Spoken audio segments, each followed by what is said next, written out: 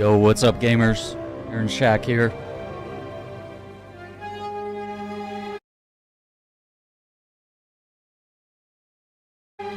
We are live on Assassin's Creed Mirage. And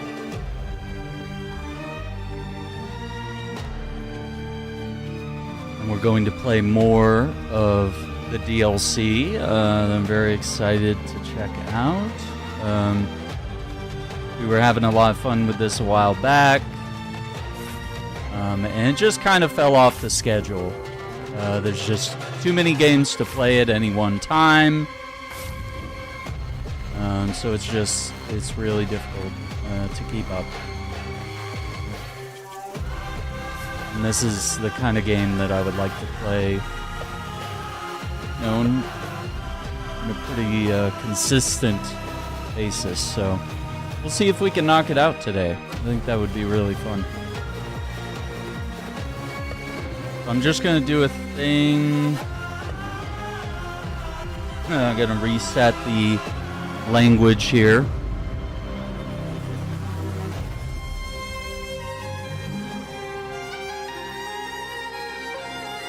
I want to bring it back to English here. Be a little easier to keep up with. I got this banger theme. What's up, Turbo? Is the new Fable a remake or a completely new one? It is a completely new Fable. Yes.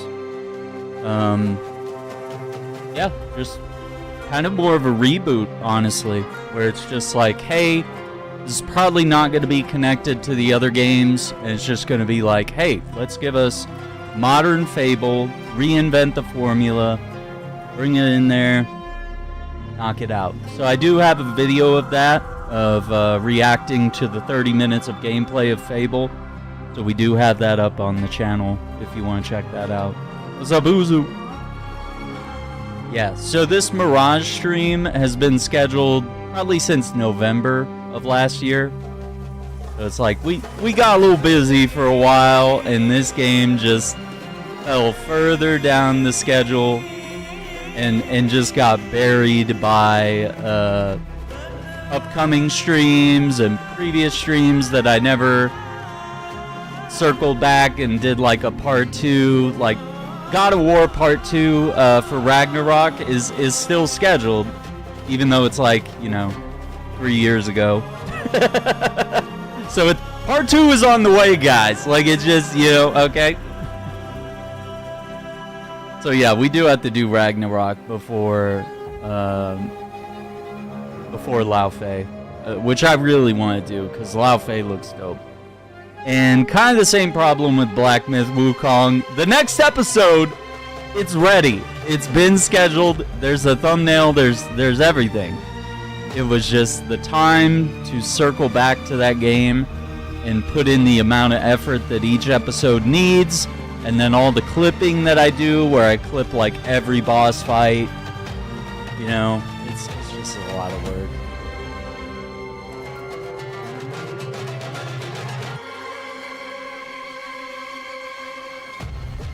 Alright, let me see where we were here. Alula! Yeah, November 18th. Oh no! Yeah, that's where we were, dude.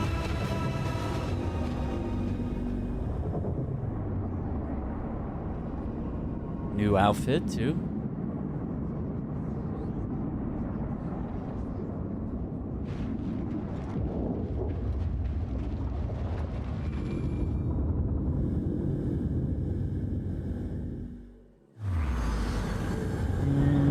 Near the tent camp, new contracts, okay.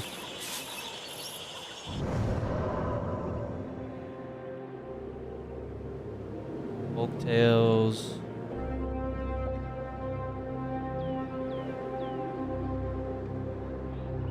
Tale of Al-Ula. So the Oasis, all this, okay. Retrieve a chest for a merchant. Find the robbers. Yeah, because we're trying to find Basim's father. Let's see what that folktale is all about. We'll run over there. 'Cause you know I can't do this game halfway. You have to do it right.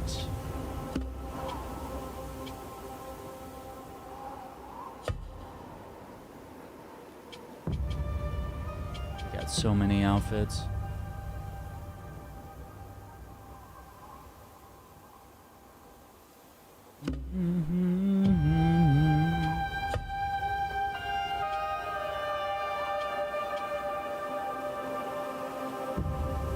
Rest of the seasons.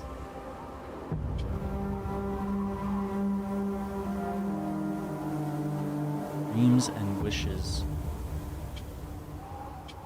Okay.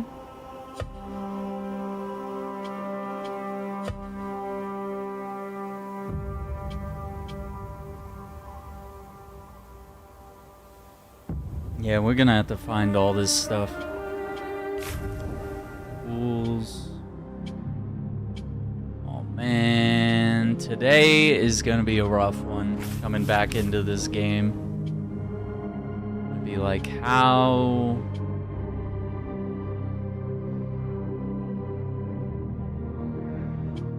do we get used to the controls again?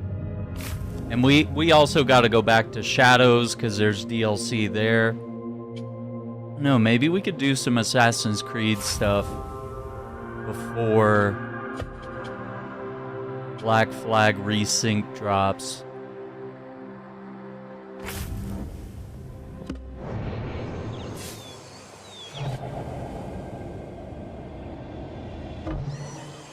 Throwing knives.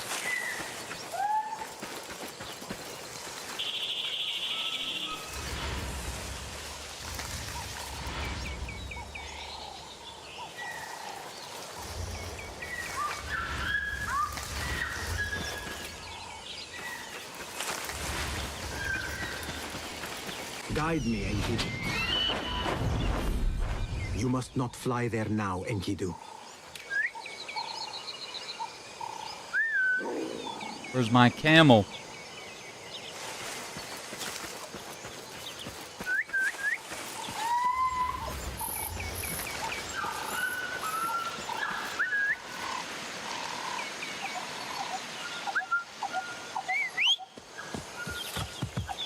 There he is.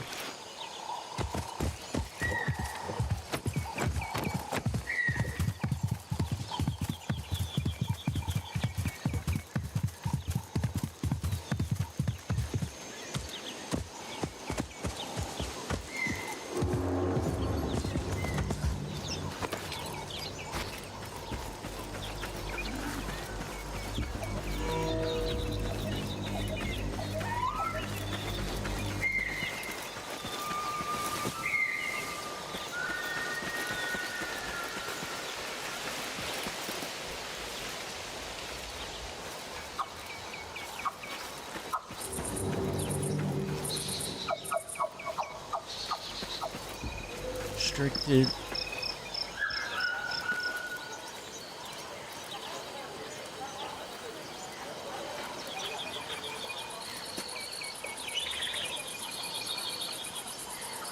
My father spoke of the Nisnes, half man, half shade, born of jinn and mortal blood.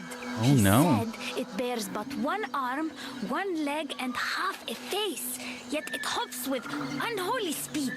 Its eye gleams like molten rock, and its touch brings death so swift. The flesh falls from the victim's bones in a single breath. That Yikes. is nothing. A merchant from Baghdad once told me of the Shad Hafar. He said it roams the lands of Rome with a single horn of wondrous design, hollow and branching into many pipes. When the wind sighs through those pipes, it plays a melody so sweet that beasts draw near to. And when they come too close, the Shad Hafar tears them limb from limb and devours them whole.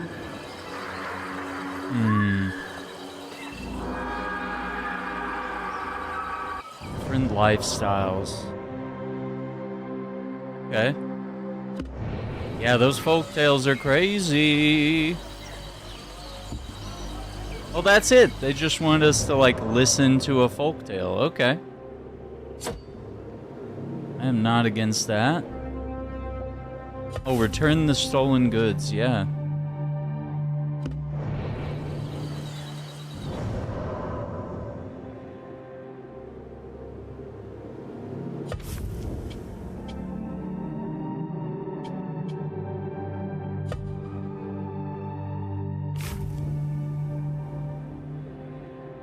Yeah, we could do that.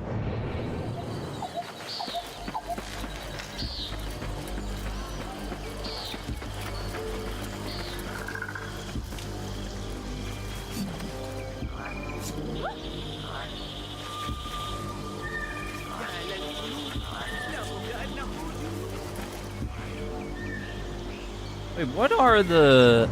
Dude, like, what are even the controls right now? I'm trying to climb the wall, and it's like, nope.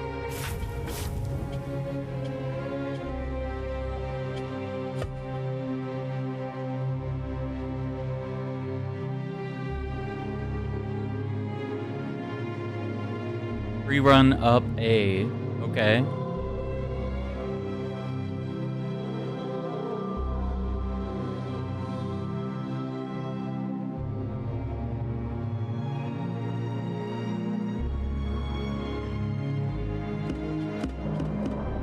Try it again.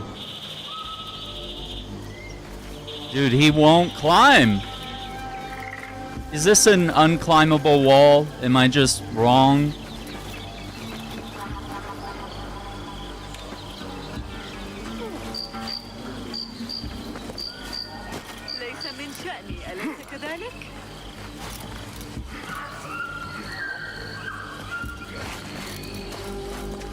No, I think it's right trigger. What's up, OBH? How you doing?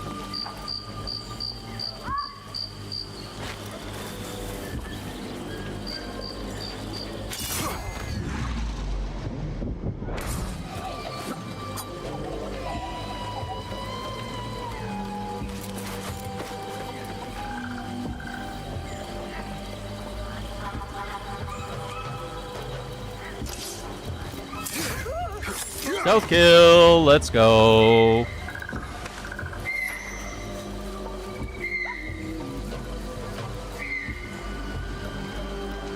Am I throwing knives back?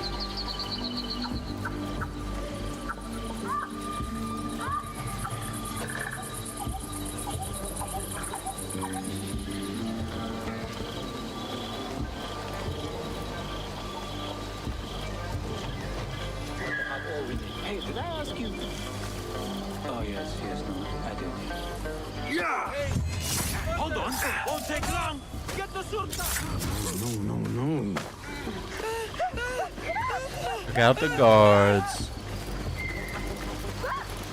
Thinking about replaying Assassin's Creed Origins. It's a good one. I always wanted the series to go to Egypt. I loved it. I just wasn't super crazy about the controls and fighting changing. I think at the time I was like, oh, this is kind of interesting. Like they're kind of giving us like the Dark Souls control scheme. I was kind of interested at first. I was like, okay, what if we can make things better? And then, everything became level based, and just like, well, if you're not high enough level, you can't kill this guy. And the game became a lot less fun. And I like the idea of like the fighting being more complex and interesting, but no, they ended up kind of replacing, essentially what was like the Arkham fighting style, but for Assassin's Creed, they just ended up bastardizing it and coming out with it for Origins. And then every game just added to it from there. Yeah, Assassin's Creed 2 is dope, man. I would fight dudes in the streets of Florence and Venice for ages. I would just keep fighting just to prove that I could take down like 20 or 30 dudes. Like that made you feel powerful. You could walk through the entire world unarmed and just beat up people, disarm them, and kill them with their own weapons. You would feel like an assassin. You would feel like a badass. But in the modern games, you gotta sit there and slash at them like 300 times before their health goes down a quarter, and I'm like, okay. You guys kind of ruined the magic that you had here. I don't know, I just feel like I can't play an Assassin's Creed game without bitching about the good old days. That's what every stream turns into. It's just me being bitter about how far the series has fallen. Did I really pass it? God damn it. I ran to the wrong thing. Alright, let me get the camel.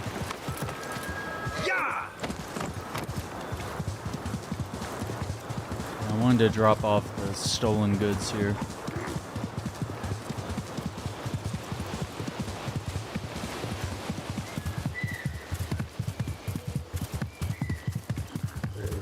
Okay, this is our spawn.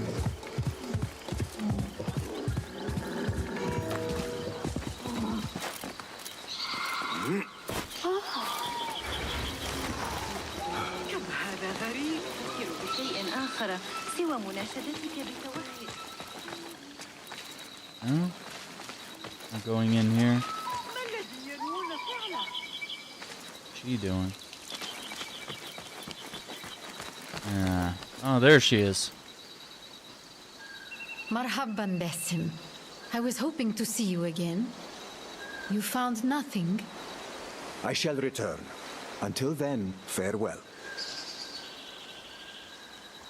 Oh, I don't have the stolen goods. Well, why are you... Dude, come on. Why did it give me the objective to, like, go return it to her, and they're like, oh, you don't have the goods yet. Okay, well... Oh, man. The bane of returning to a game after it's been too long. Let's see, I think there's also a free jump that was added. And I remember being frustrated, trying to figure out how to make it work.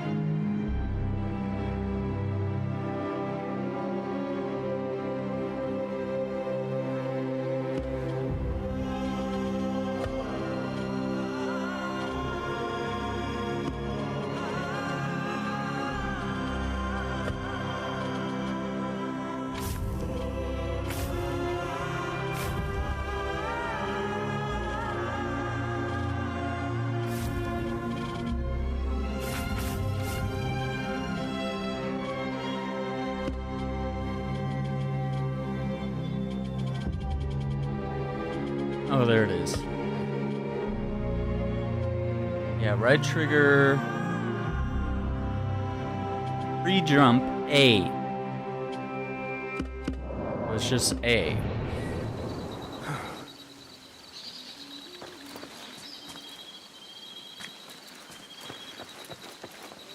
I think it's working, Chief.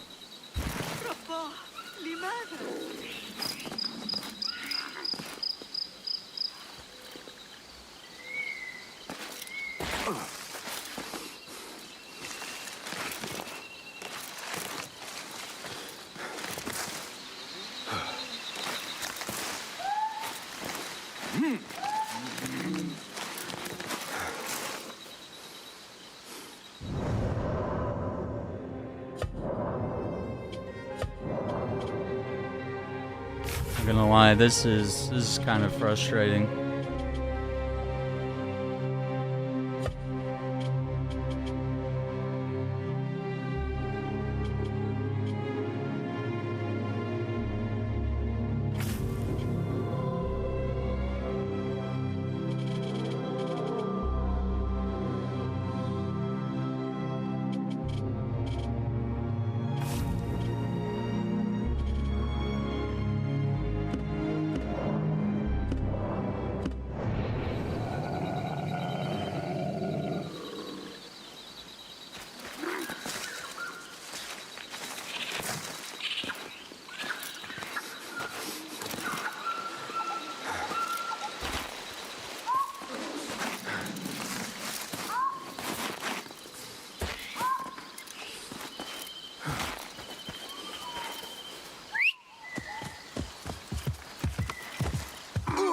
Al-Ula.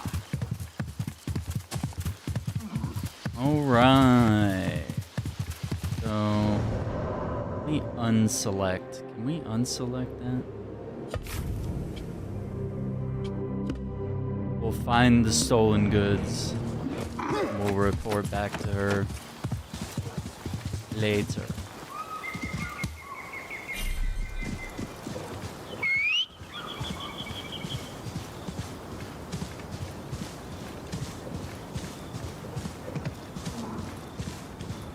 Don't let the shorta catch you at it. Go! Fucking smack. Ah, dude, look how gorgeous this is at night.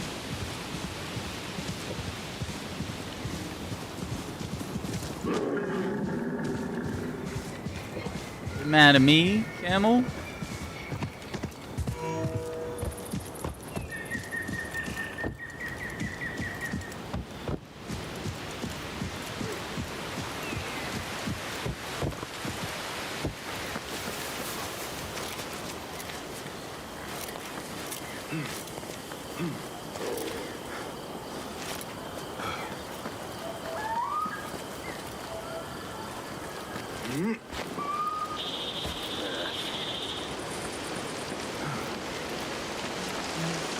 La da da da.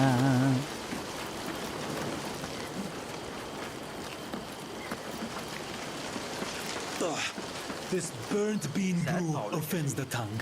You know nothing of fine flavor.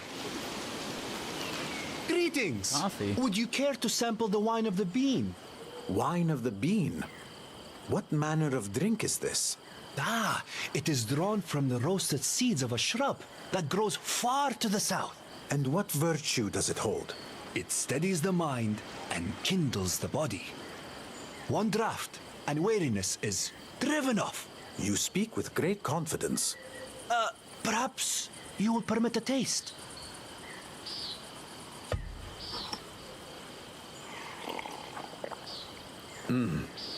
It is sharp upon the tongue. Its true flavor unfolds with time. Perhaps a touch of milk might temper its edge. Preposterous! None in their right mind would taint the brew in such a manner. Heresy. Yeah, maybe just like a spoonful of sugar, you know? Leave her! The Shorta will deal with him soon enough!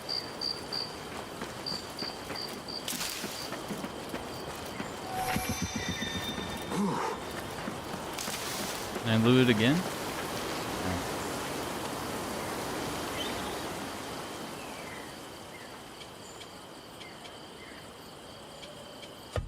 Much improved.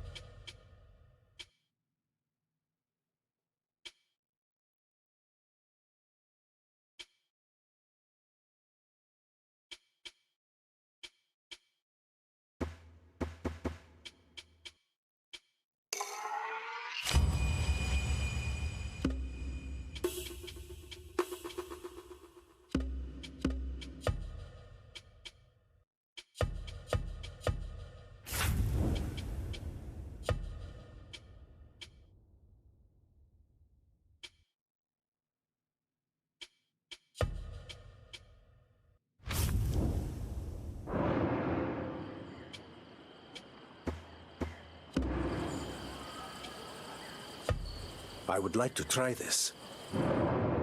We have all the tools, yeah. Board challenge complete.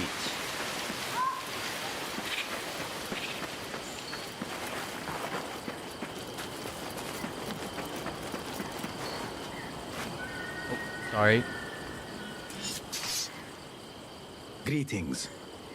Nice to see you. What have you got today?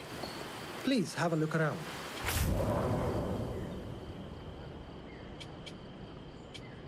One's defense is the best investment. Is that all for now? May I see your weapon? Take a look. Go. I have to go. Farewell then. Farewell.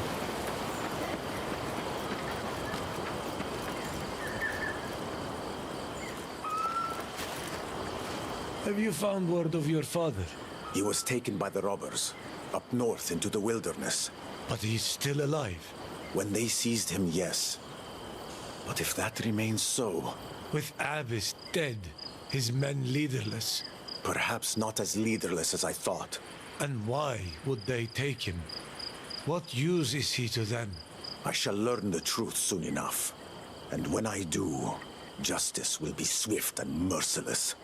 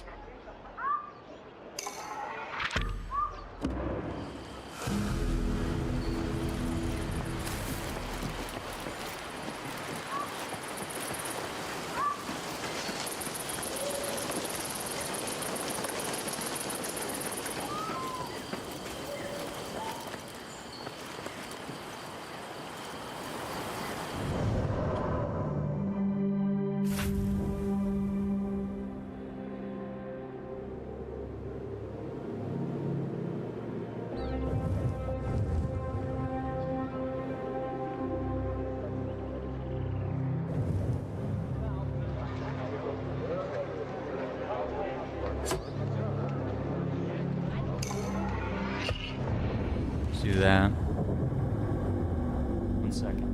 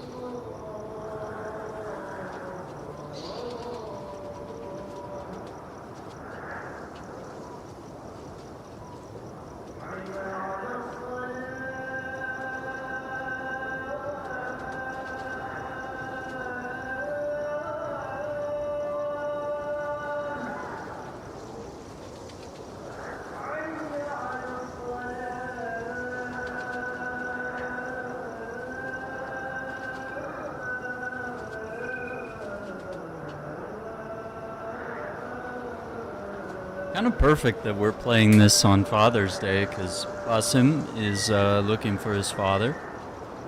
Kind of works.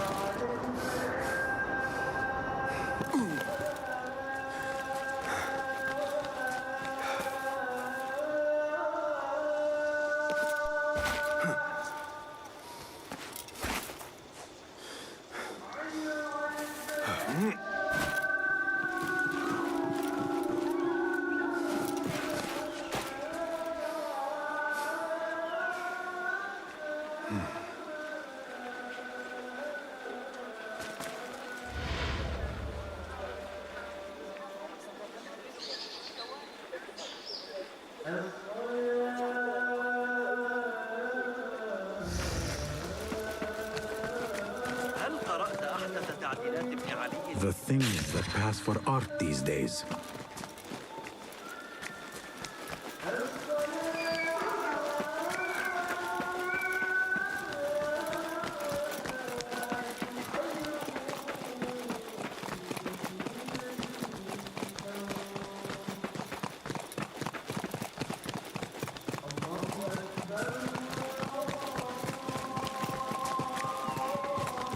The audio design in this game too.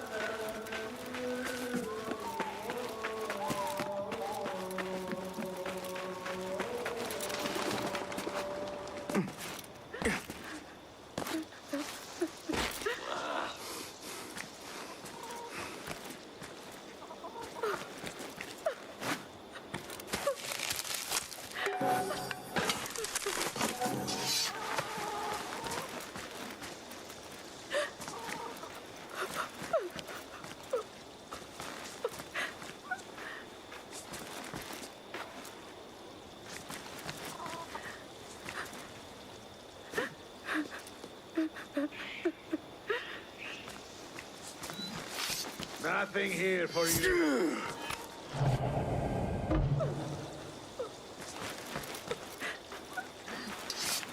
Why can't we? Or is it something else? Go, now.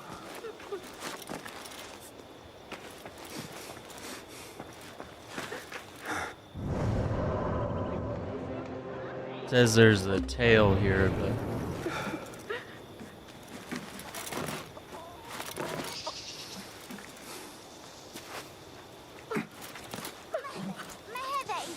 Hey, that's no way to behave.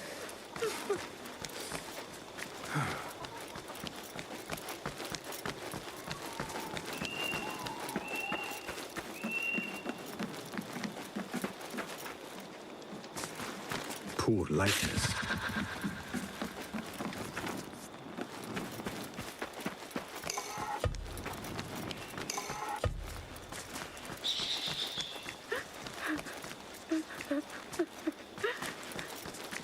I don't know. I guess this quest is busted or something. Not working.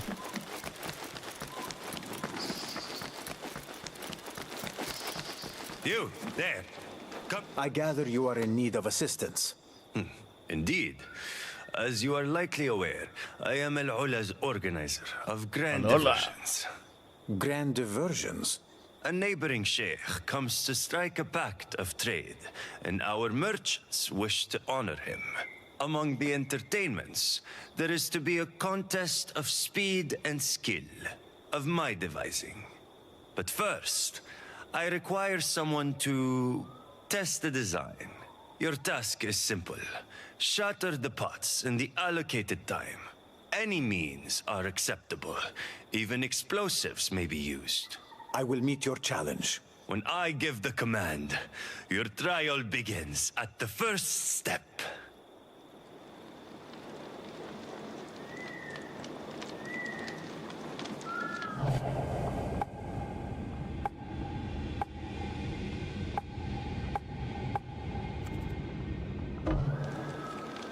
Now, are you ready?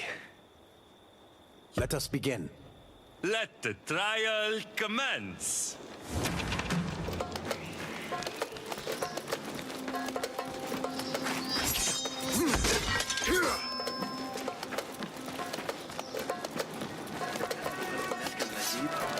You have not completed the trial. Have you given up?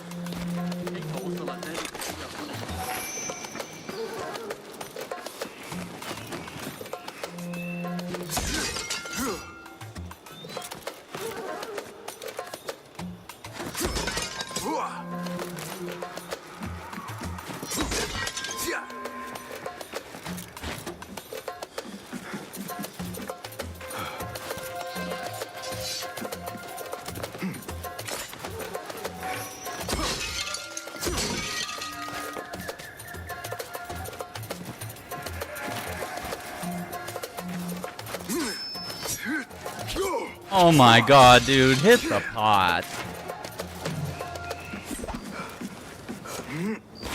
Dude, I don't even know where the 12th one is, like.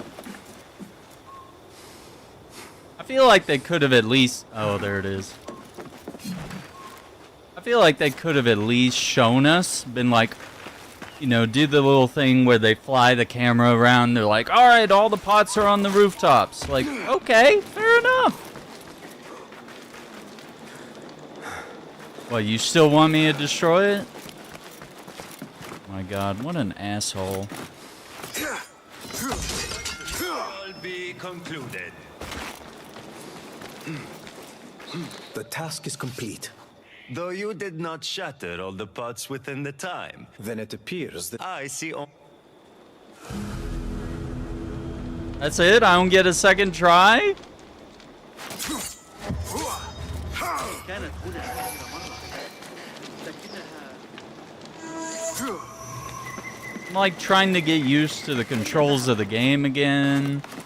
I'm just having a really rough time.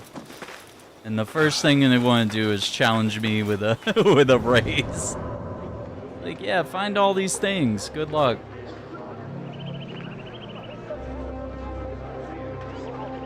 What is this?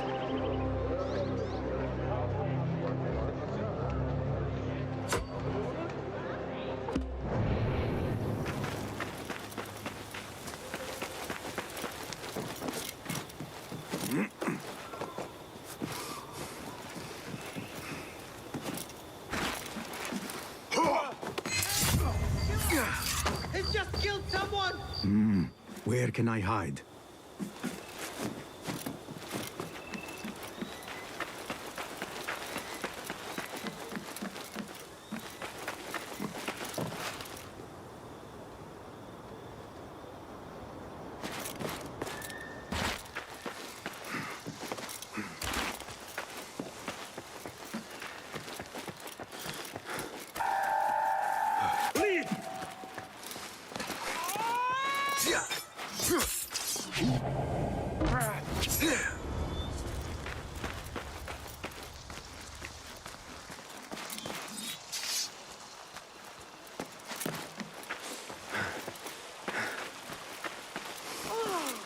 سمعنا بعض البيض يحملنا على المسكين وهو على فكرنا. أمامي ساعة واحدة وستريد أمي عودتي إلى البيت.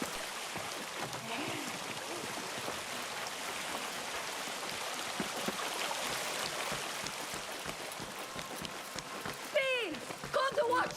You will be made to pay!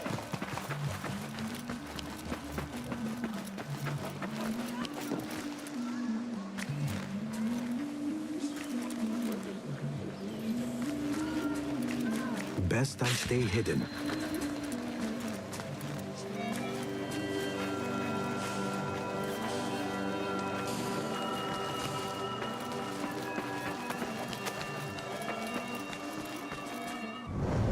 Let's see.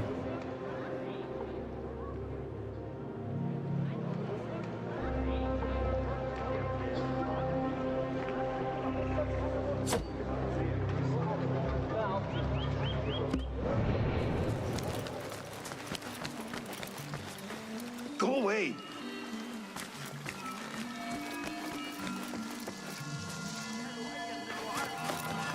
ألم يكن ذلك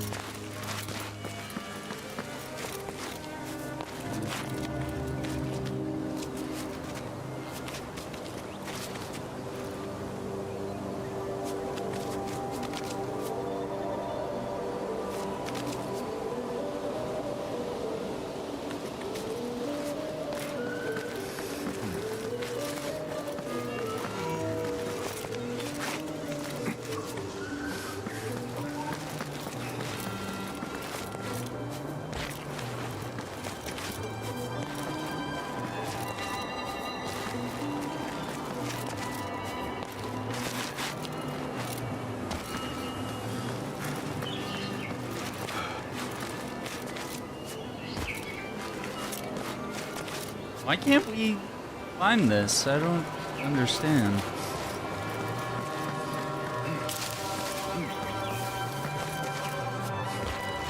Brother, there's a ledge right there. What are we doing? And what happened to Assassin's Creed, dude? How far these games have fallen.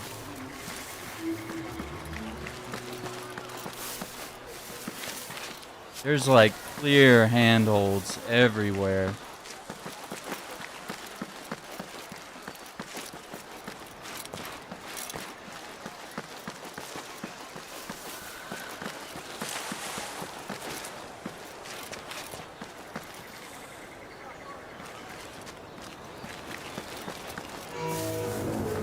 Gotta find the one.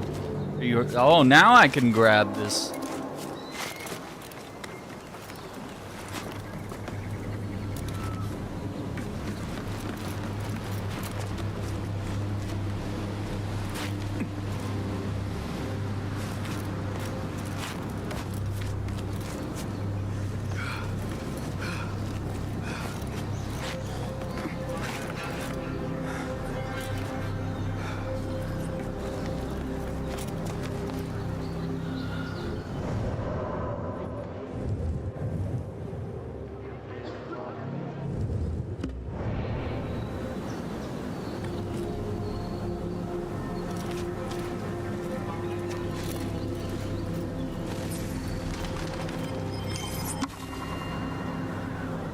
Overlook Fortress.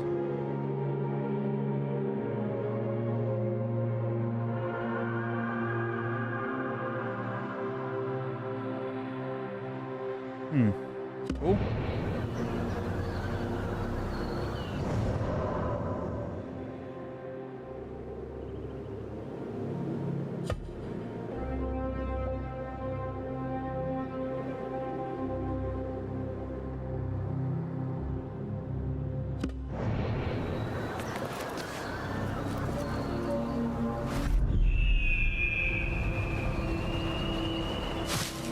Faith.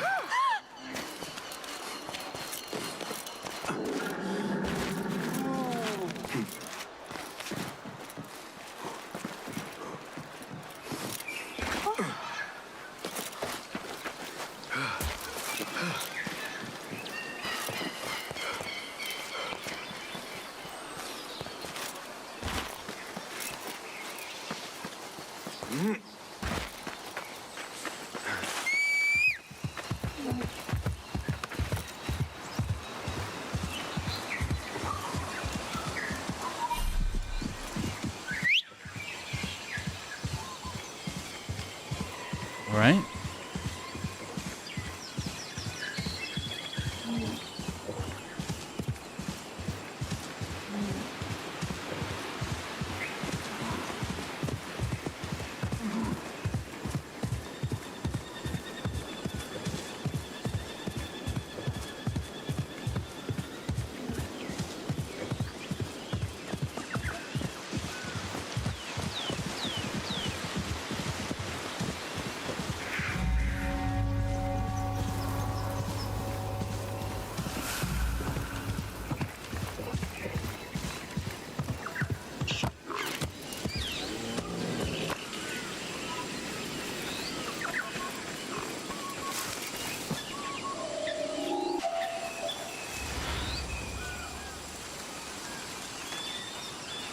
What?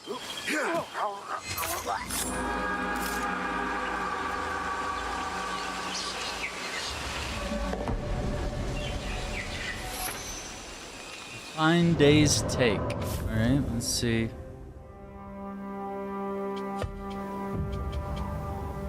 Toxic Shroud. That looks cool.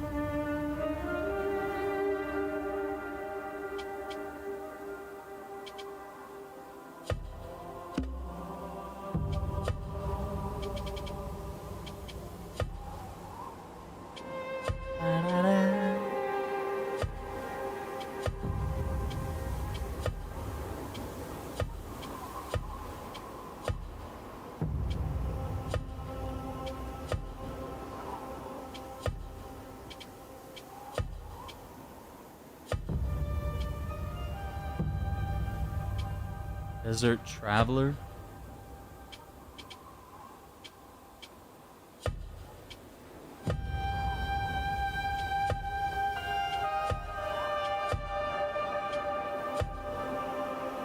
John, Ezio Revelations. Merchant, White Patient. Wait, so we got Altair and then we have Master Assassin.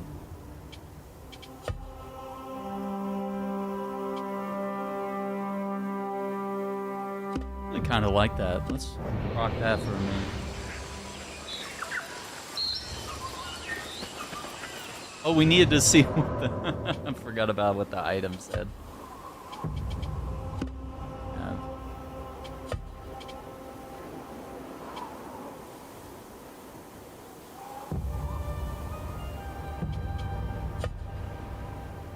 In the desert where the sand sleeps, a high arch stands, and atop its bowed peak lies a secret keep. High arch stands.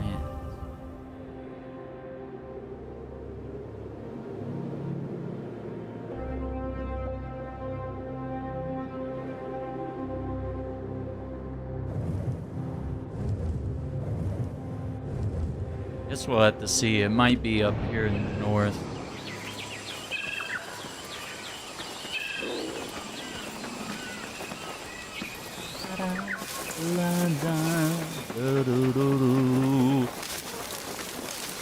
Game has such a good theme. Have you come to fulfill the contract? Yeah, what's up, brother? How may I aid you? I am late with my delivery. Going on with your beard? Lies at the rear of the house, but it is heavy, and I cannot lift it. Venture there and retrieve the goods for me. I will do so without delay. The goods are inside the chest. Handle them gently, for their worth is great, and they must not suffer damage. I will bear them as if they were my own.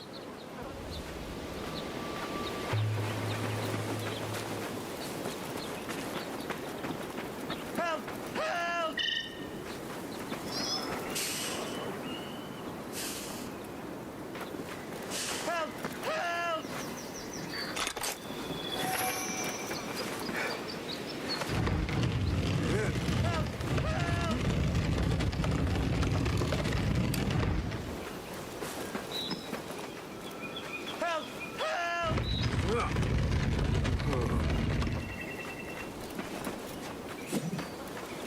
Help! Help!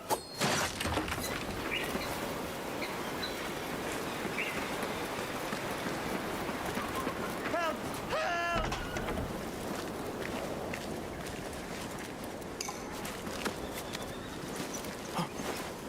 Thank you.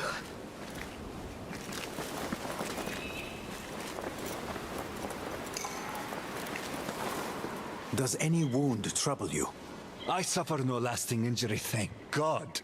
That merchant who sent you here is no honest trader, but a robber in disguise. He lures workers with offers of coin, sedates them with foul fumes, and delivers them to his comrades for ransom. I will see this impostor dealt with.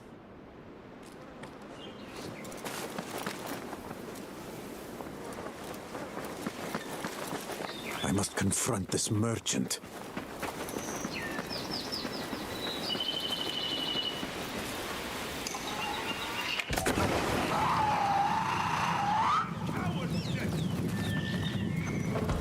Hey, what? Get down and throw! Hey, what?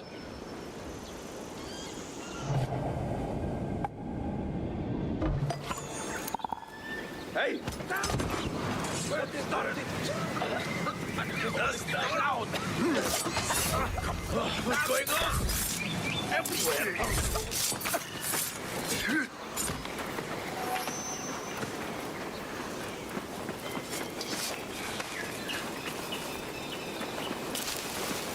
Got them all.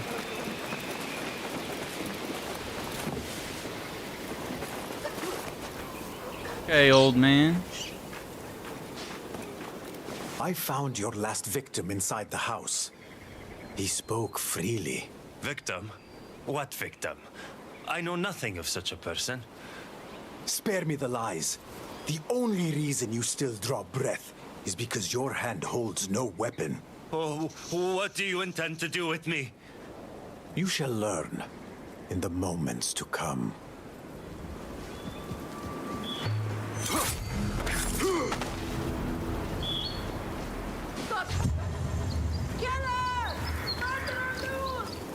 Not now.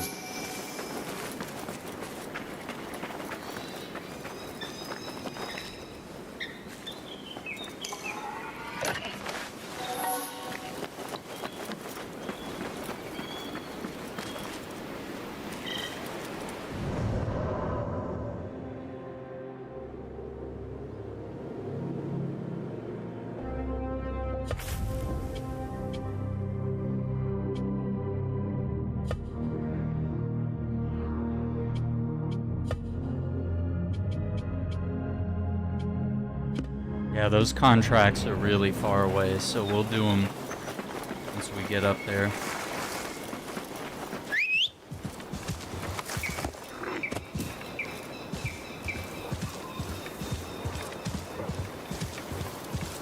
That smoke. I should investigate.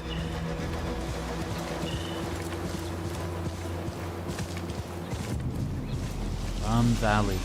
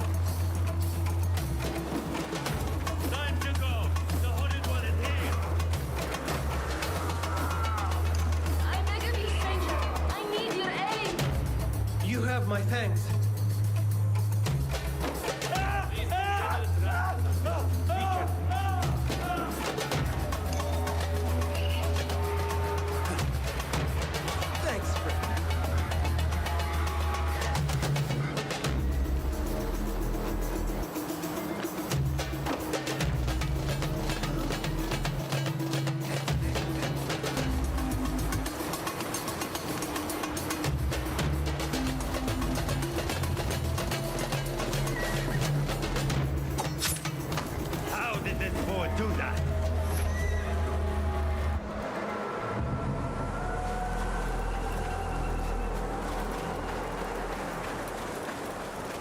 That was weird.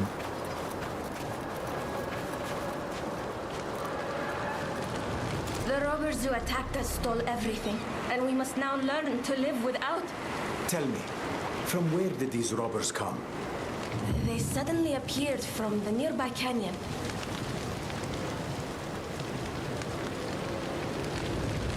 Got it. And I saw they ran away this way. There is something here. I should follow these tracks. They might lead me to my prey.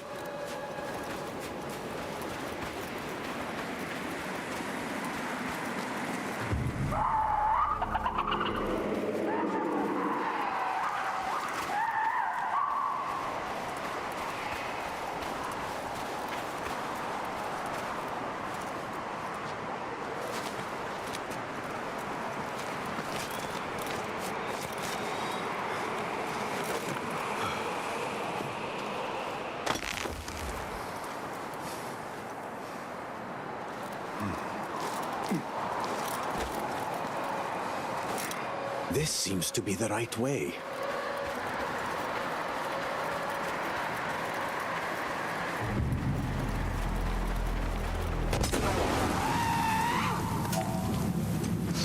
Stand on. Not even a minute. Take the time and paradise this. All right.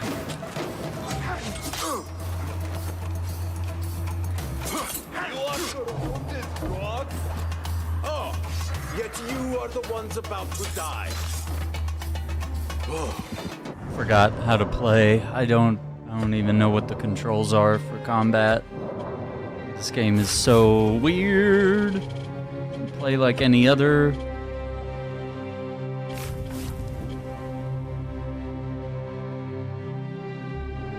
Y is parry, A is kick, X is dodge.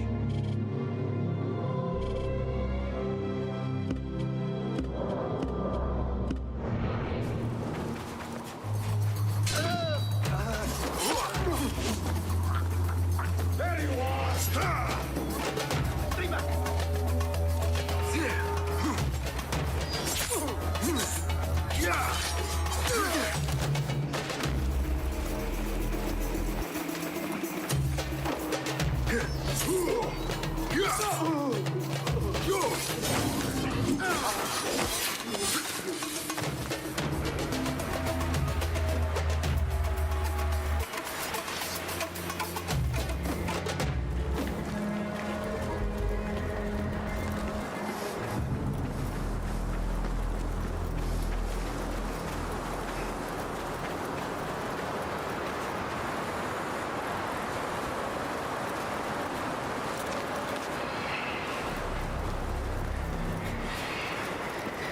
This must be one of the robbers' hideouts. There could be useful information here to help me find my father.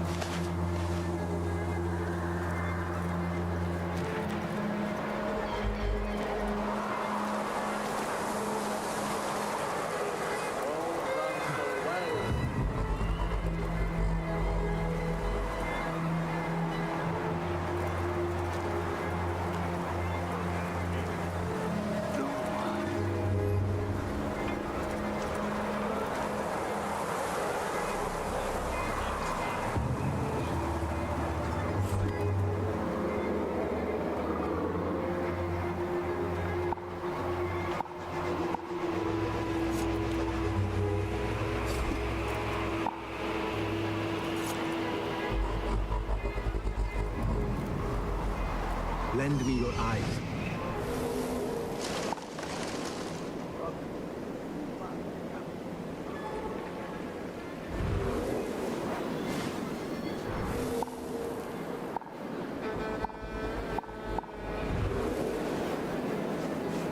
Okay, we do have a lot of guys here.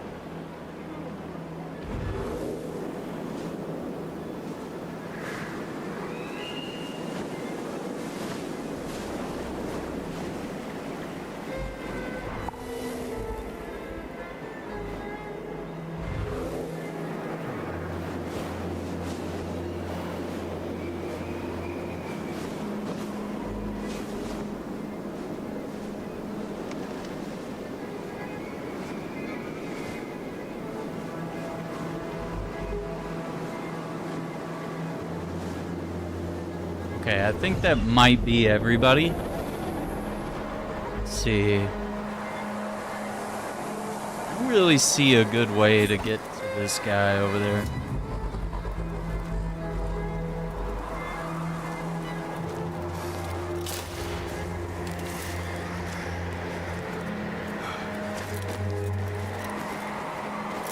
Those wandering traders walked into this land carrying dinars.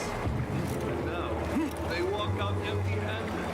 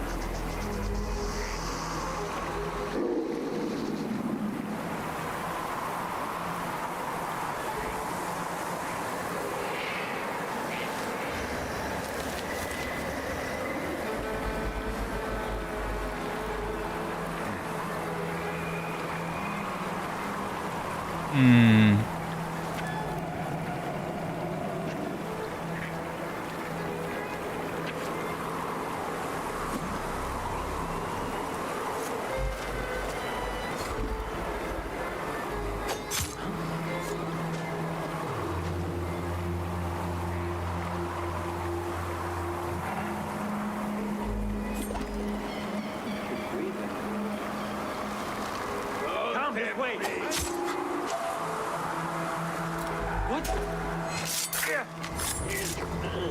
I should look at this more closely.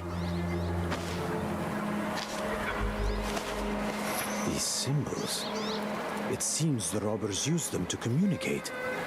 I must investigate further.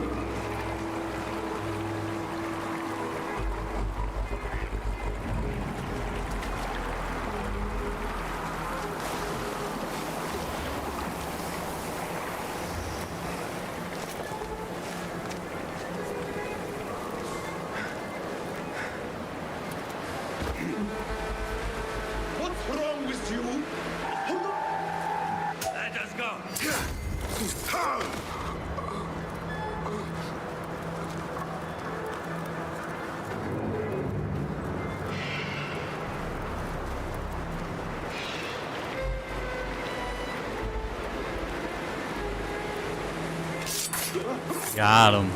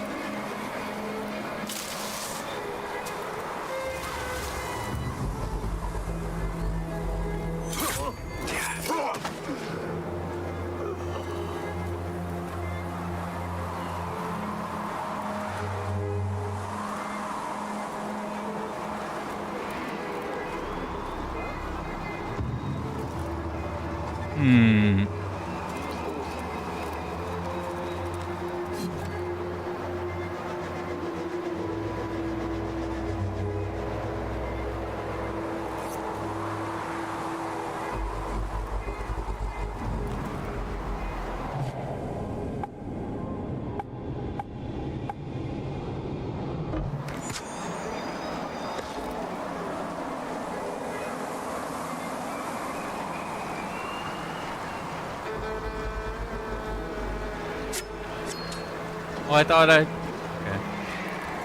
Thought I had to charge it up.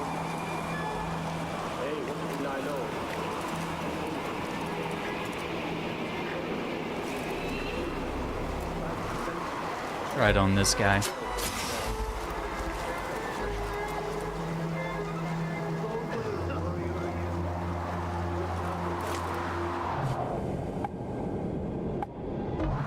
Oh yeah, I thought we were,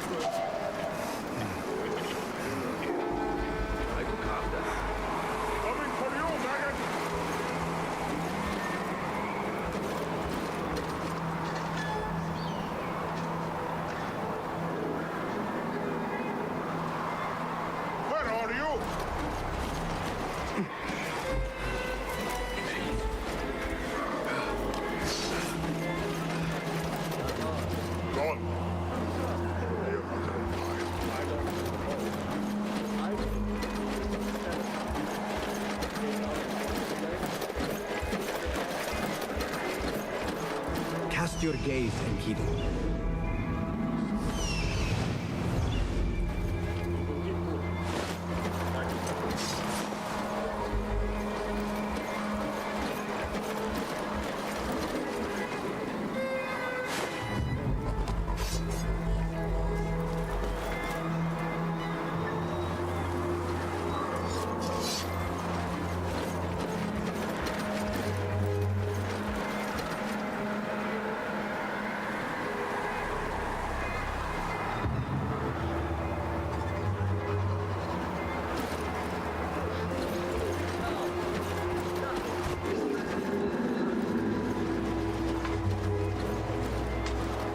Why the game's been performing so weird today. I mean, buggy.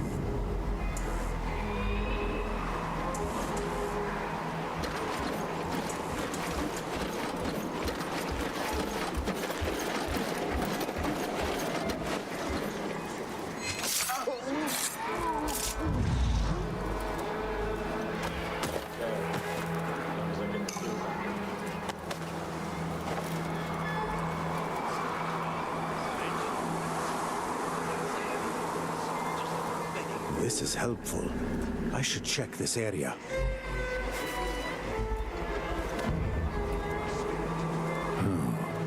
It appears I have found one of the robbers' secret lairs. Perhaps there is a clue here that will... Father.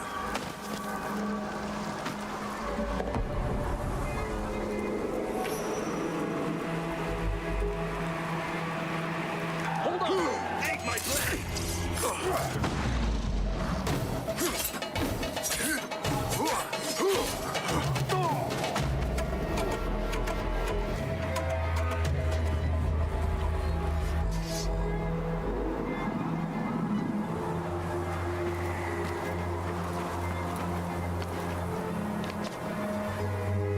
Camp north of here. Okay. Interesting. That explains much.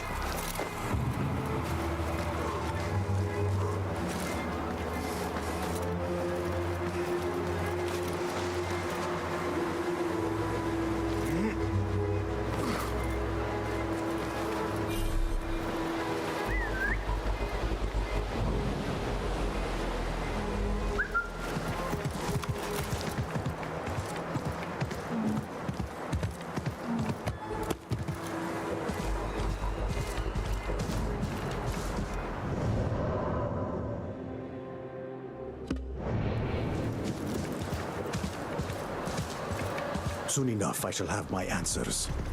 Until then, I must remain focused.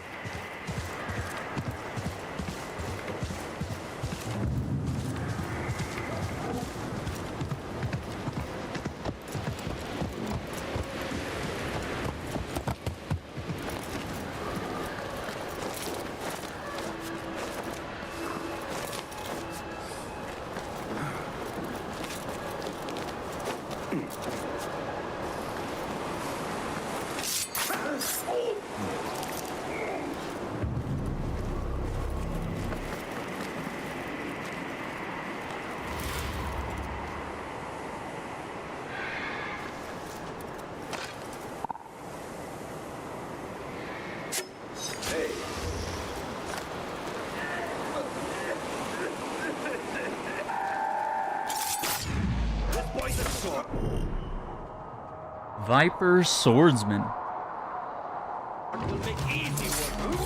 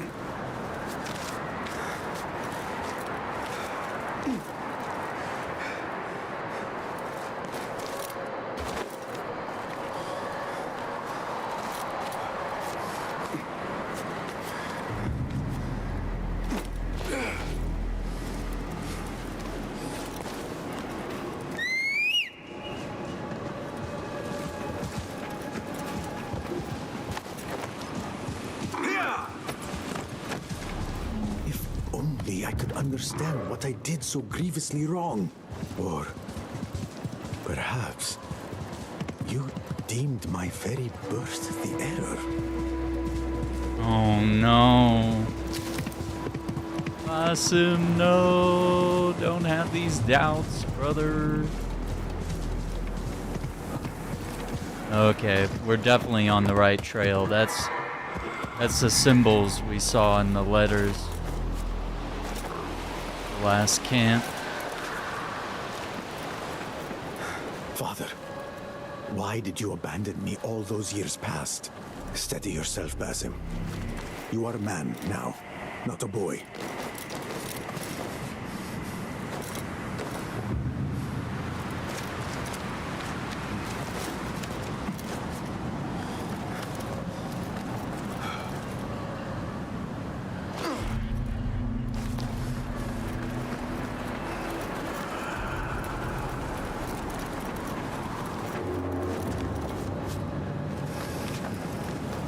This looks like a hidden den of the robbers.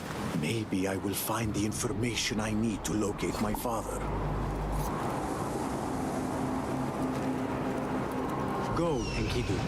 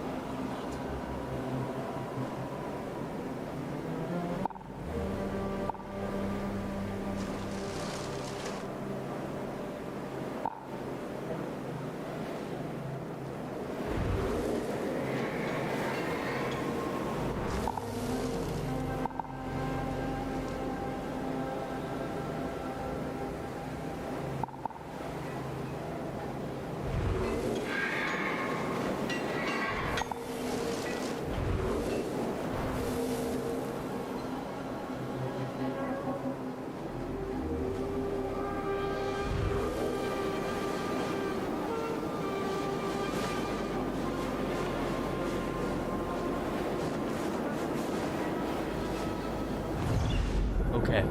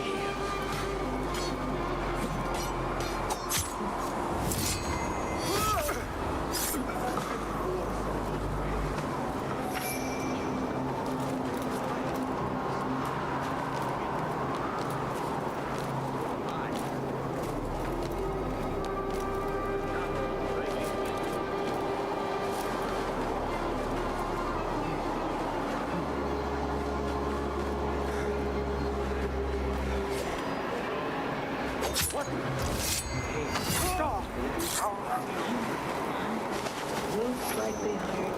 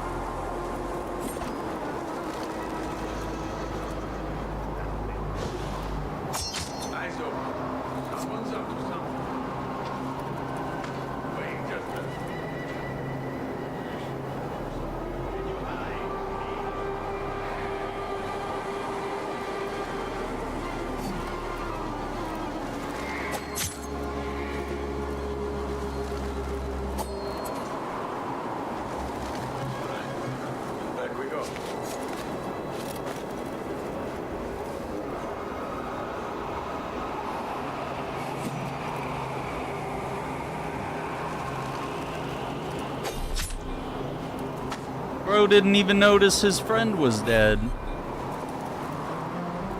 Like, what are we doing here?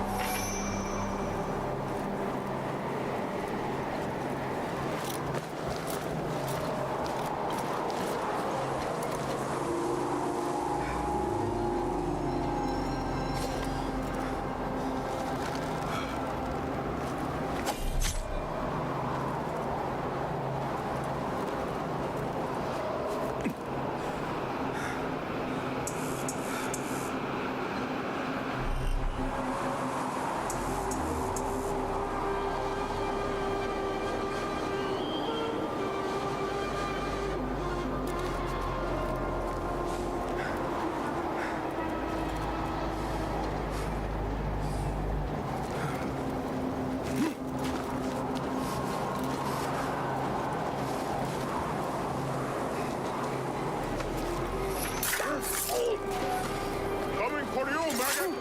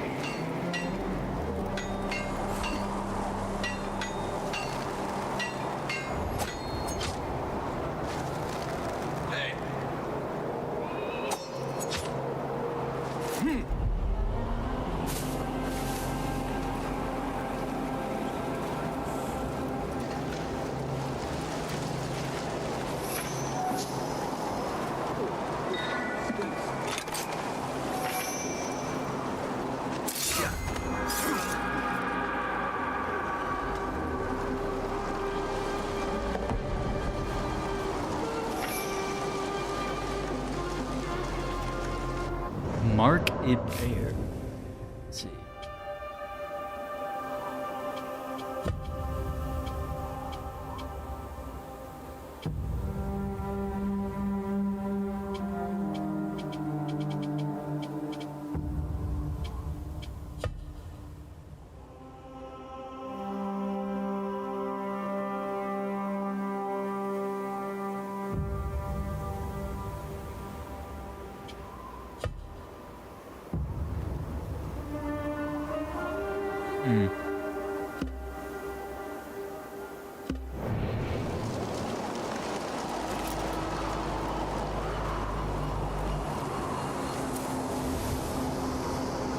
Has he no shame?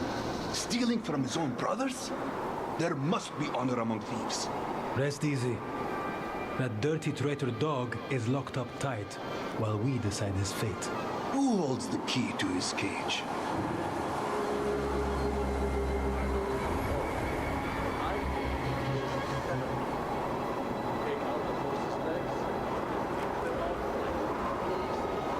Has he no shame?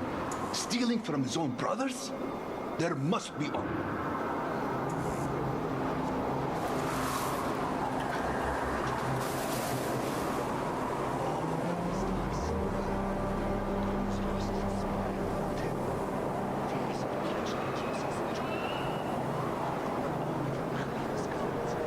My patience for chasing fools is finished! Come out, coward!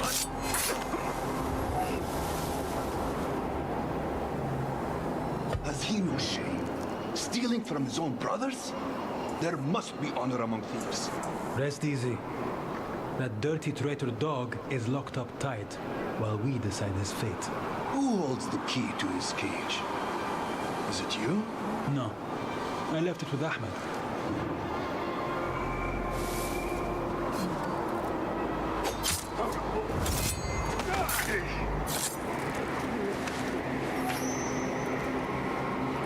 All right, let's go find Ahmed.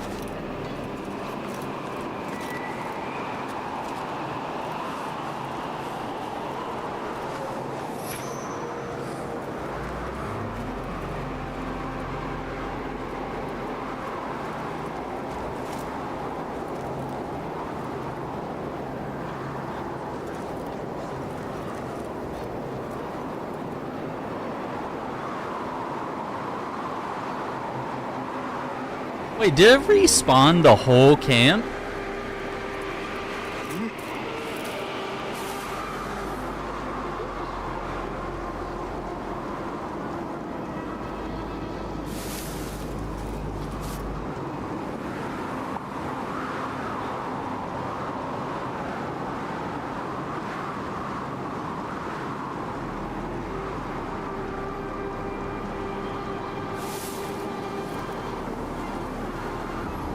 Survey the area, Enkidu.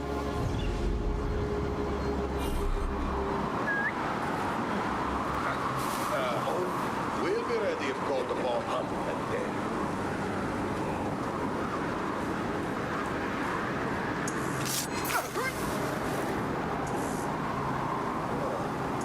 Not this time.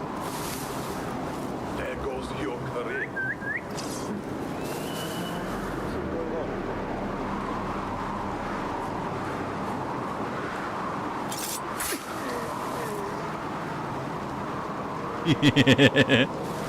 Wait, one more time.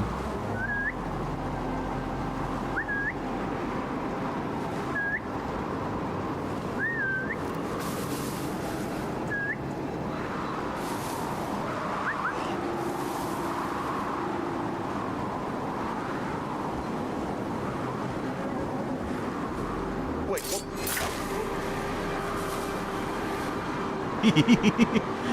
The whole camp is gone.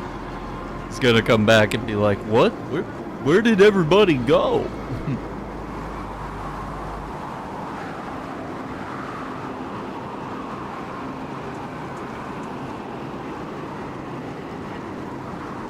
I'll wait for these patrols to cycle.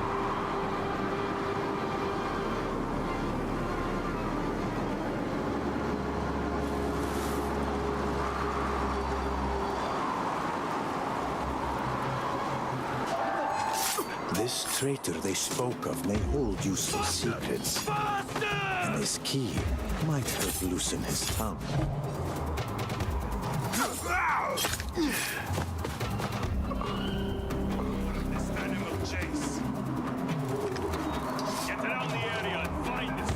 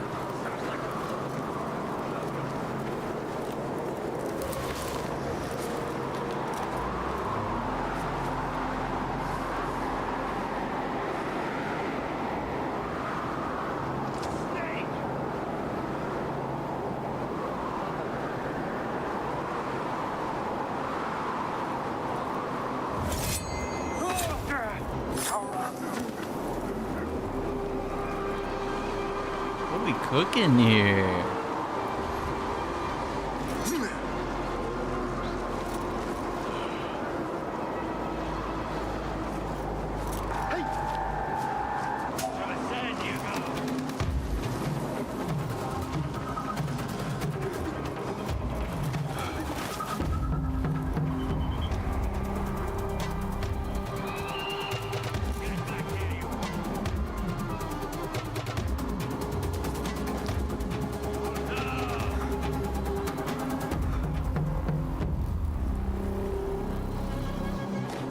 at your end. Hold it there!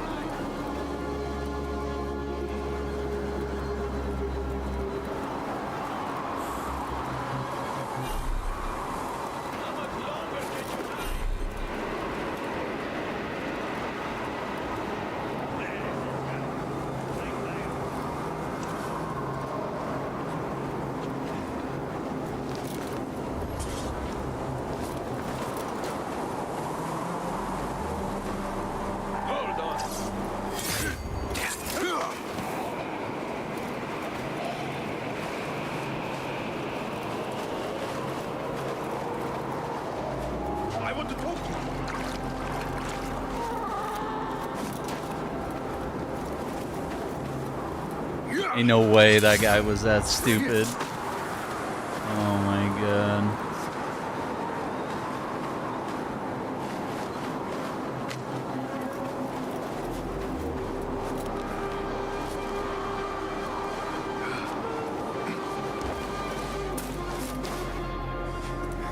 You look like you're after some answers. Perhaps we can strike a bargain.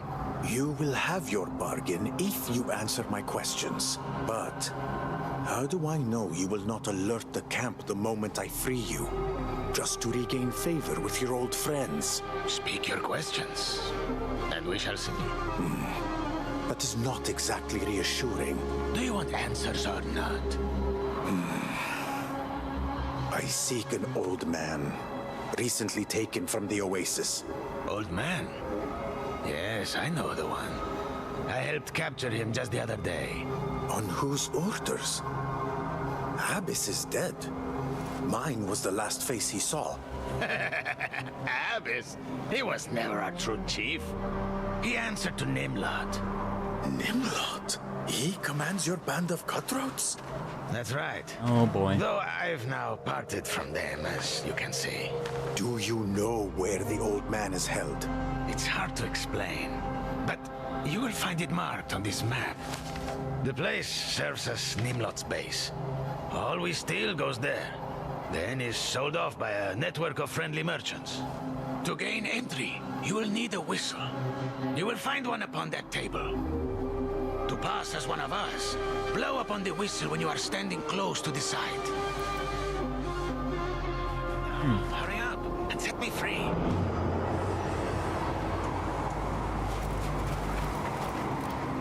We had a bargain. I answer your questions and you release me. What troubles your thoughts? You are a rare man of honor.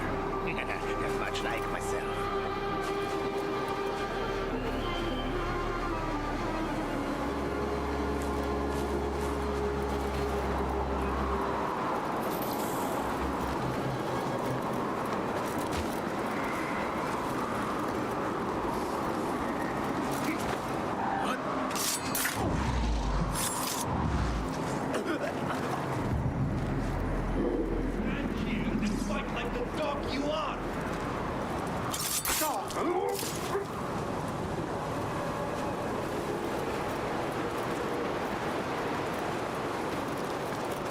possess all that is needed to rescue my father. Only Nimlot stands in my way. So, Nimlot has been my enemy all along. How could I have been so naive? But why take my father unless he hopes to use him as bait?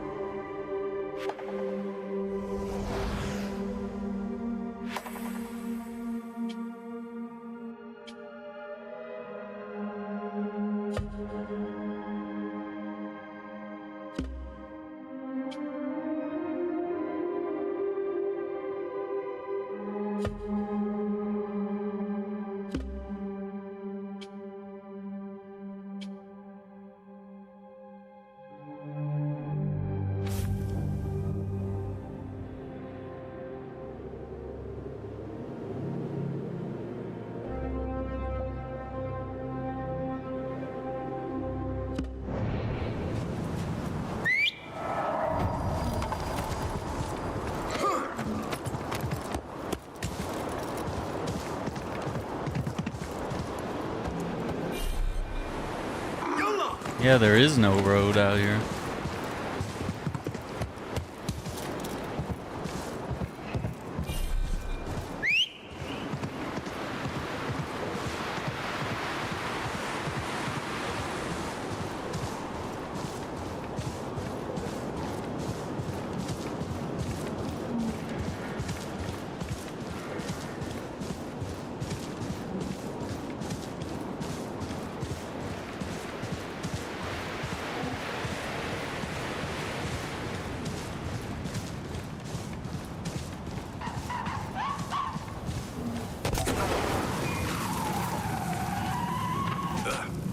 Keep your distance!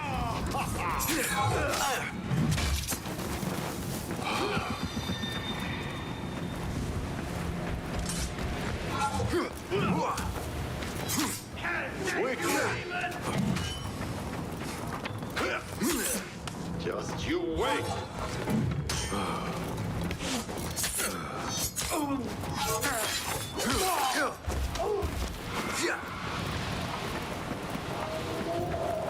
Keep your distance!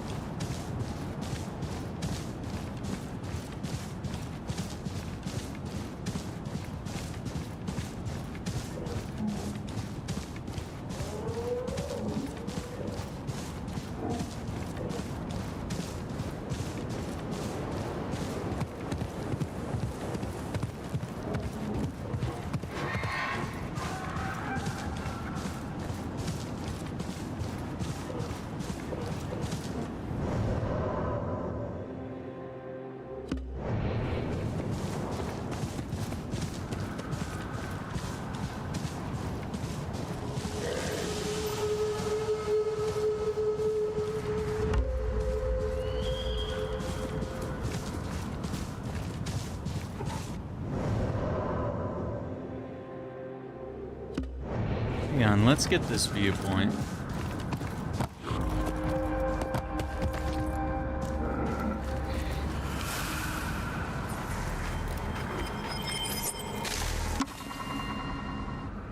Ones that defied time. 21 meters high, one of the largest tombs in the area. It's the distinction of standing alone, isolated from the others. Clearly visible from the city, it must have been one of the most prestigious and envied tombs of its day. Unfortunately, it was not completed for an unknown reason. Precisely this unfinished character that makes it one of the essential sources for understanding the making of these tombs, from the work to clear the facade, the carving from top to bottom, and the digging of the burial chambers. It is an extraordinary testimony to Nabatean funerary art, here magnified by the sunsets, which give it a wonderful, reflected, rosy color.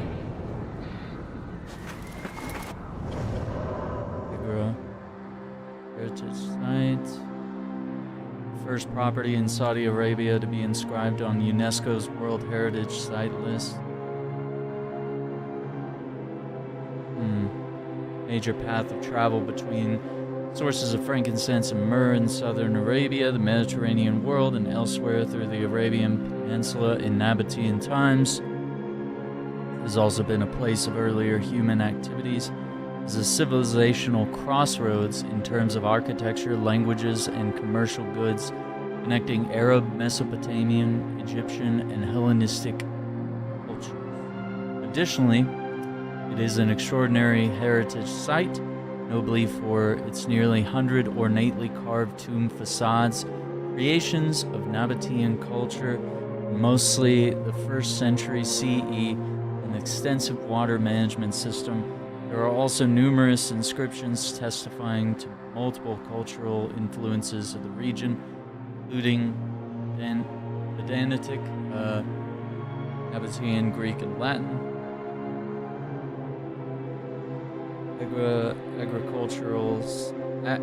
Archaeological site, can't even say words.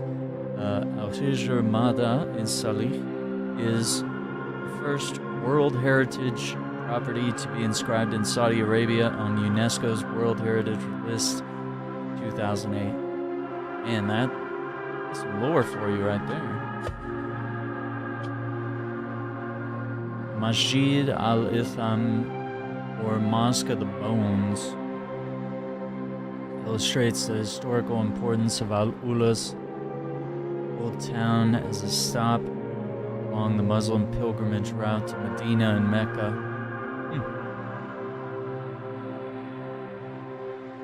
According to tradition, the Prophet Muhammad himself once stopped there to pray while on his way to Tabuk.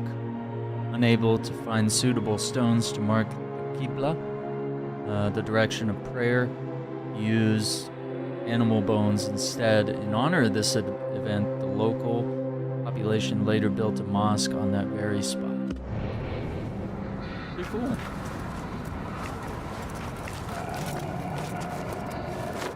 Ram Valley, east of Dadan, and Al-Ula Oasis. They called Wadi Al-Fan, which literally means Valley of Art, becoming an open-air exhibition area of contemporary art and other installations. Wow. That's what I loved so much about this game, was it had so much, like, not just lore, but it had all these historical sites and lots of stuff connecting to history, which is, I mean, what the Assassin's Creed games initially were known for, was like the historical significance. And then, you know, playing with it in a sci-fi manner and creating something different out of it, you know? So allowing us to explore history, but then step outside of it and have a bit of fun within the world. Because it's fun to explore these time periods. The world map here. Yeah, there we go.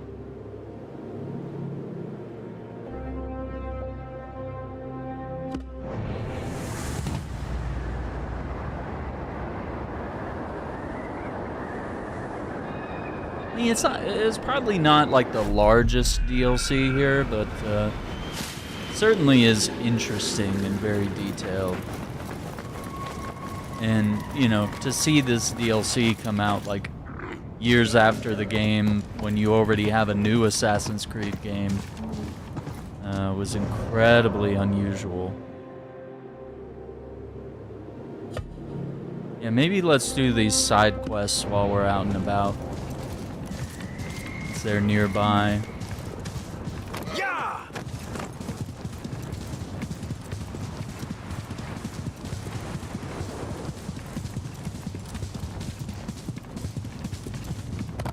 Yalla!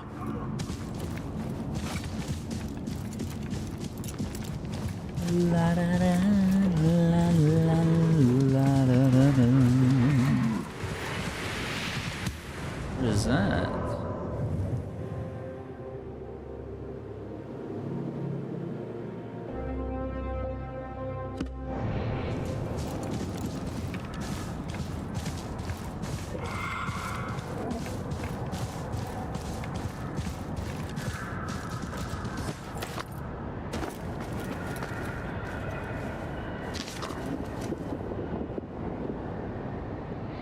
Right with my life's ebbing breath, watch the robbers from this very campfire marking their cruel trade in injured beasts. Then they found me, tortured me, left me to die amid the sands. If you hold this, please free the wounded animals and protect them from their tormentors. Dying man beneath the stars.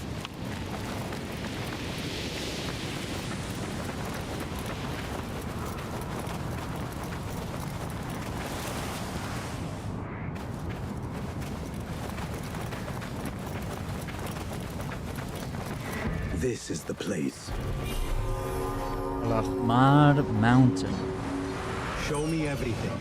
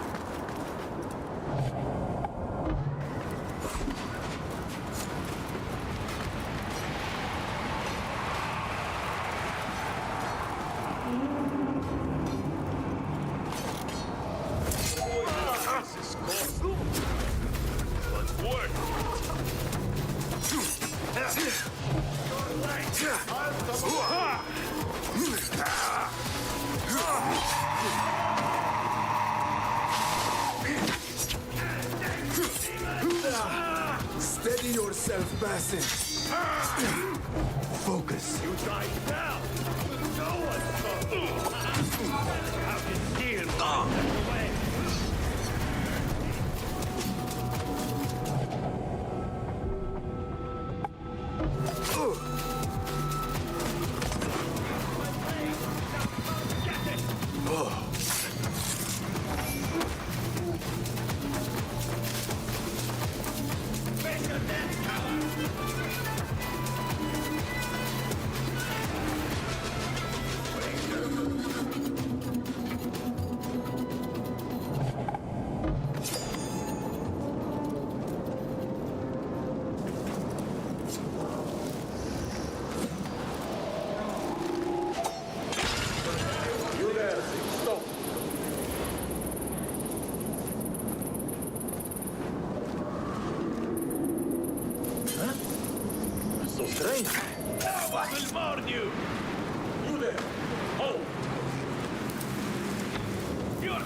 This is a shame on all who know you!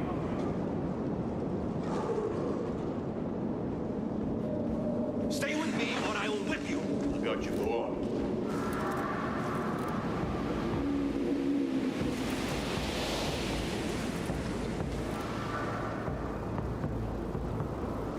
Look in every corner. Turn every rock. On it.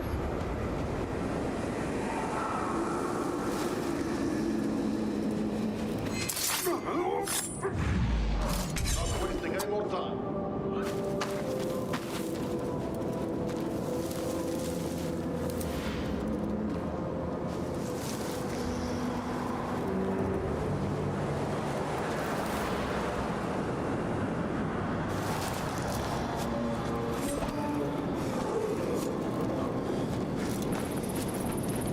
I'll feed you.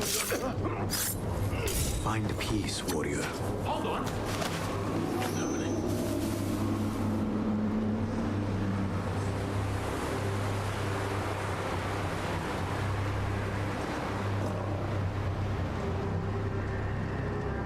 Come with me and stop your damn dreaming.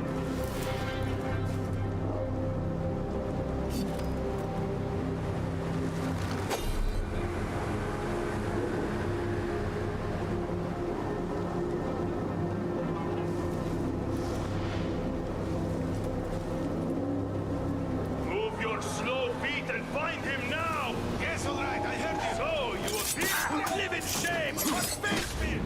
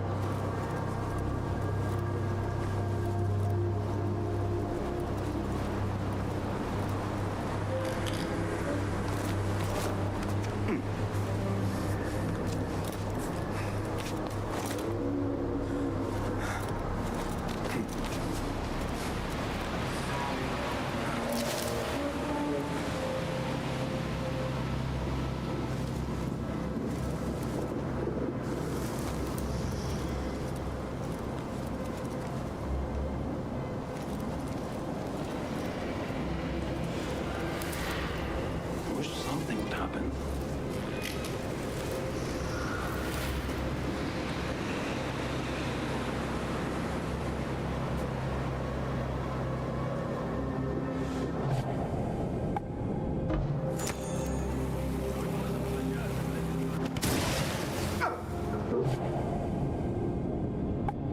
Someone toying.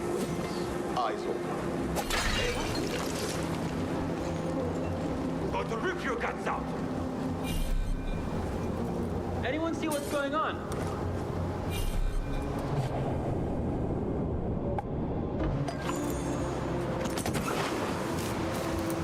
Wait, what? I'll silence you!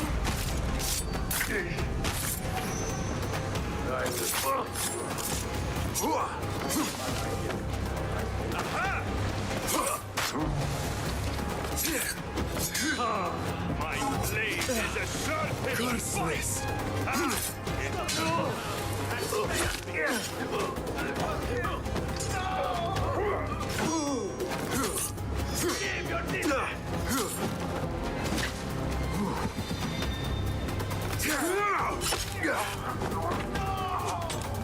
Your belly will open!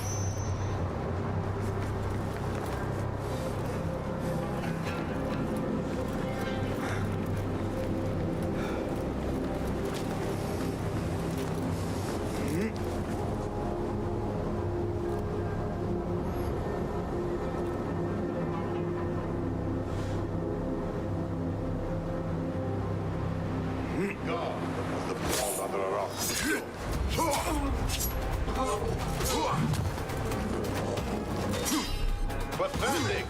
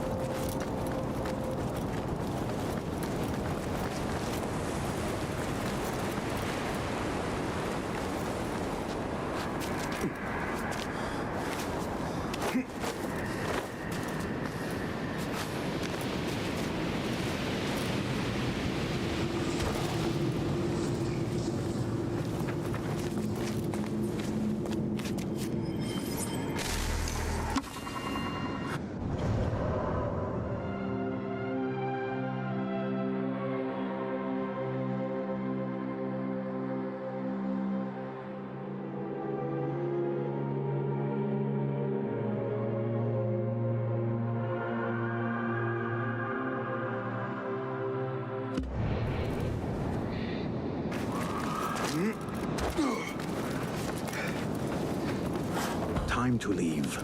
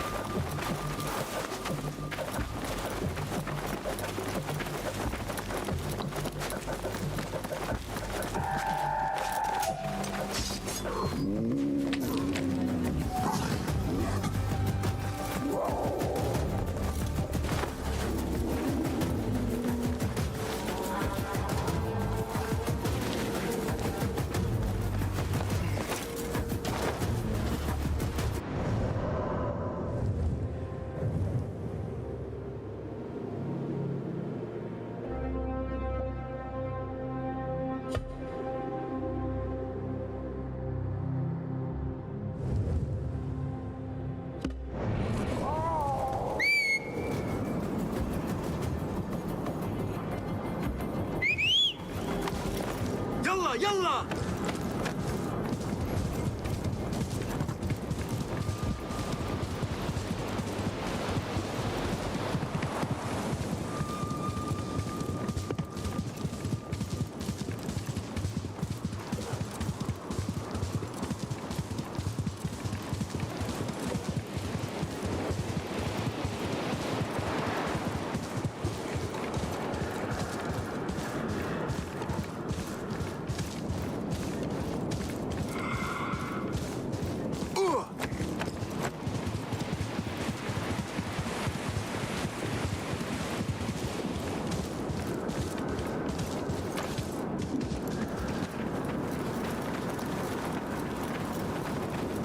Friend, over here! How may I be of service? A band of 4 robbers keep attacking my caravans. What would you have me do? Their camp is at Al Khuraymat. Deal with them so they never trouble me again. But please, let their death seem like misfortune. Otherwise, I may face retribution. All who perish, either these 4 or any who get in my way, shall bear the mark of mischance. Nothing more.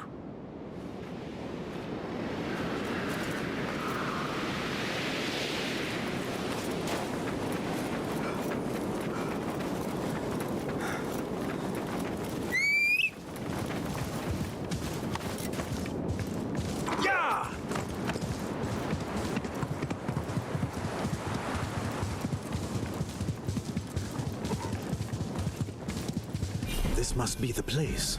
I will send apparent misfortune upon these 4 wretches, and all who block my path.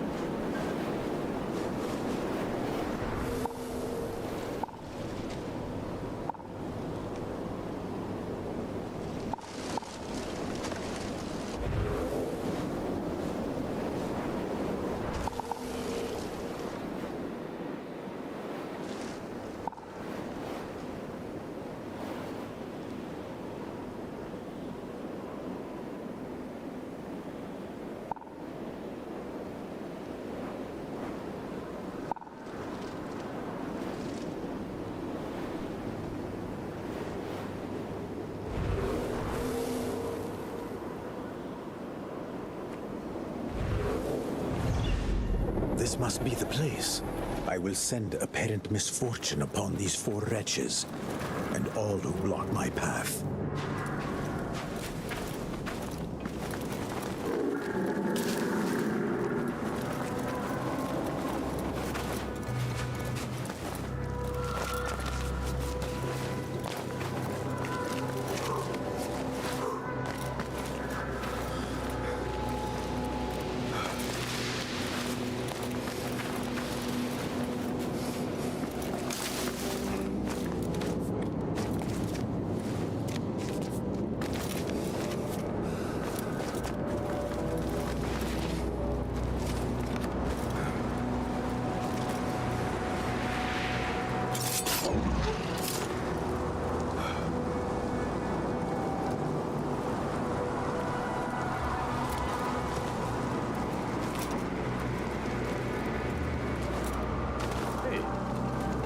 What are you doing?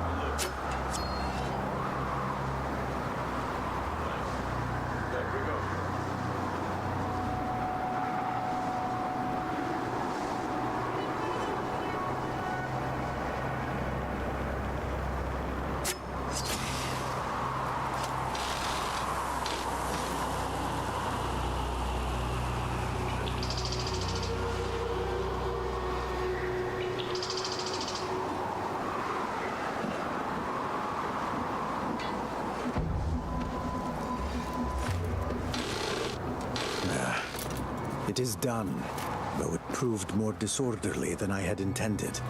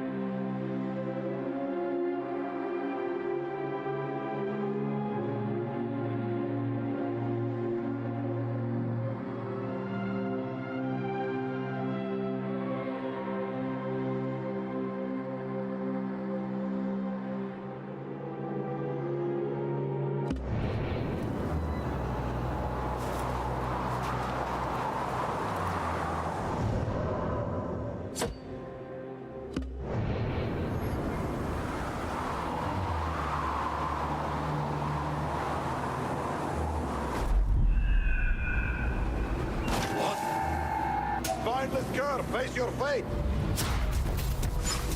Ha! Holy aid! Is it my turn?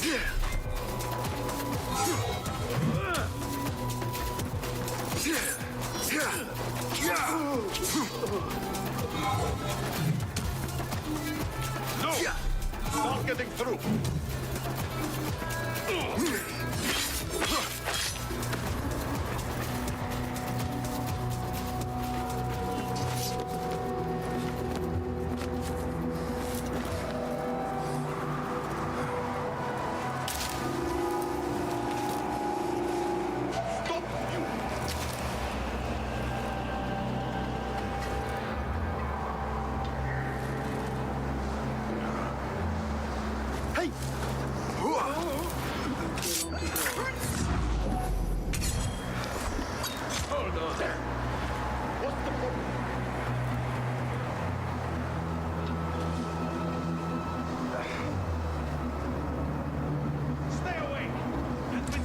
His blood!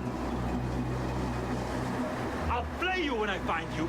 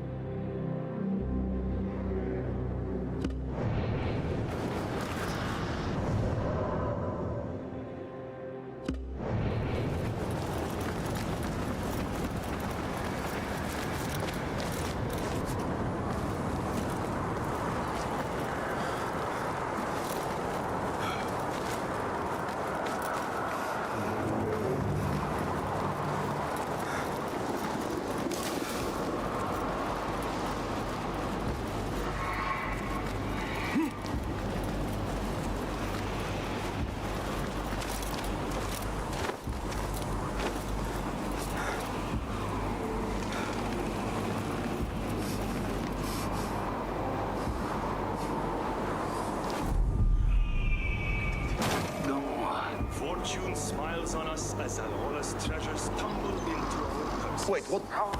Hey! Murdering jackal! I'm going to squash you, spider! Hey!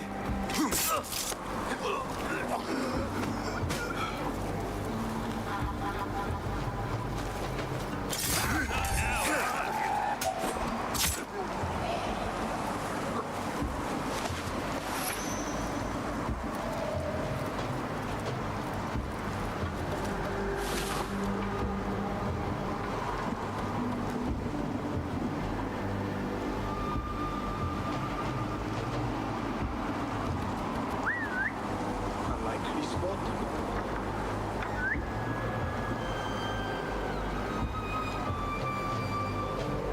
Hold on!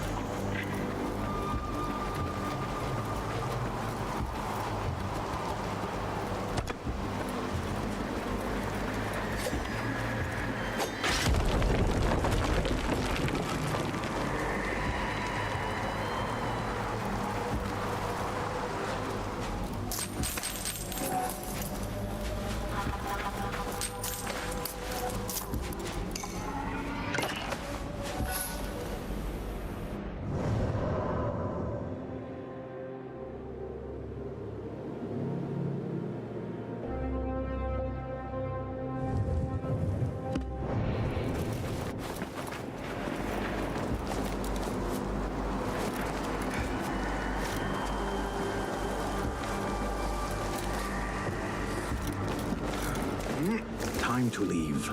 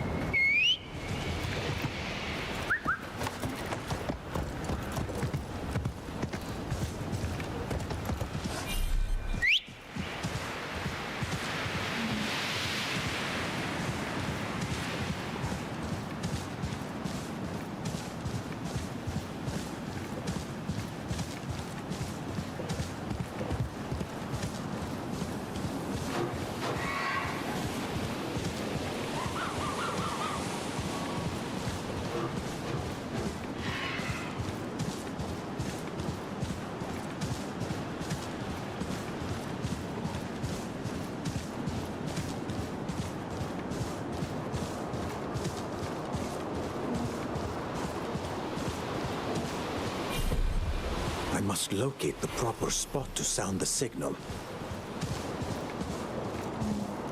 What do you see, Enkidu?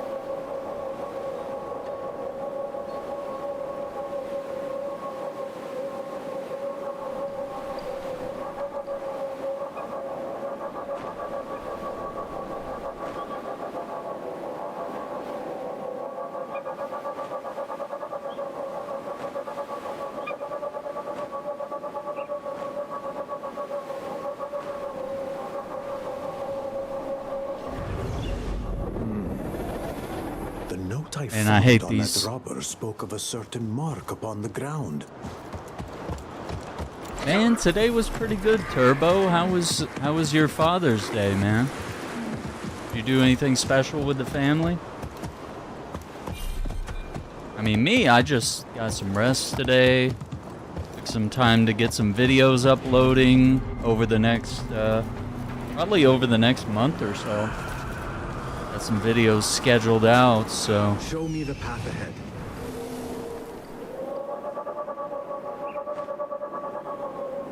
What the fuck? Where are these? I hate this so much. This is what I hate the most about all the new games. They're all so freaking annoying. Yeah, I see it right there.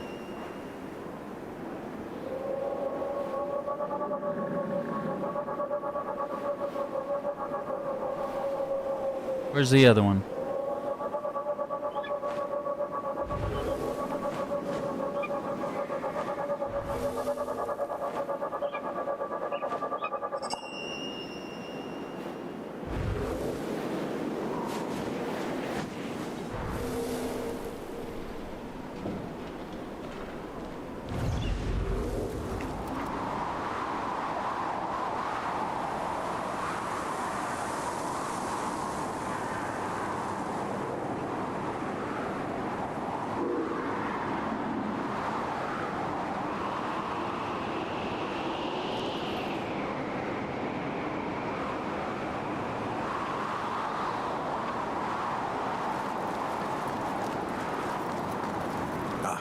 Good.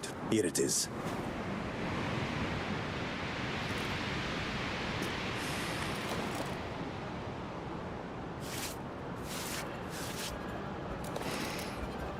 Now, to gain entry, I must give the signal.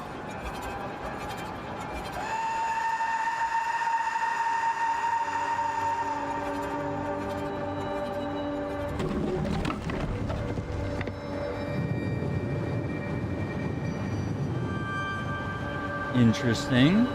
I'm surprised we don't need like a disguise or something.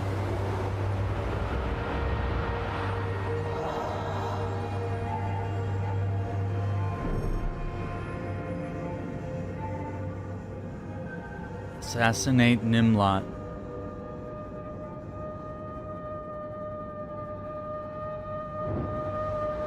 Currently holding Ishak.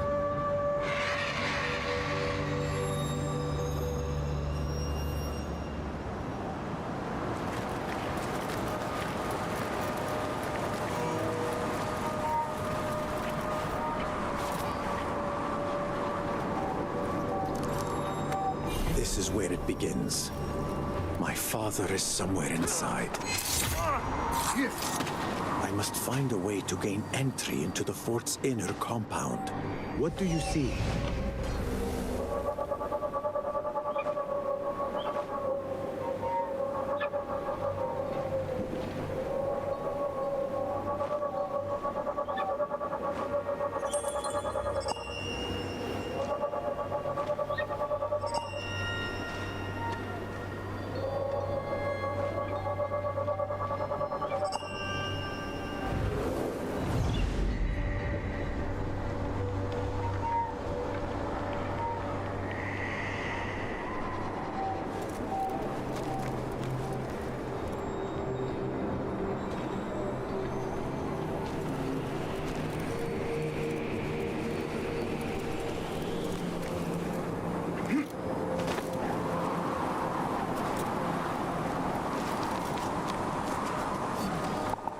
I should listen to these robbers. They could have valuable information. Be my eyes, Enkidu.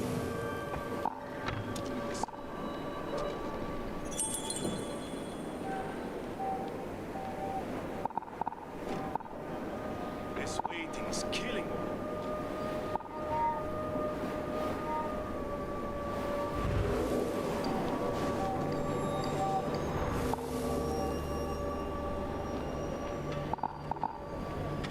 Man.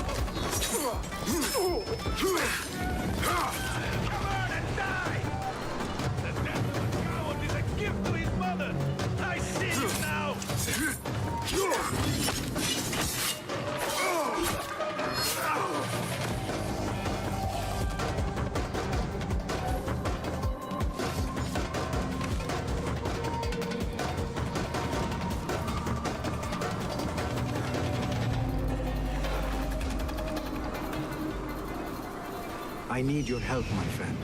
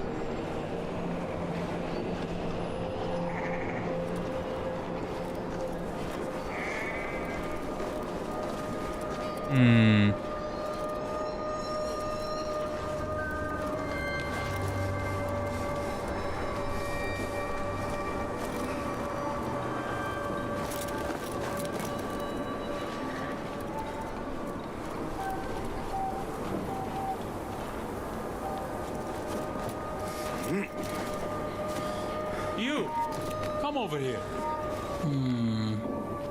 I have never seen you here before. I seek an audience with the one they call Nimlot. You wish to trade with him? In a manner of speaking. But first, I must get past the gate. Seems you are looking to strike a bargain. And what price do you set? I trade in rare items. Amulets, talismans, charms of protection. Offer me something of worth, and I will see you through that gate.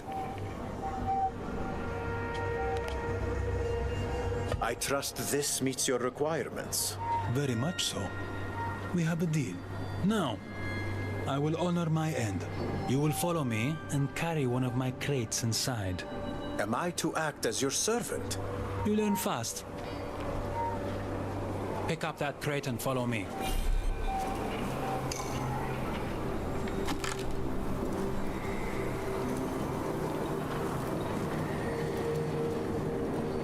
Stay close.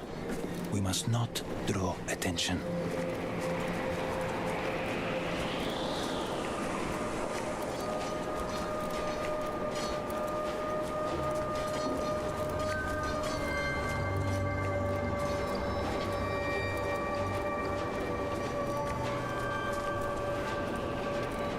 Speak no word.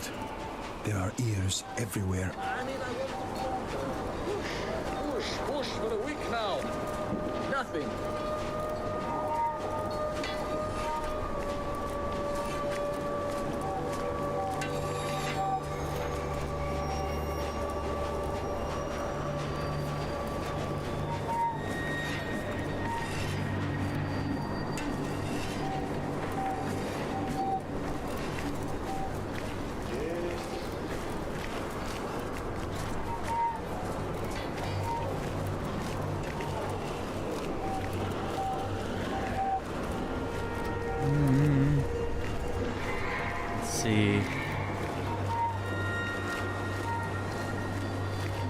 Let us pass. I have a delivery for Nimlot.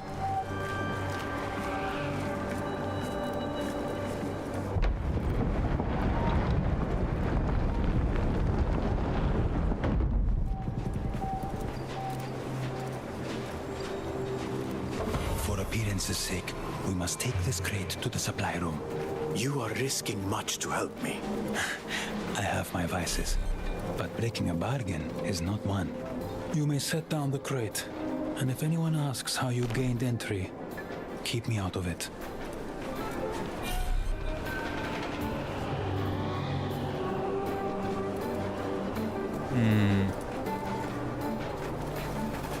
What see you, my friend? Hey, the boss. About the act. I don't know how to feel about another Evil Dead. I feel like the movies have gotten particularly worse. Like, I enjoyed the TV show. I enjoyed Evil Dead 1, 2, Army of Darkness. But, that last movie was not very good. And it just kind of feels like they're just milking the franchise because of its name, you know? Because people have name recognition. Like, the last film didn't even have Bruce Campbell. Like, you know? And I understand.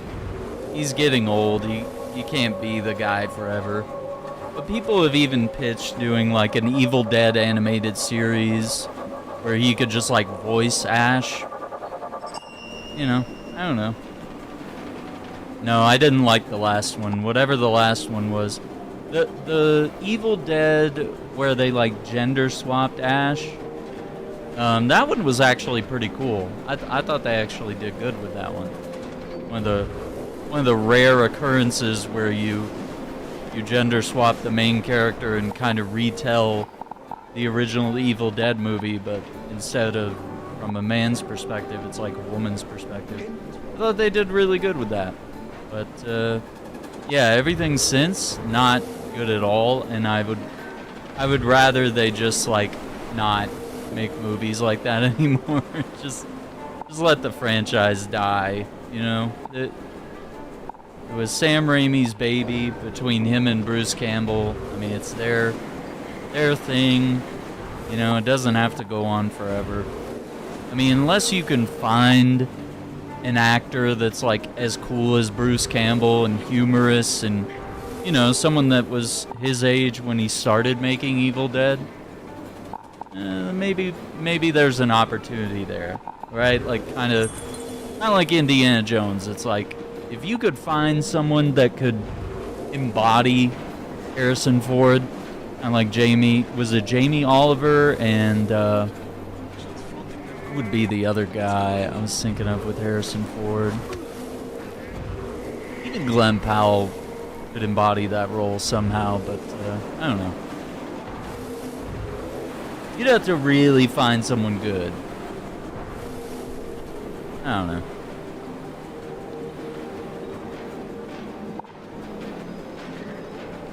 That might just be me being a big Glenn Powell fan. I don't like Chris Pratt. I don't like Chris Pratt. I know they were throwing that around when the Jurassic World movies were out. They were like, oh, he could be Indiana Jones. And I was like, nah. He's kind of in everything, and he kind of doesn't have the if factor. He needs that, like, ruggedness. You know, you can't just be a... You can't just give that to Tom Holland or somebody, you know? You gotta be tough and rugged and, you know, not necessarily ripped, but just kind of in good physical shape, you know? Harrison Ford was not, you know, six-pack abs type of guy, but, you know, he was just a rugged everyman that's, you know, the average guy could manhandle a bunch of other men, you know, throw them around, hit them with whips, shoot them, you know? Someone that we could all sort of idolize to be in a certain way. He's very adventurous and exciting life.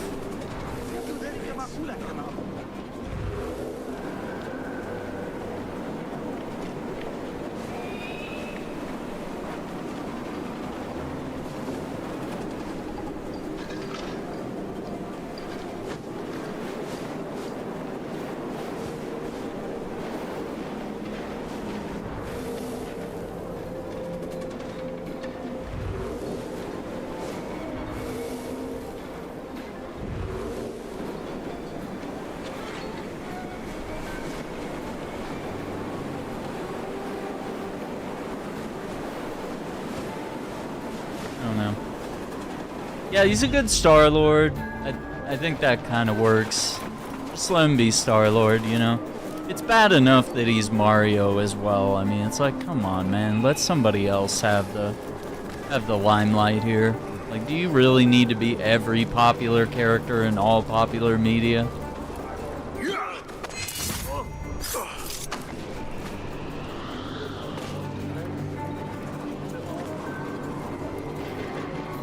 Honestly, I don't follow any of the Doomsday news.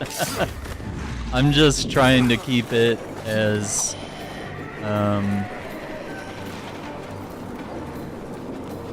like, I wouldn't have seen the Cyclops image, and I actually think it was a bad idea that they revealed that.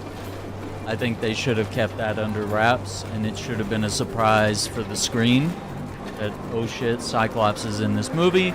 And the oh shit, he's wearing the blue and yellow or whatever, like, you know, leave it for the theater. Let that spread from word of mouth, not you know, ruining everything in trailers and leaks and all sorts of things before movies come out, you know.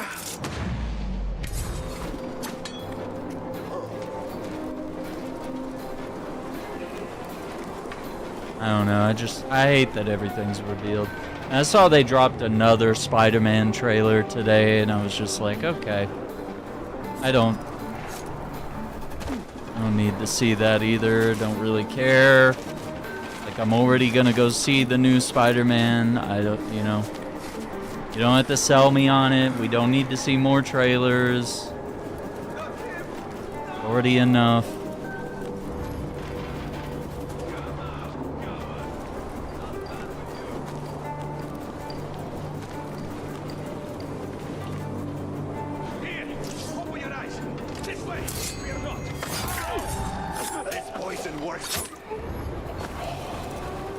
There we go.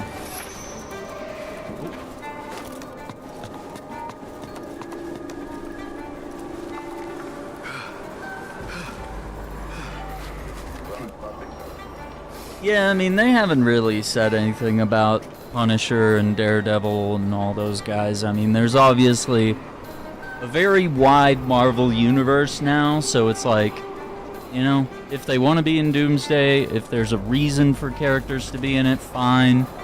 But I mean, I think if you turn it into a cameo fest, it's just, people are going to complain that, you know, their favorite character didn't get enough, you know, time.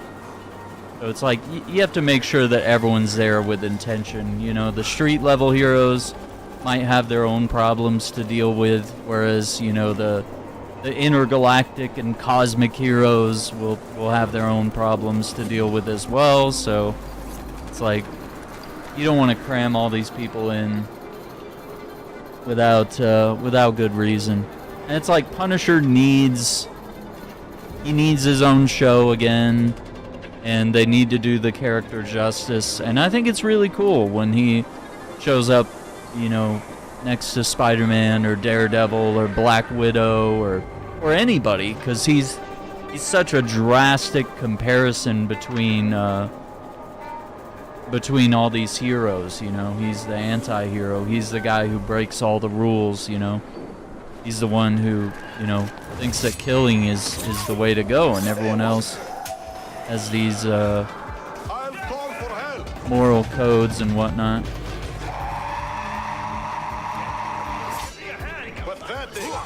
Only a coward resort. My horn! Evil scales.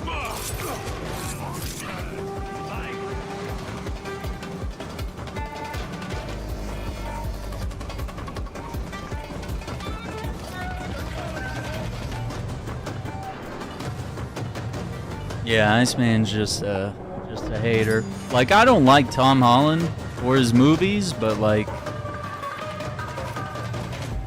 I'm happy to see the new Spider-Man, and I hope it's good. I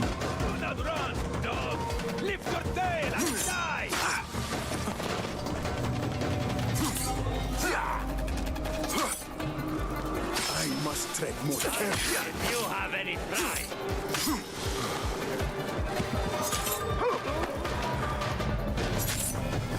He moves like a demon. I have this.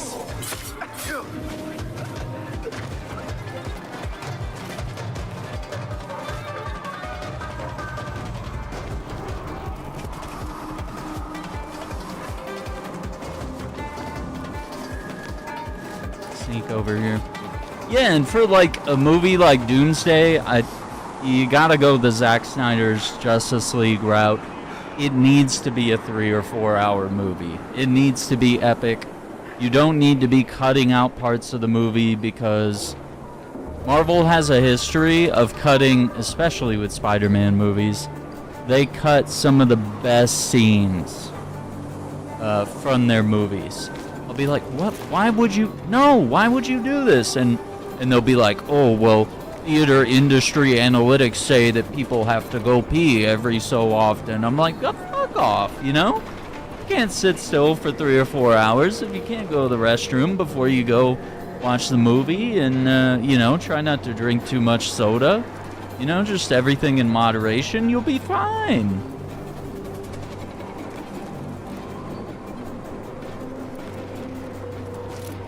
Where they think people don't have the attention spans, and then, you know, people sit at home and they watch, you know, they binge like 13 one-hour episodes of a series in one day. Let's not pretend that people don't do this, you know? I'll find you yet.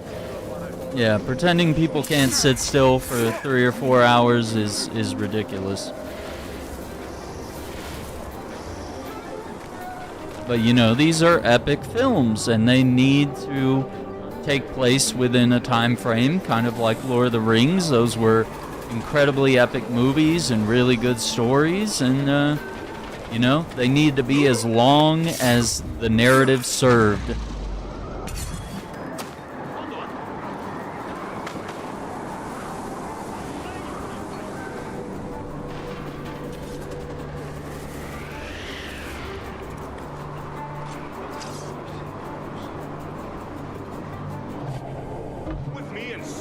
damn dreaming. Right here. Wait.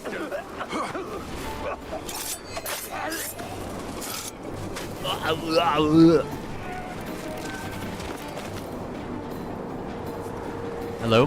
Can we? Okay. I was like, dude.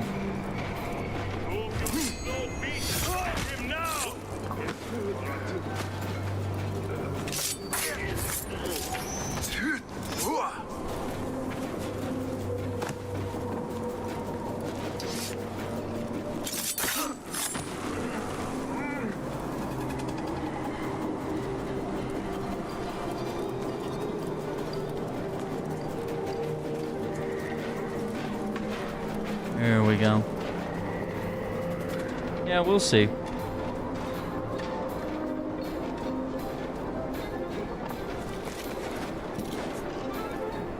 I liked the Mandalorian movie. I thought it was good. I mean, it doesn't really add to the overall Star Wars lore, but like it's a damn good action film, and it, you know, it kind of does what most Mando episodes do at times, where they just create a problem, they solve it, everything's good, and then on to the next episode. Like it's its own like short, self-serving story, you know?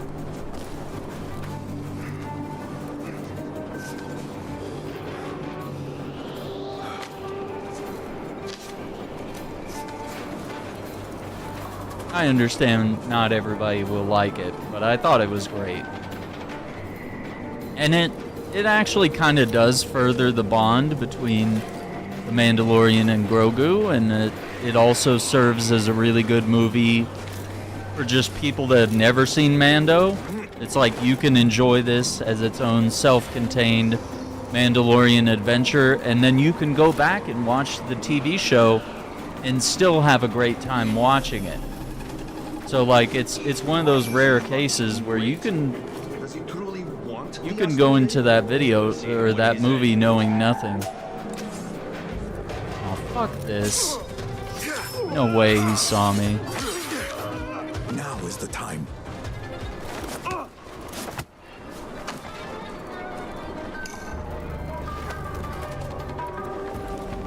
To hide this body.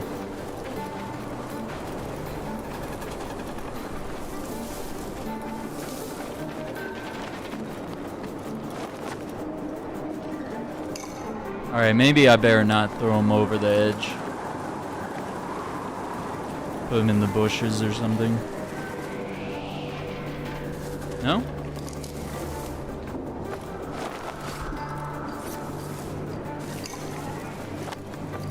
Okay, we just need to find a...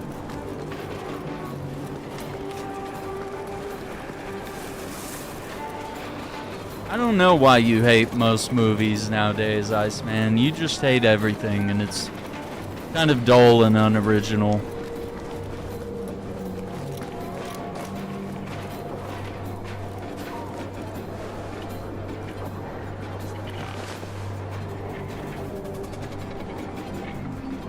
Well, because I was worried I wouldn't be able to get the outfit. Is ready to make his grand entrance. Hopefully it is enough to persuade any of the guards to grant me passage. Yeah, let's see what we can do.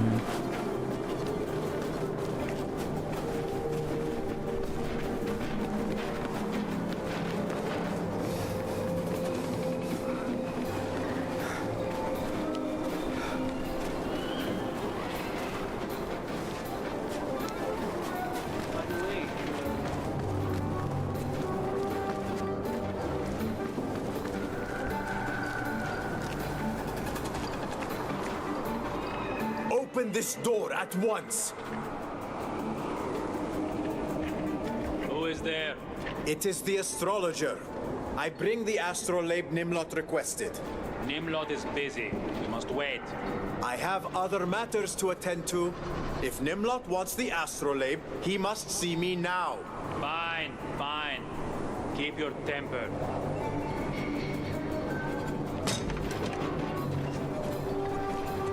All right.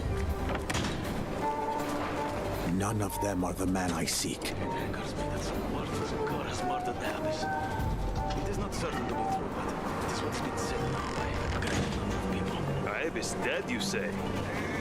Father? I am not. Who are you to call me father? I have no offspring. Spare me your delusions.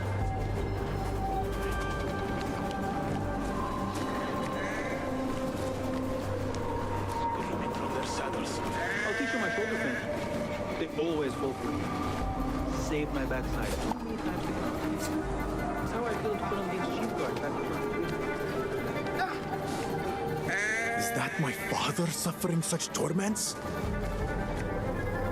ساعدوني أنزف بشدة ساعدوني أرجوكم No, this is not my father.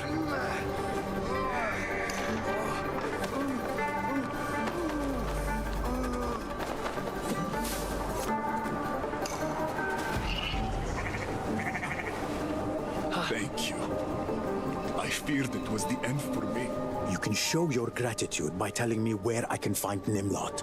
He locked himself in the tower. But to pass through, you will need the key. It is in the captain's pocket. Let us get a wider view.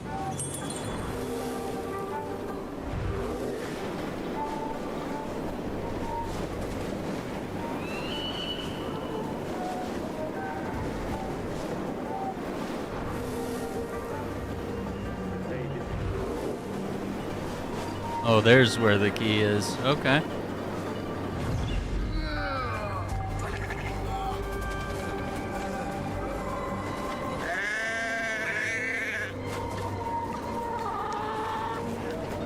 Never been down to a fort. You know, it wasn't Sajjad that led the charge into Dra. You stay right where you are. So great a warrior are you. No doubt that you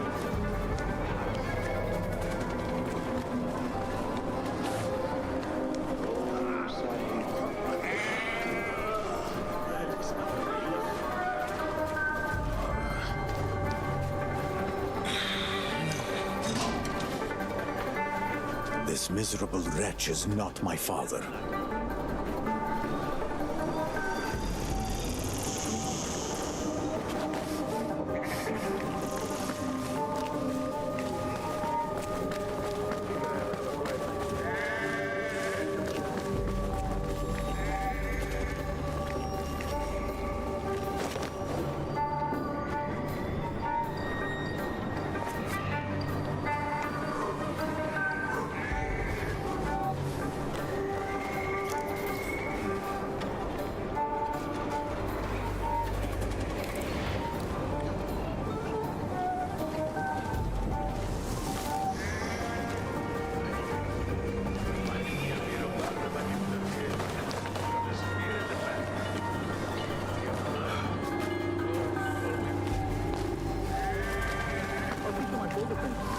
Go back and try to find another way.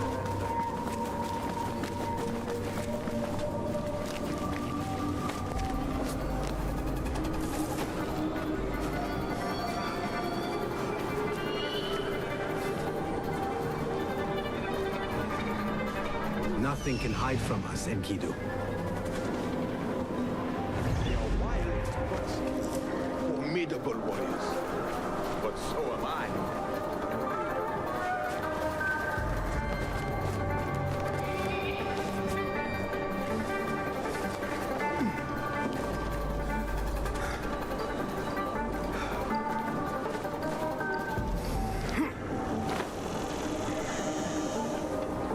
Oh no, I can't get in.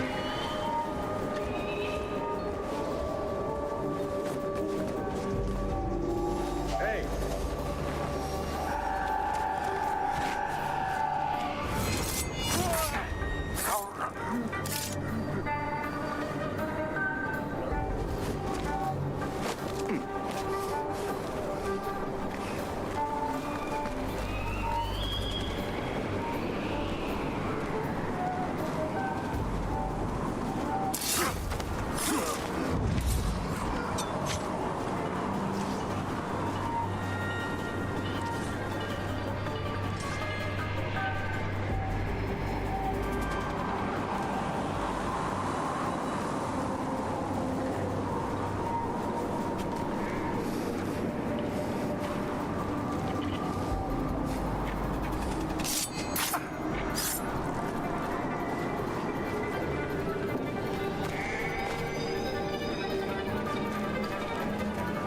There we go. No more interest in Shang-Chi. I mean, nobody's gonna remember who he was by the time we get around to getting a second film from Disney. Hey, they've been fucking around too long, you know? You wait too long to do this shit. You know, your audience forgets him, you know, and then the actor gets too old after a while. What's the problem here? Uh-oh. Shouldn't have done that.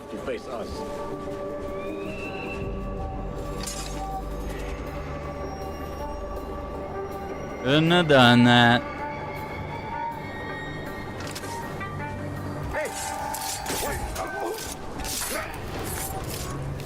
Oh my god, I can't believe that worked.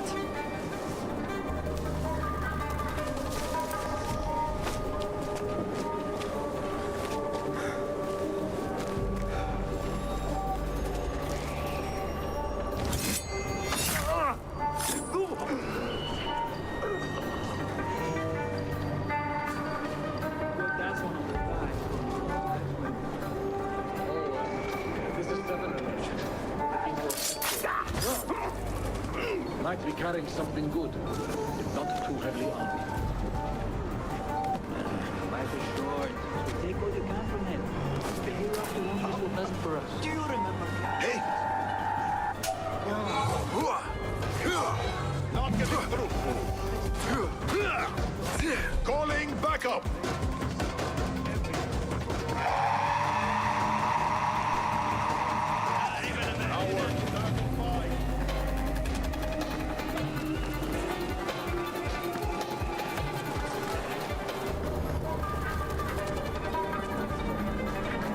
Get the fuck out of here.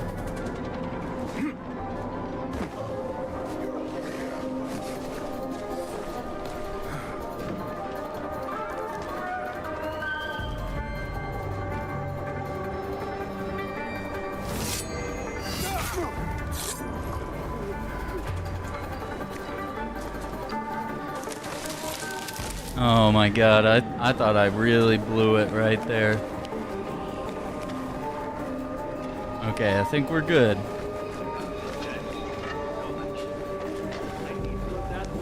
Nimlot is in the tower, and he alone knows where my father is located.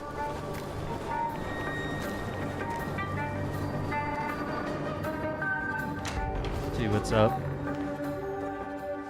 Astrologer, you are early, and I am busy with other... Let me correct myself. You, Basim, are on time. Where is my father?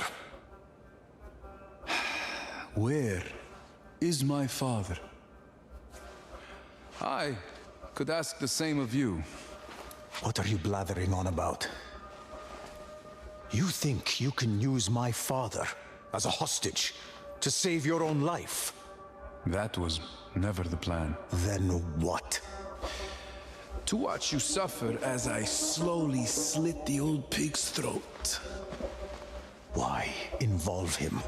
Your fight is with me. Indeed!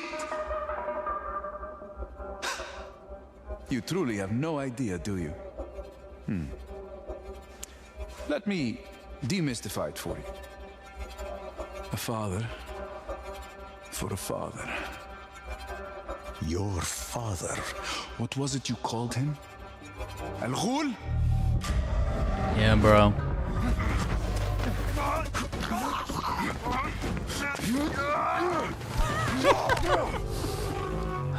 Yeah, that was a little crazy.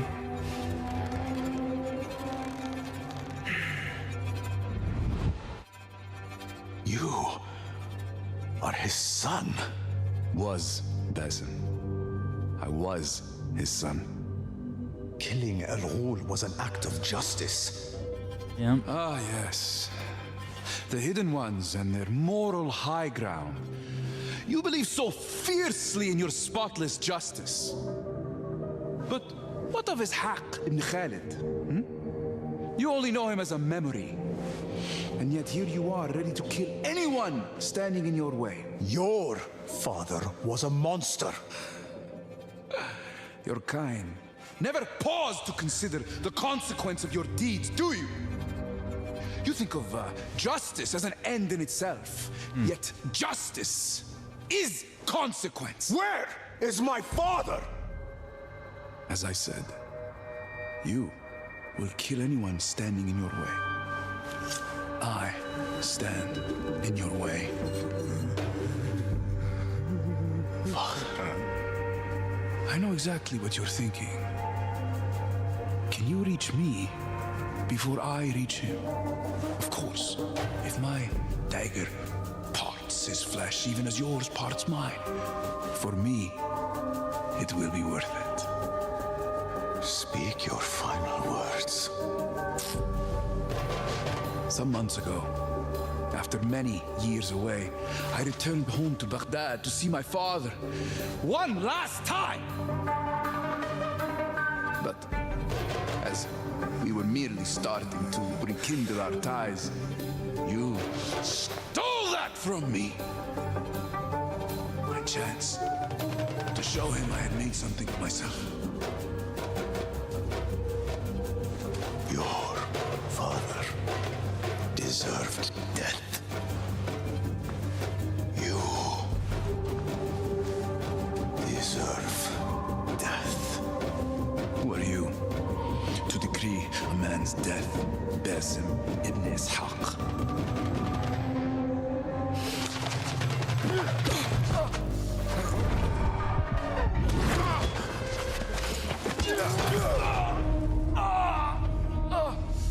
Yep. Your prize. Choke on it.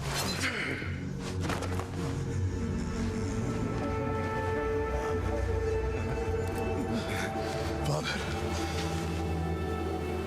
Father. Are you looking for your father, young man? I do not think he is here. I do not like this place. I must go.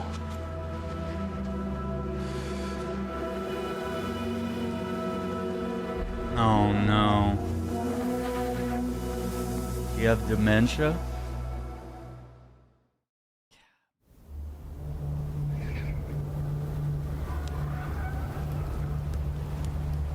You do not smile much, young man. Got him. That thing. They have a resemblance, man. Where did you get it? In Samara.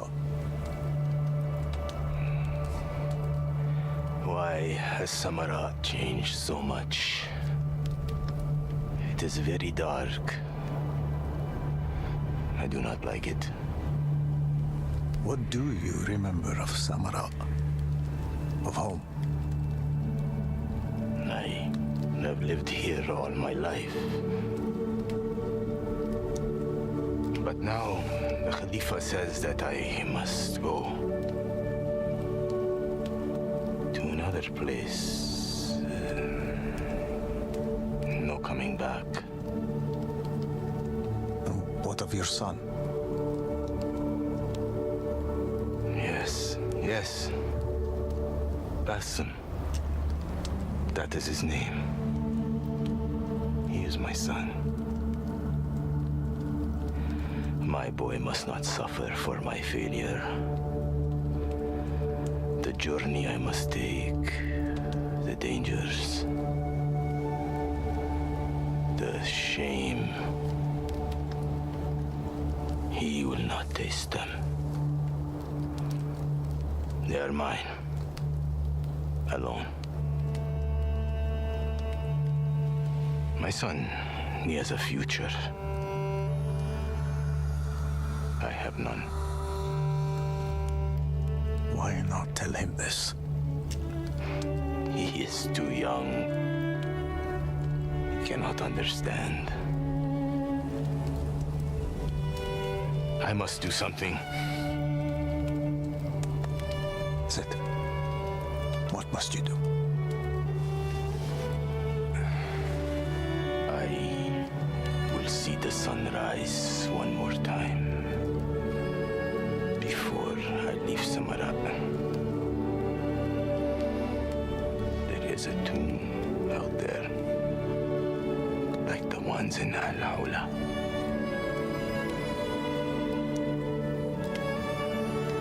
I never had the chance to witness the monuments of that land. Only what I have read in the stories. My father once read those same stories to me. Do you want to see the sunrise from near the tomb? It will be just like Alola. I can take you there. We will go together. Good. Good.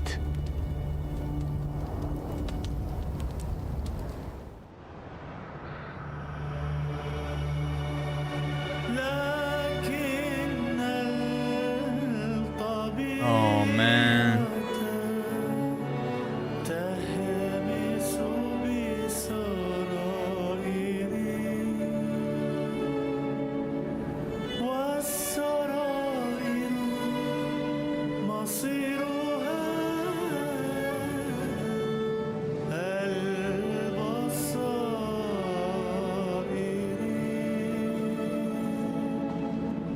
لسعة خفيفة واهة سريعة يغرق صديقان حيث الأحلام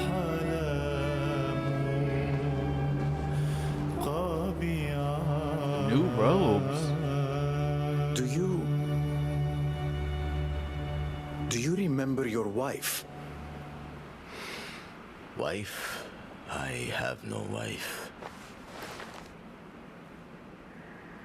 Not since Basim's mother. Tell me about her. Who was she? I once saw a young woman in the bazaar, brought here from across the sea, from a land far to the north, they said. Such a delicate beauty. Eyes like the bluest sky in winter, and her smile. Basim inherited my looks, but the way he smiles, that belongs to his mother. She left this world too soon, taken by a sickness before she could see more of it.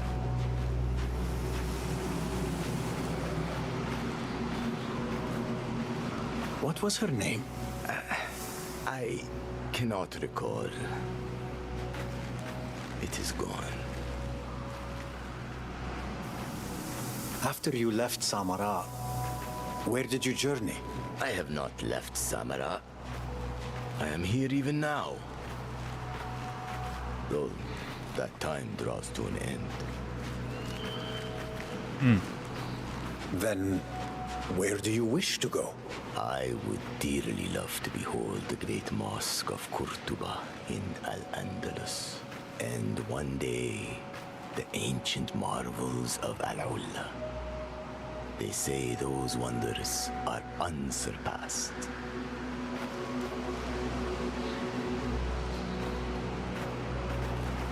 My father spoke of Qubbat al-Sakhra, that sacred dome in Al-Quds. Ah, yes. It would be a sight. Yet for grandeur, surely nothing compares to Al-Ahram, the great pyramids of Masr. Imagine scaling their heights and gazing out over endless sands. Truly, none have dared such a feat. Of all the cities, Constantinople is the one I feel drawn to most. Though, I cannot understand why. Yes, home to Hagia Sophia. They say she is the grandest and loveliest of all Kenisa. How I wish I could behold her beauty. But my time is much too brief. One day, I shall journey to Constantinople, and you will be with me in my heart. What is that you say? Your heart? Ah, it is nothing.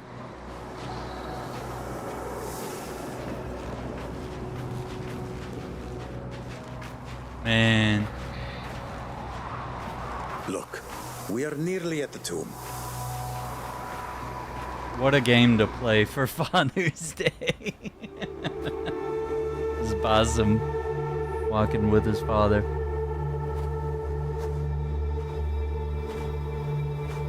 I wish my son could see this.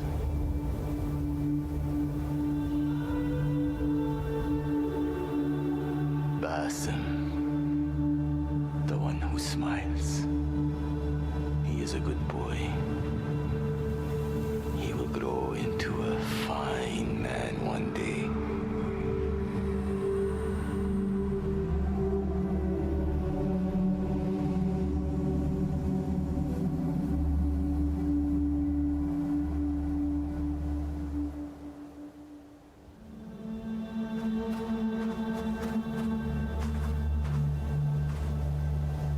It is time.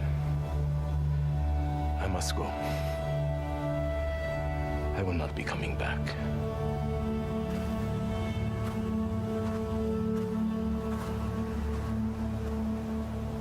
Tell my little Basim. Tell him one day, when his time comes, we will be together again. Until then, he has a life to live. Tell him that. If you see him, I will tell him. so you have a smile after all.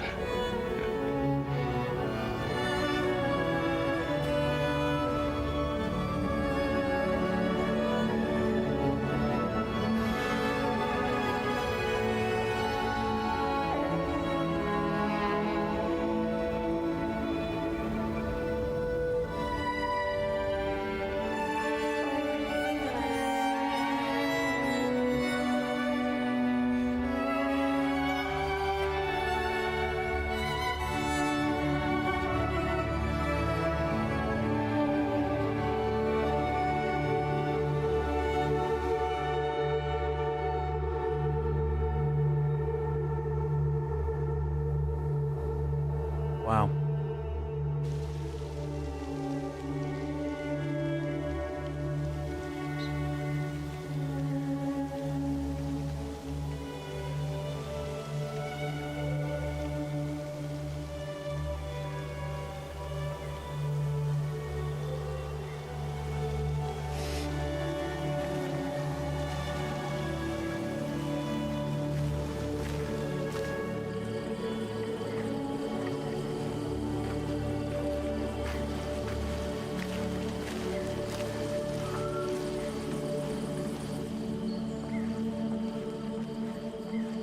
Well, did you find him?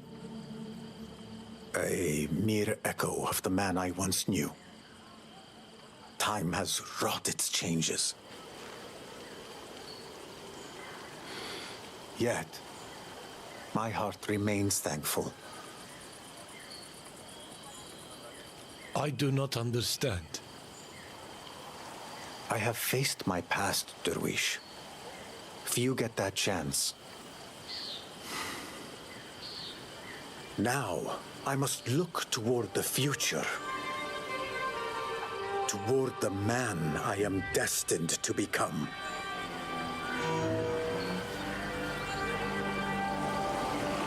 Say goodbye to Chuck. Wow.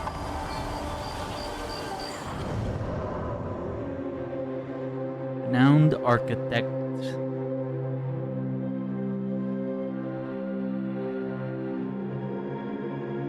At the height of Samarra's glory in the early 9th century, credited with designing its vast great mosque, even as the Caliph took public accolade for the work, Father to Basim Ishaq poured his heart into both his craft and his son. When court intrigue forced his exile, he was torn from both his work and his child. Stripped of his life's loves, he endured a sorrow few could bear. Ah, dude.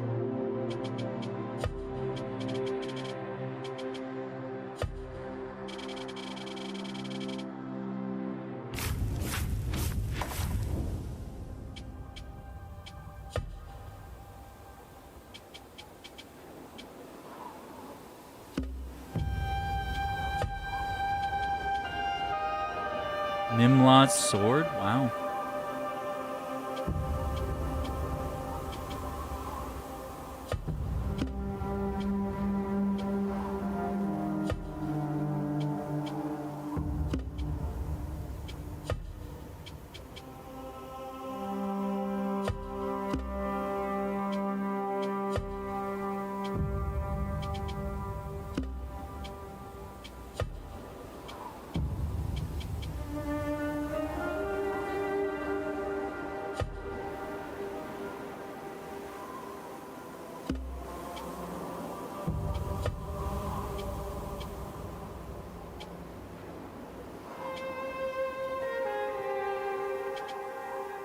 Chuck's Lullaby.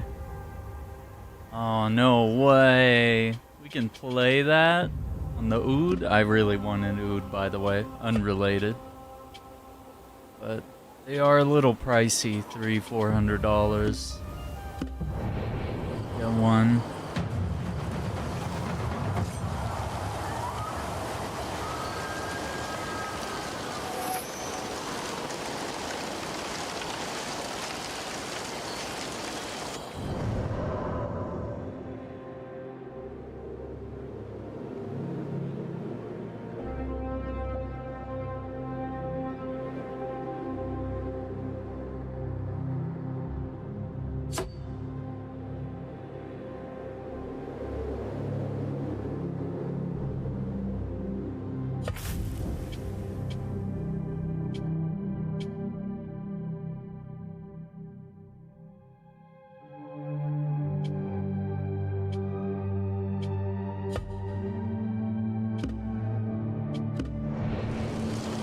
Oh, so the stolen stuff is gonna be these like hidden puzzles and whatnot.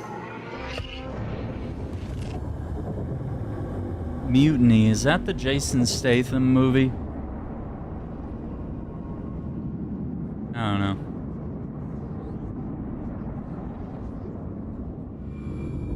I haven't seen a movie of his in a long time that I really enjoyed, so I don't know. Makes me sad. I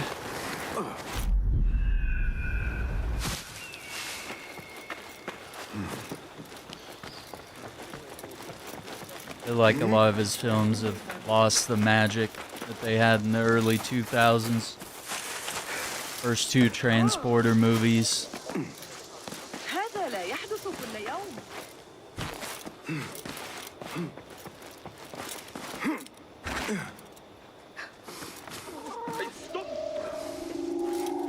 Hold it there!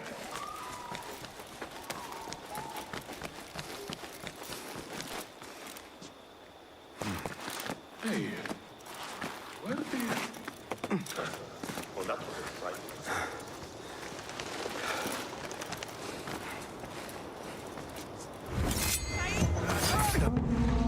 I need to flee. Die now!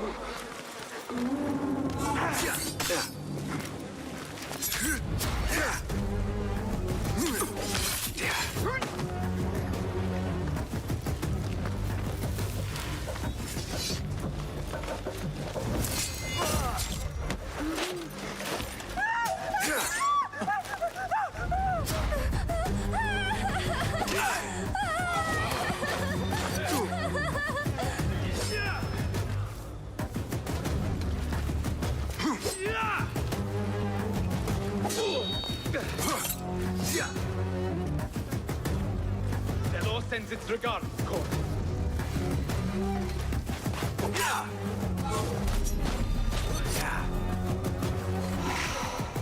Not got up now,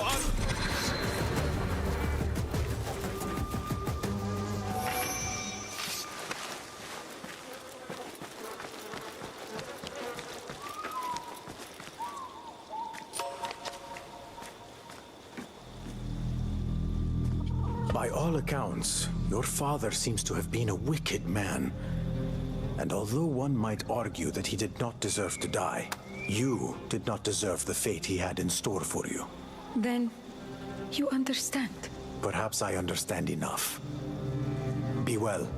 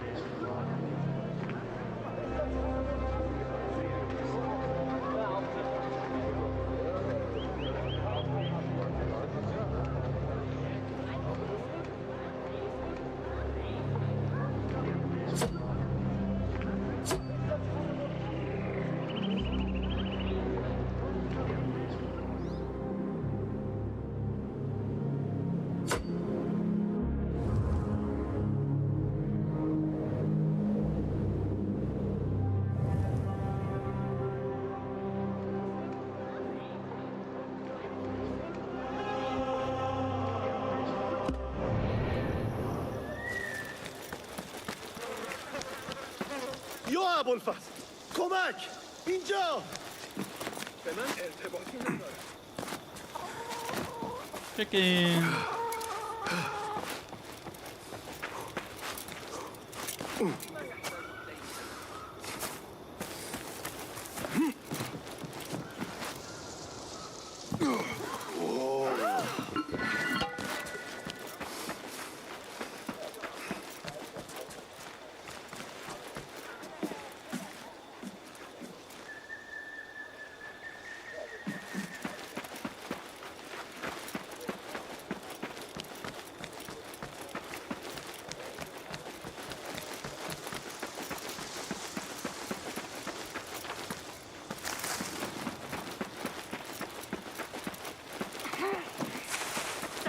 ببعض الأدب أيها الأبناء.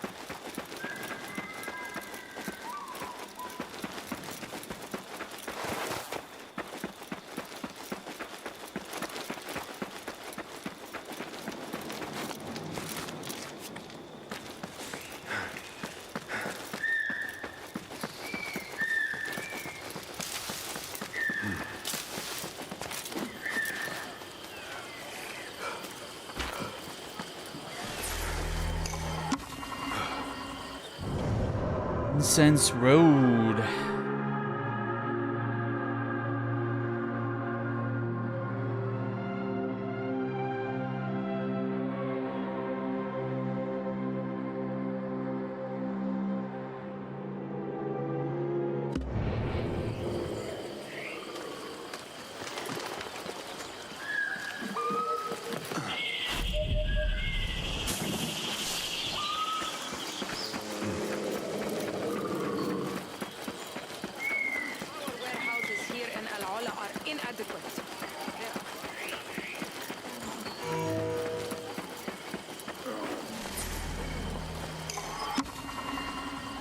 Oasis life.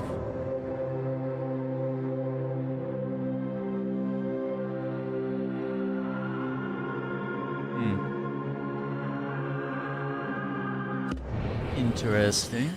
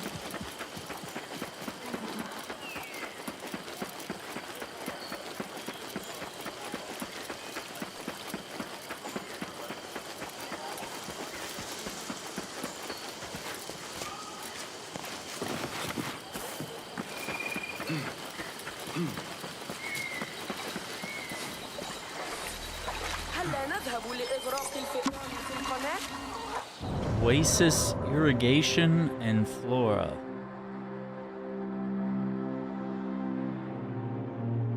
Eight palms. Cotton. Citrus fruits.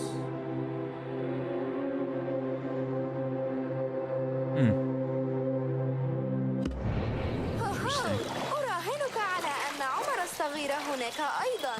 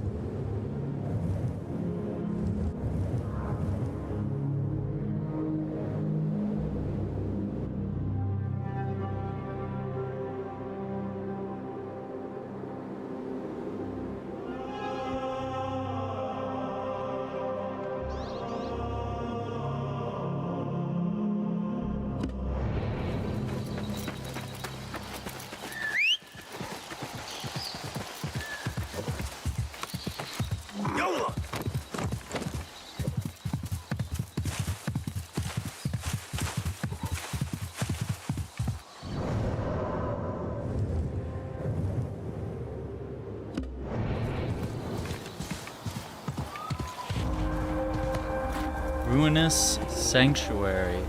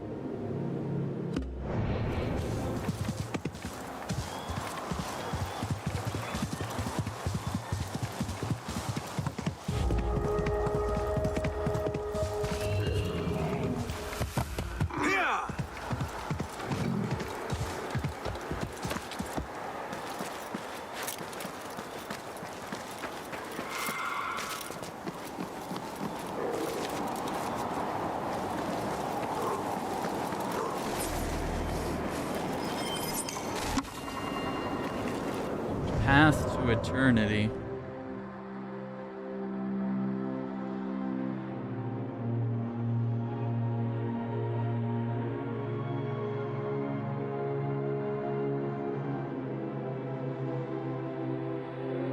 Covering the naked body in a mixture of oil and resin as a form of embalming. Oh boy.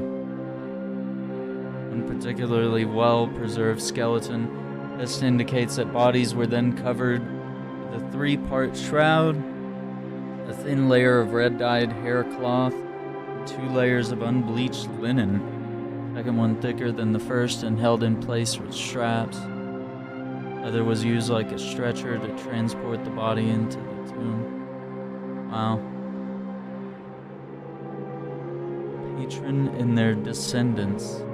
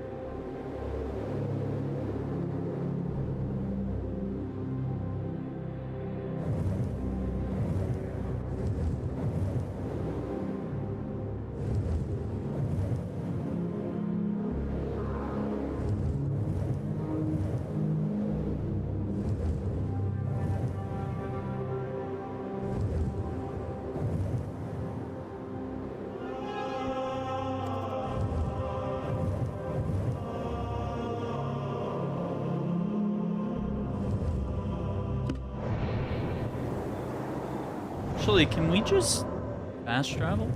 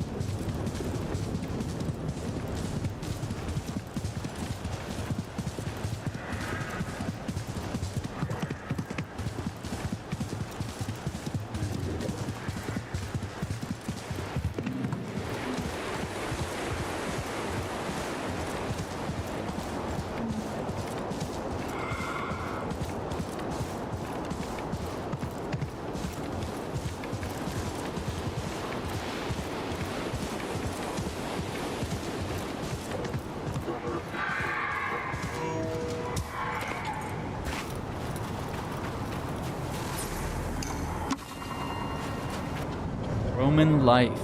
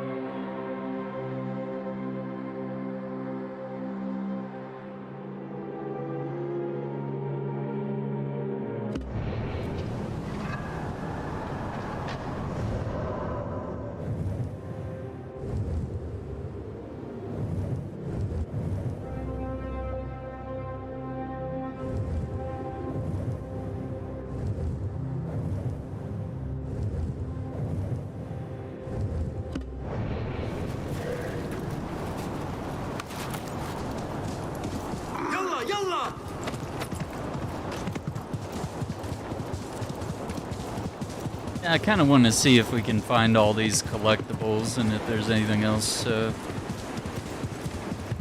could or should be doing here.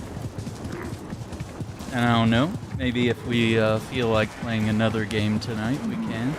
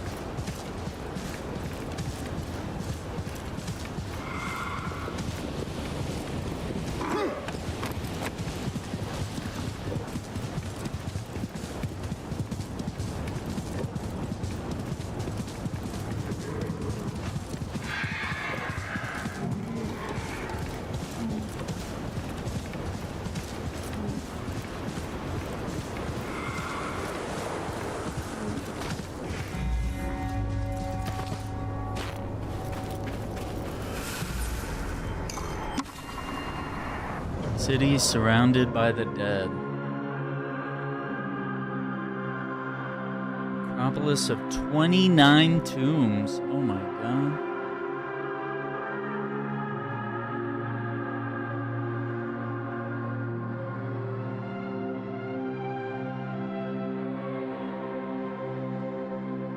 Medusa, a monster of Greek mythology, also appears depicted with snakes for hair.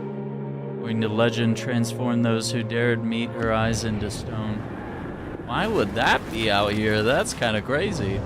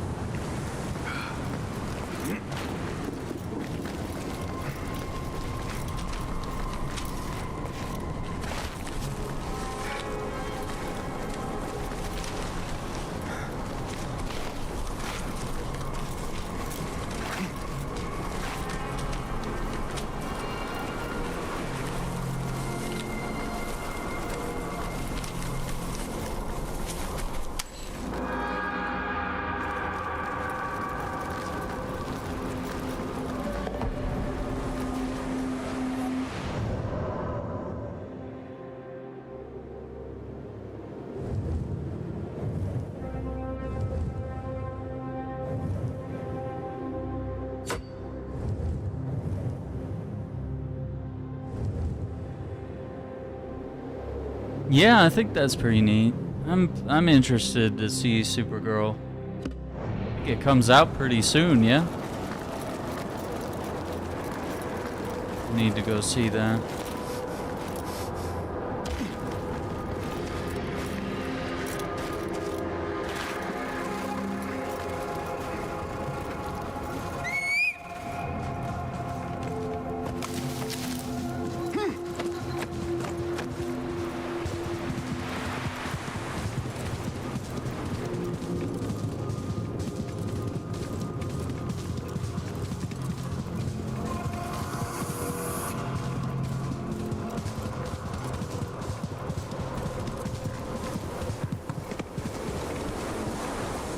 I don't want anybody's popcorn buckets. We'll be just fine without them. We'll be okay. I think the popcorn bucket fad needs to go die. It's just a horrendous cash grab now, and it's just all these different ways that brands can suck money out of reliable fans by making these nasty, grotesque popcorn buckets. It was like the Dune one was kind of creative and a little nasty, a little crude in its creation, but it was like, okay, cool. And the Ghostbuster trap, I was like, okay, that's kind of creative, you know, kind of an interesting way to do that. And then now it's just every movie has it, and they're getting more and more expensive, and that's just annoying to me.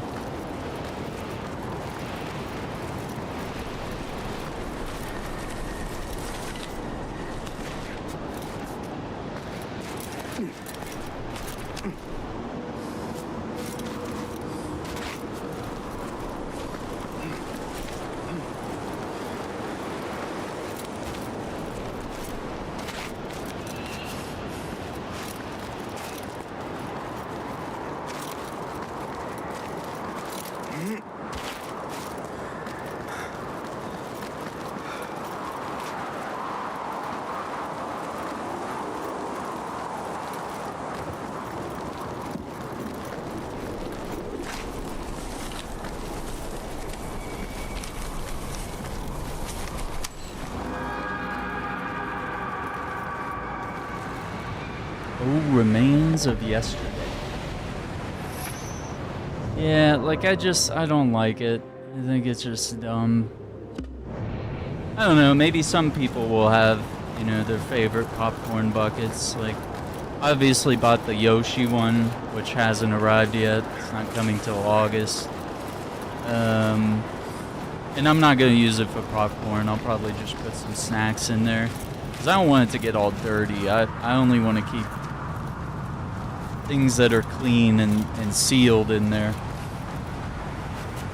Because I've seen that the hinges of the lid can get, like, you know, ruined by grease and butter and popcorn and any other snacks that you might want to include. So it's better to just kind of do what I do with my mini fridge. My mini fridge, no one puts fish in there or anything nasty, disgusting smelling. The mini fridge is just for drinks, and that's what's kept it smelling good and clean, because it's mostly water. So even if there is some condensation or if there were to be a spill, everything's fine. Ithlib Mountain, the Semitic Beit Il, Divine Dwelling, House of the Divine.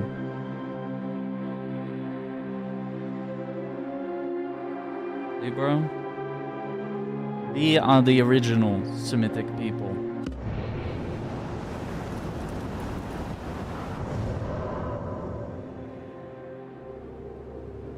Alright, let's grab that folktale, and then, I don't know, it looks like Northern Wilds. I don't know if we're missing things there. Over here and buy maps.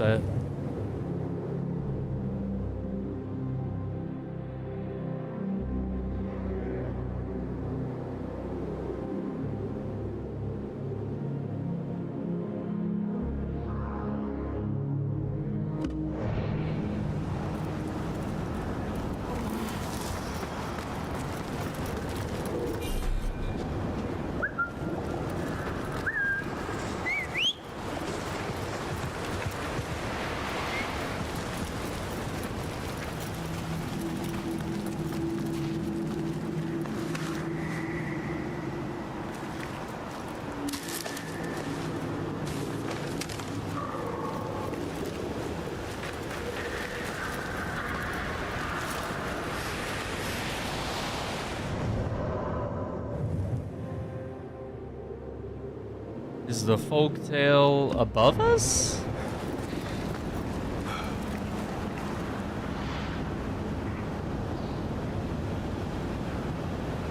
Now, of all the jinn, the Afrit are the most perilous. Their true abode lies in a realm beyond our own. Yet sometimes, they enter this world too, lurking amid ancient ruins, like the ones right here. They are merciless, wicked creatures, fashioned from searing flame, who bear the blood debt of vengeance and unleash wrath in its purest, most terrible form. I have heard tell. Now, of all the jinn, the Afrit are the most perilous. Their true abode lies in a realm beyond our own. Yet sometimes, they enter this world too, lurking amid ancient ruins, like the ones right here.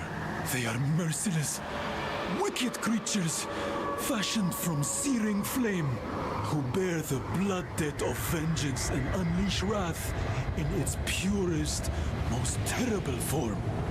I have heard tell of a mighty sorcerer whose hubris led him to summon Afrit. By all accounts, he succeeded in calling it forth, but he failed utterly to command it. His end was most grim. Huh.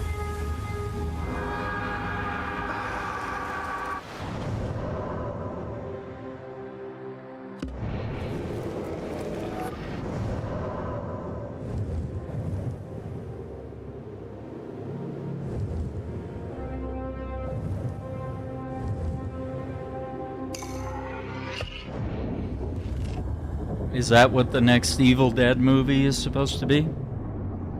I haven't seen any trailers or anything. I might need to check it out, but I don't know. In general, I'm not exactly excited for the series to continue. But you know, probably end up watching it anyway. For one reason or another. It's that same guy again.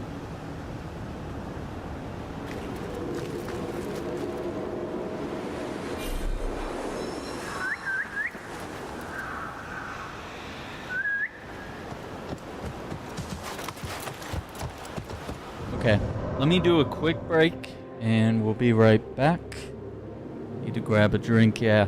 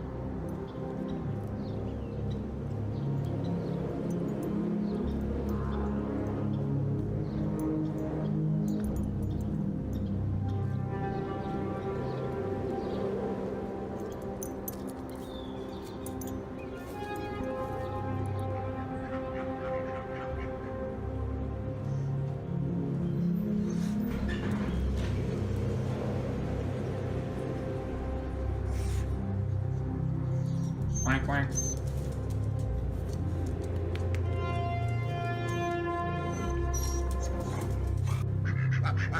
What are you guys doing?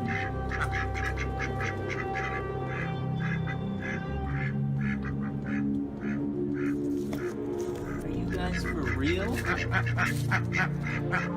Quack, quack, quack.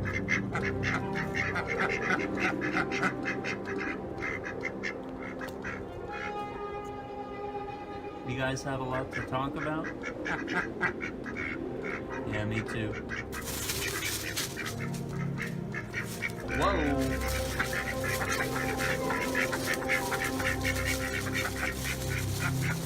Alright, I'll catch you guys later.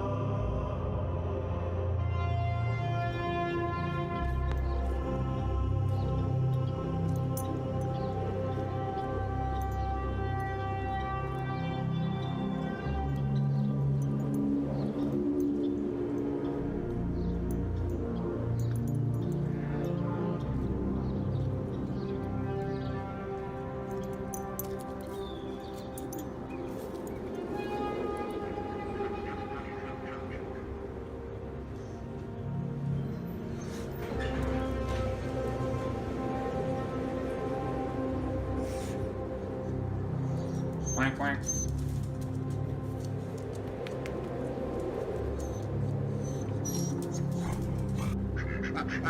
What are you guys doing?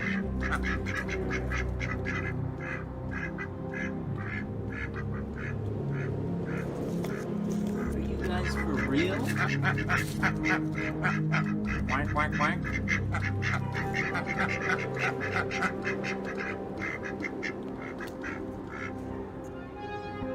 You guys have a lot to talk about?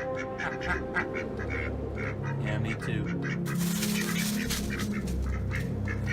Whoa!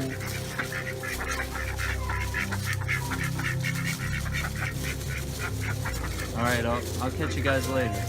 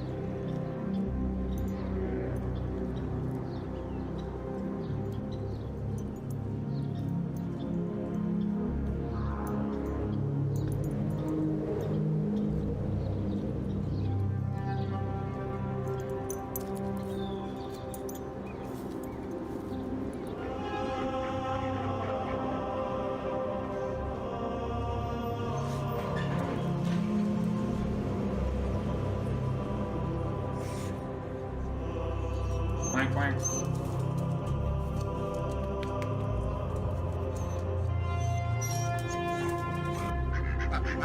What are you guys doing?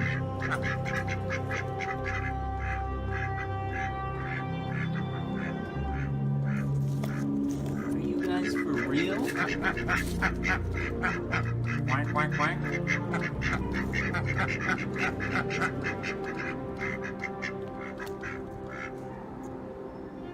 You guys have a lot to talk about?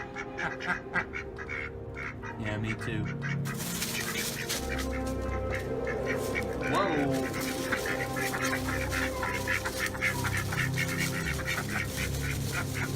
Alright, I'll catch you guys later.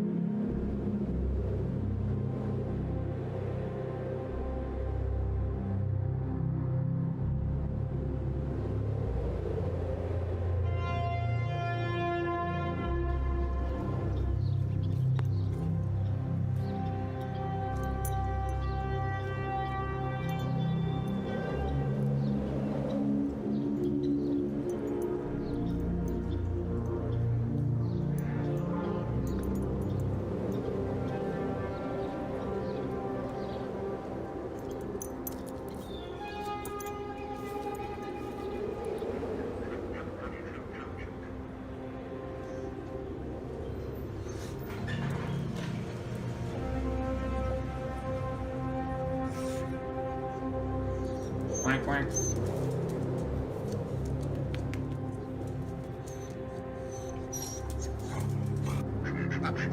What are you guys doing?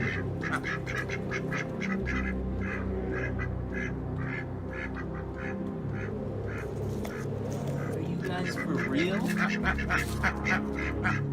Quack, quack, quack.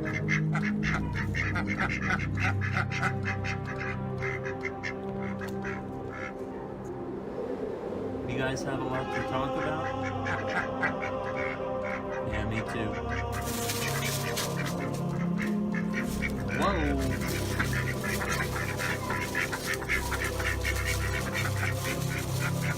Alright, I'll catch you guys later.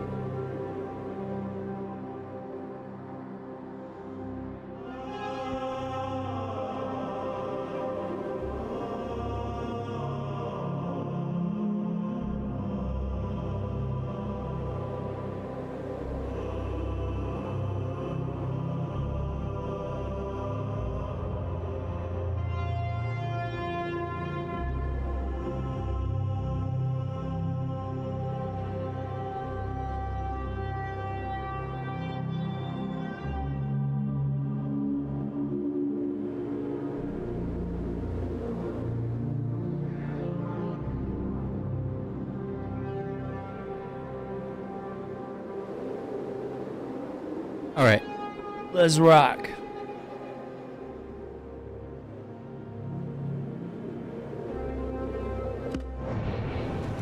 Yalla, yalla!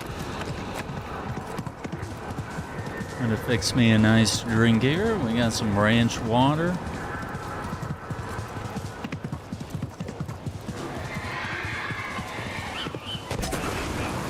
I knew it was an ambush.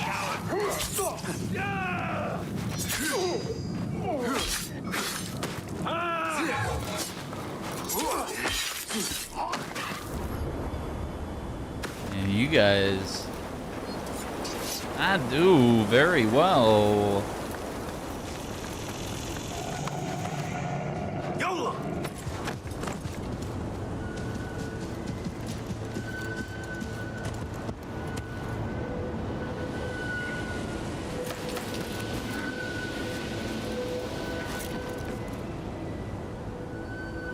Popcorn buckets.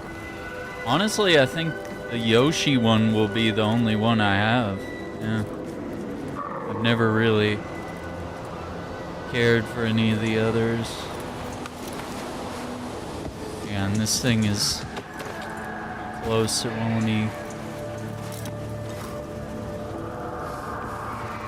Hello, can we loot the damn thing?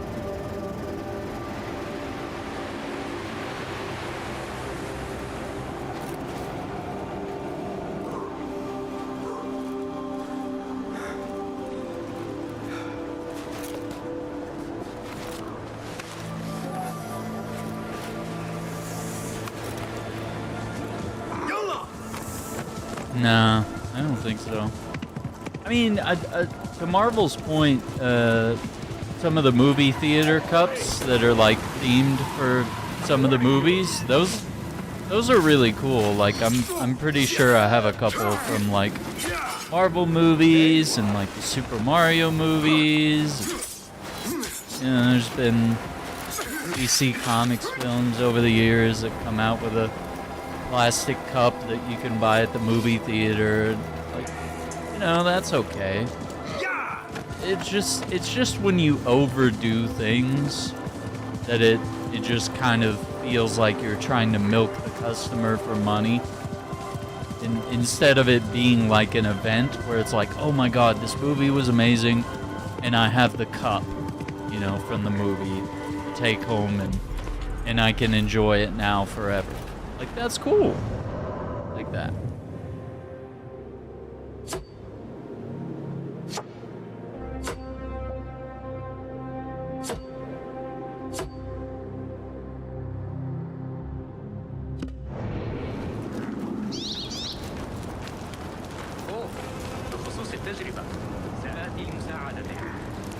I tell you, the white sharkfish is but a jest beside the danda.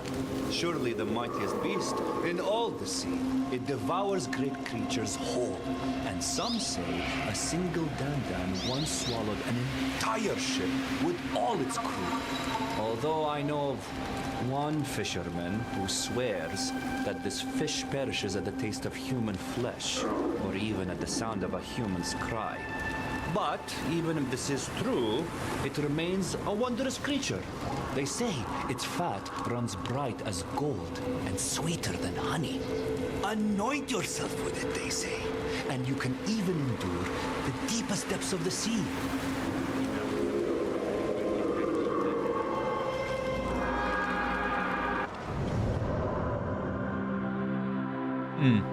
Interesting. Yeah, I don't know. Some movies, you know, you only get certain cups or collectibles if you go to a certain theater, so kind of hard. You have to keep track of stuff now online of like where things are and where you go to get stuff. It's kind of annoying.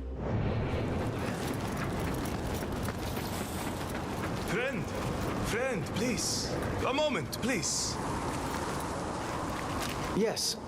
How can I help you, old man? Thank you for stopping, friend. I am a historian and teacher here from Baghdad on a mission of academic research. I imagine there is much to study and explore here in Al-Ula. Oh, yes. The carvings in the rocks here at Jabal Ikmah date back many centuries. My students are examining them now. Students? Where are they? That is the very reason I called to you. 3 of them have been gone a very long time. I begin to worry. I am sure they are in no danger. Safe, yes, of course. But doing their work, this is what concerns me. Would you mind checking on them? My legs do not do the work of a young man any longer. Of course. Let us see what these students are up to.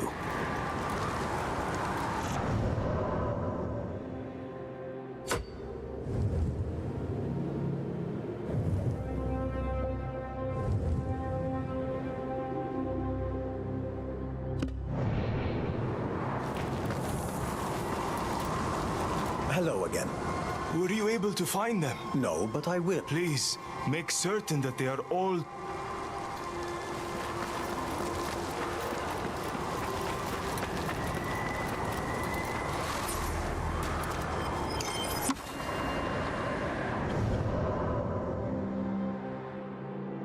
Open air library.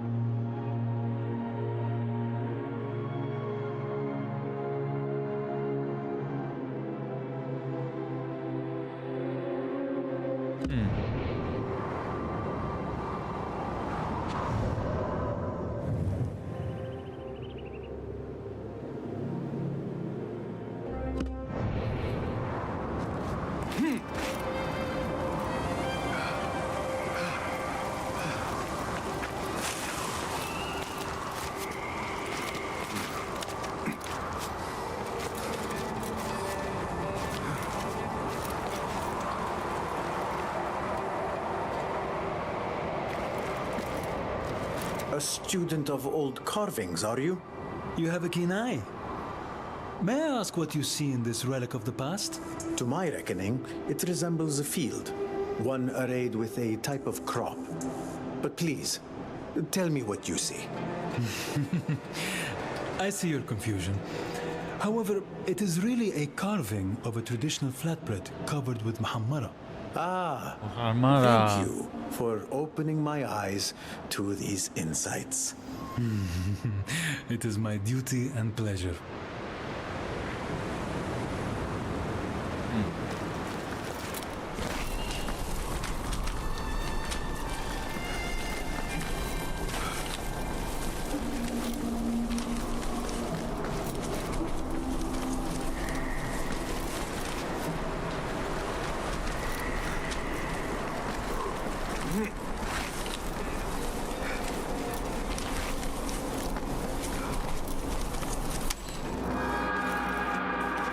Oh, paths of youth.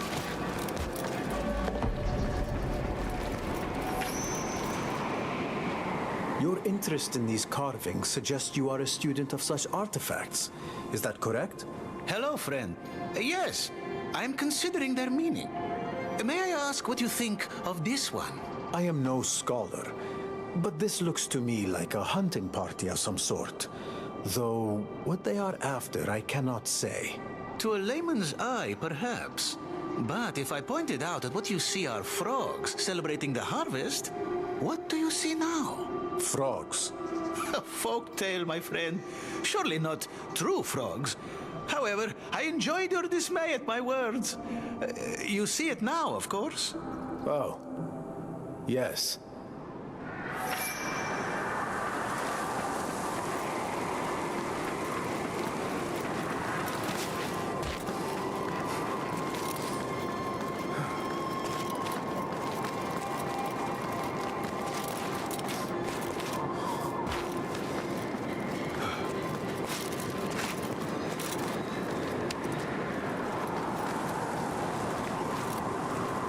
Pardon my interruption, but are you a student of these works? Yes, that is right. In fact, if I may trouble you momentarily, I would ask your view on this artifact. I could only guess that it depicts an ancient deity of some sort. A creature invented in a legend. Your attempt shows thoughtfulness, but we need not read so much into such things. Artists represent daily life too. So they do. And what daily occurrence does this artwork represent to you? It merely records the birth of a five-legged cow to a village. Nothing more. Oh, yes, of course. Thank you. I will be on my way now.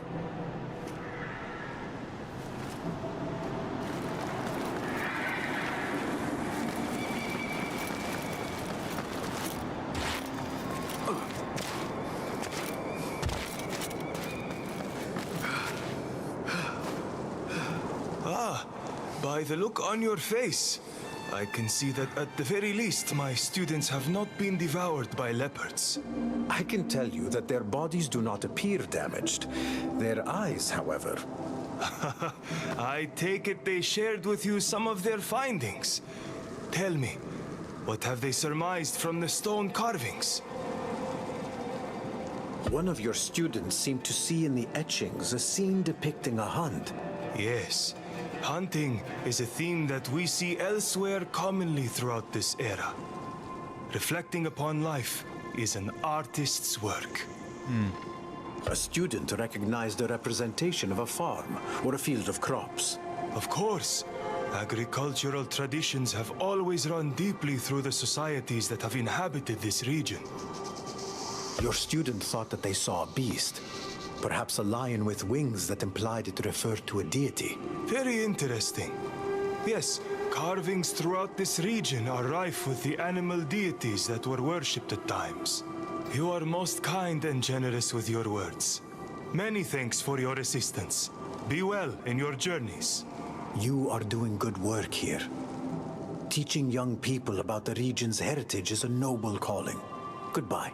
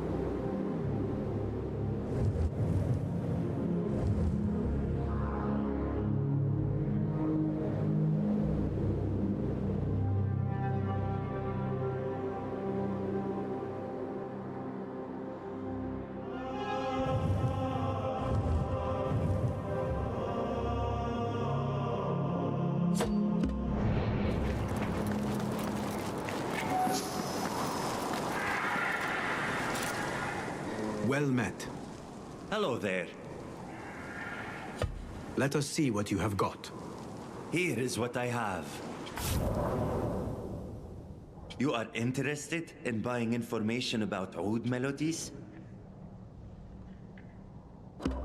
Found what you were looking for.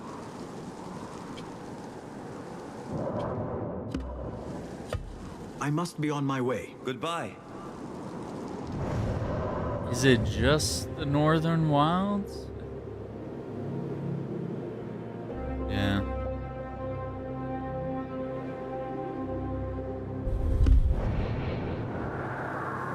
Peace, friend. Greetings, friend. What do you have? Feel free to peruse my wares.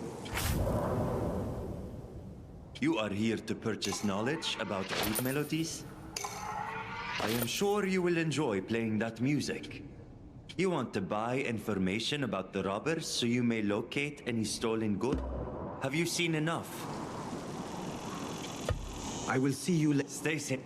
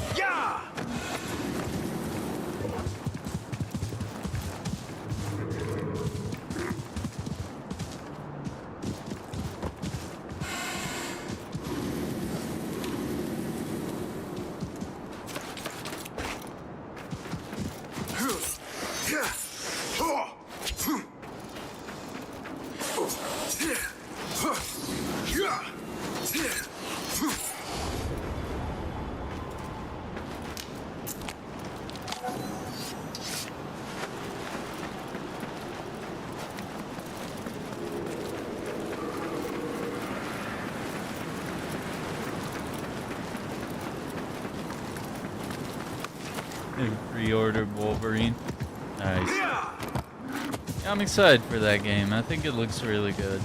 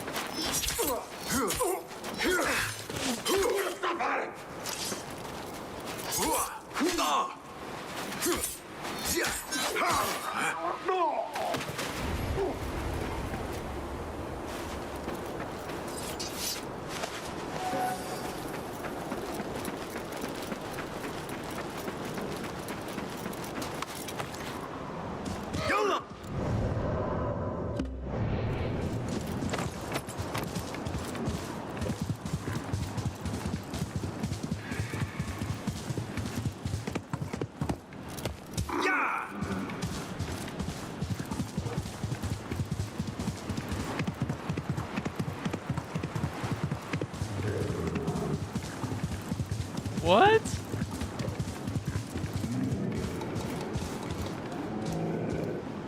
We thought it was an oasis. Look at that. That was a Mirage. An Assassin's Creed Mirage.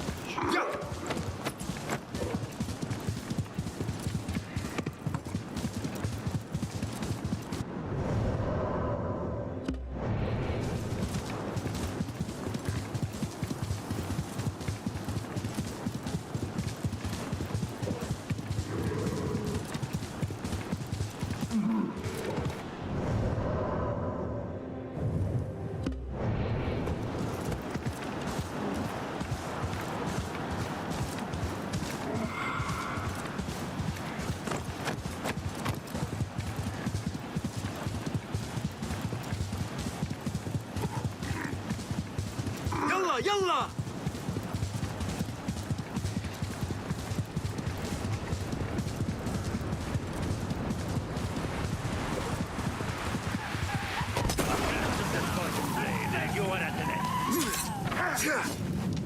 Back off!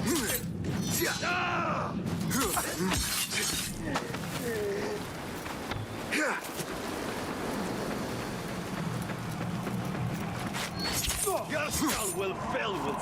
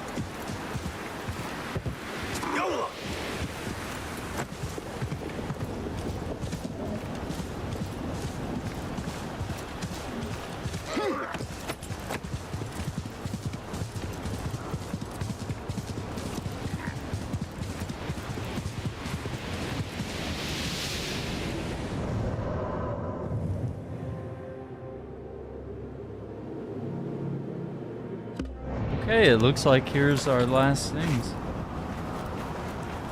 Yeah, dude, I'm looking forward to Black Flag Resynced. It looks like a lot of fun. I'm gonna enjoy jumping into everything again. Oh, this is a little merchant camp. Okay.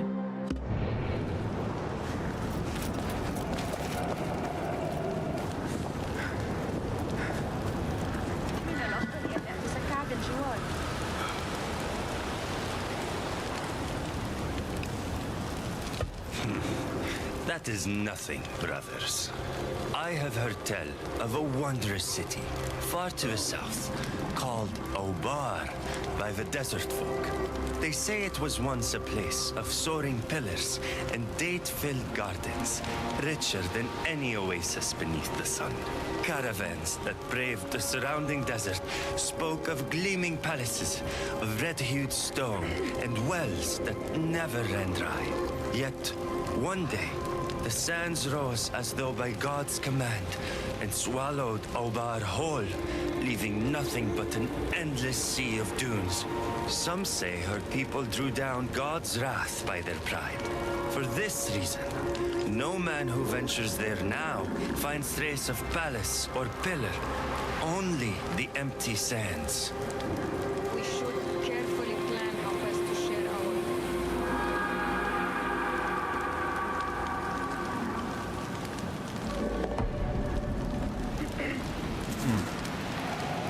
Word reaches me that Tiago...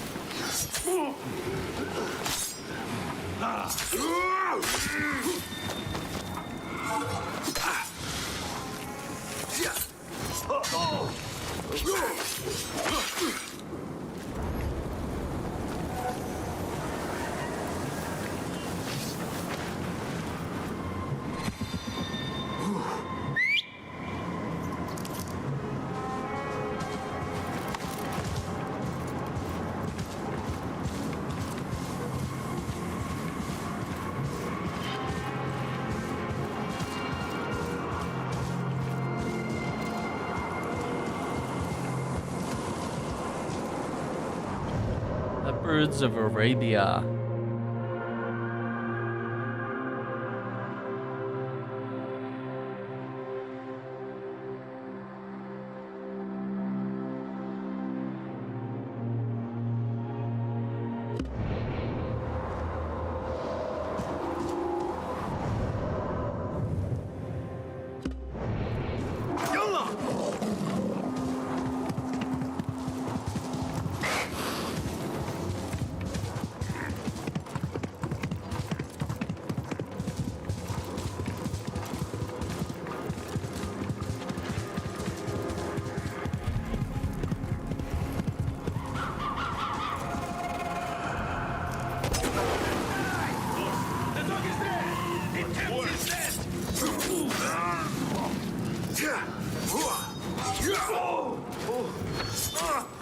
Keep your distance!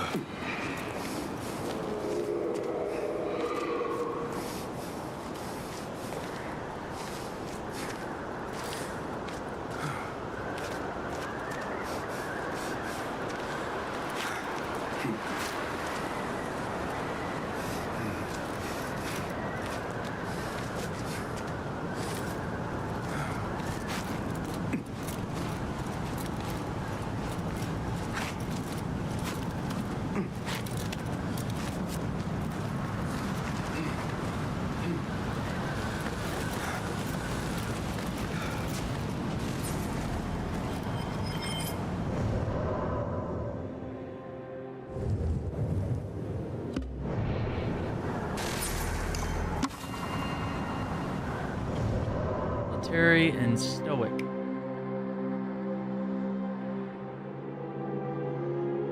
Elephant Rock. I see it.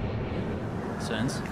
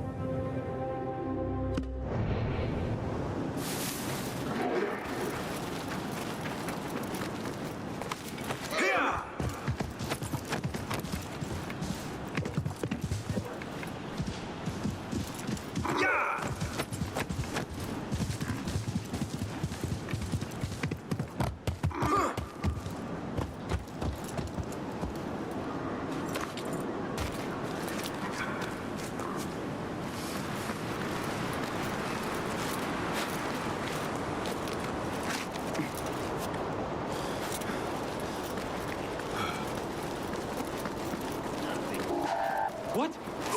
Hold on. Your poison will not be of much use when I cut off your head. Dang.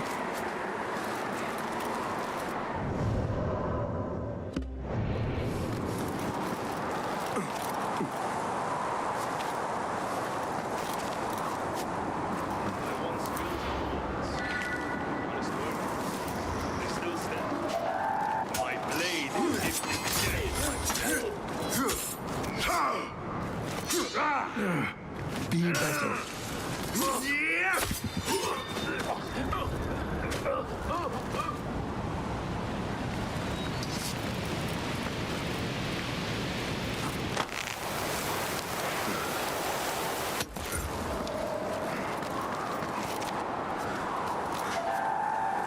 I need not how much blood does this poison blade.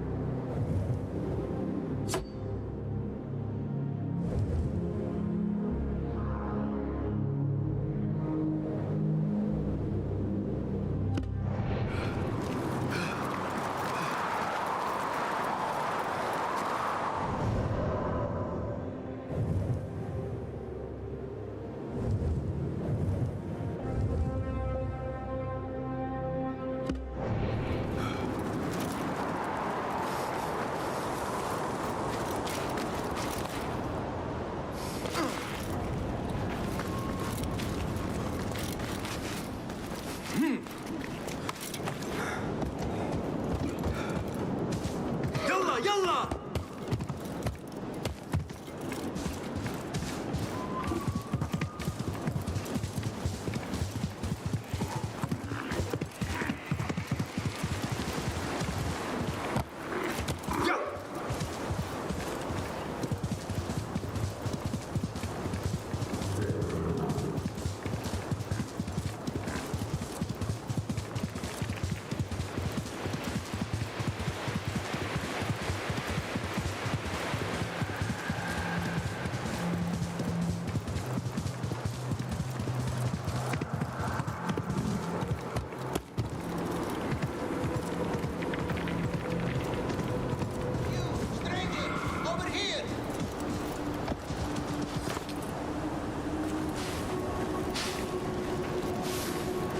Well met. How may I help you? I have labored on this piece for many days. You have done excellent work. So it seems. At least from where I stand. To be certain, I must see how it appears from above. Perhaps you could climb that rock formation and tell me how it looks from the summit. Or find any other way to view it from on high. Whatever method you prefer. It will be done. I need your eyes, my friend. From a bird's eye vantage, it appears all the more grand. Help me! This left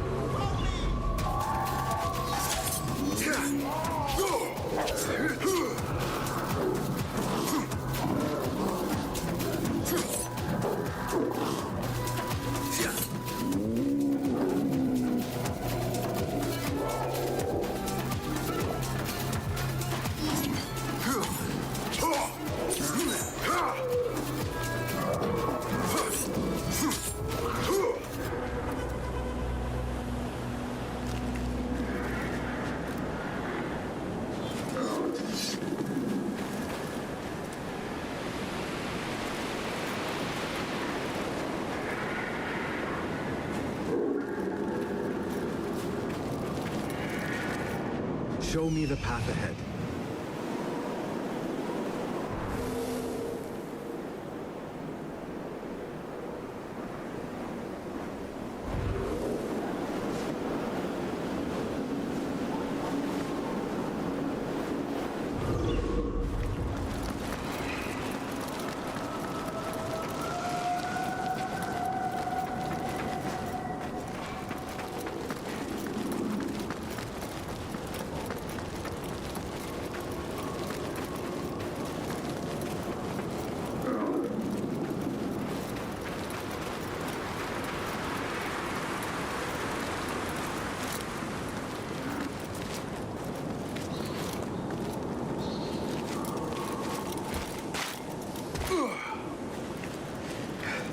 You are safe now. Thank you. I cherish my art, but I am glad I did not have to die for it. As am I. From what I have seen, the world would be a poorer place without more of your work. But I will not always be here. Next time you venture into the wild, it would be wise to bring a companion to watch your back. A sound counsel. I shall heed your advice.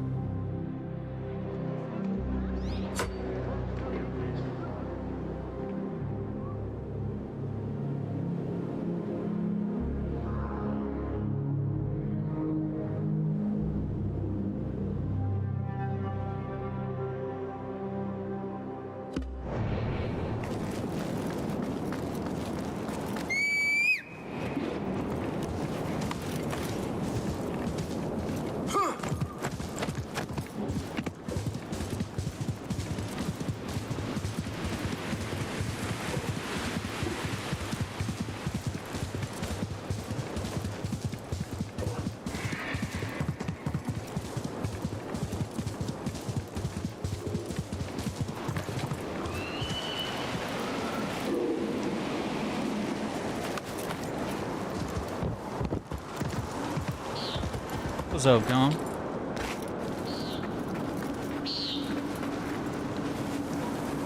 Get out of here, brother. Talk to me. Eek.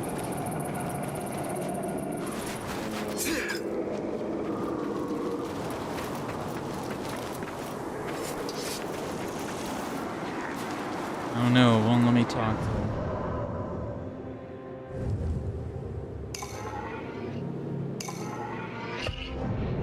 Set.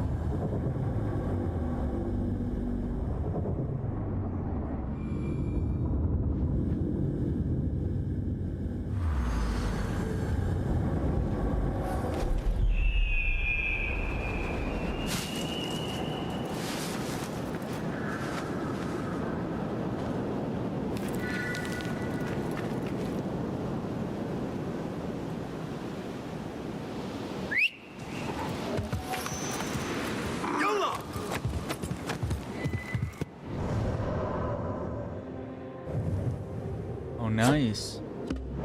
I need to go.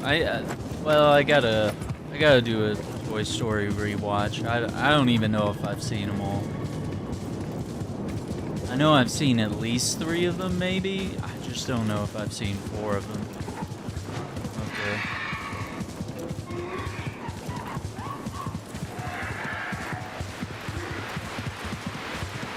I need to do a rewatch and then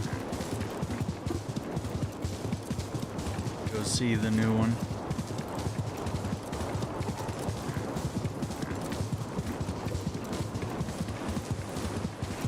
Still probably gonna start Mando season 3 rewatch tonight.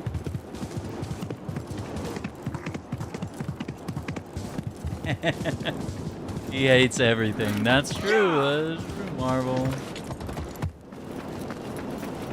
Buys things and then he hates them and then he sells them. Good to see you. Hello there. No satisfaction in this world. Allow me to browse your stock. Here is what I have. You are interested in buying information about oud melodies? You seek information about the robbers in the hope of finding stolen goods?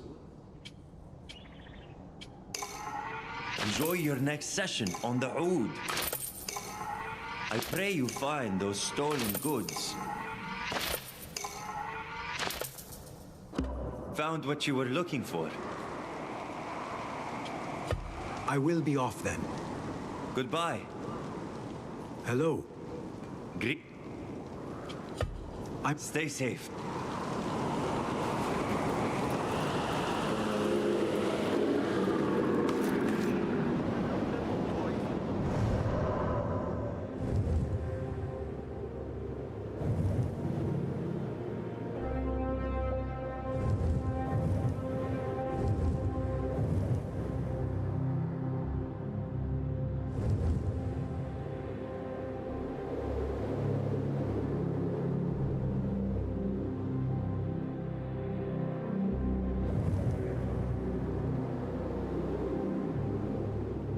Oh, I guess that's the only thing left.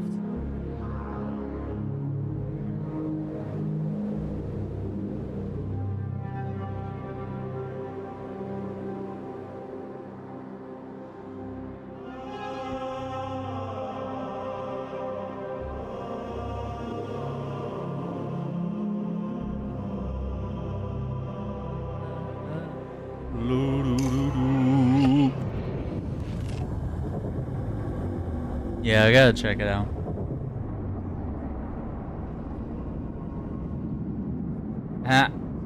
Morbius and Man-Spider. It's a crazy way to introduce like someone to some of the more unusual aspects of Spider-Man lore, because you know the Man-Spider storyline is it's weird. It's kind of like the Man-Bat storyline in Batman. It's very unusual. It's very, science fiction oriented. It's not usually a storyline that's taken very seriously, and kind of the same thing with vampires. They're always kind of just pop culture phenomenons and whatnot. never usually taken seriously. And I think the reason they did the little suckers on his hand is because at the time, especially in the 90s, the ratings boards were very strict about what you could show in children's cartoons, and they had declared that like physical biting was too vulgar and, you know, scary for children. But I was like, but having little weird suckers like an octopus on your hands is not like, that's insane, you know? Weird.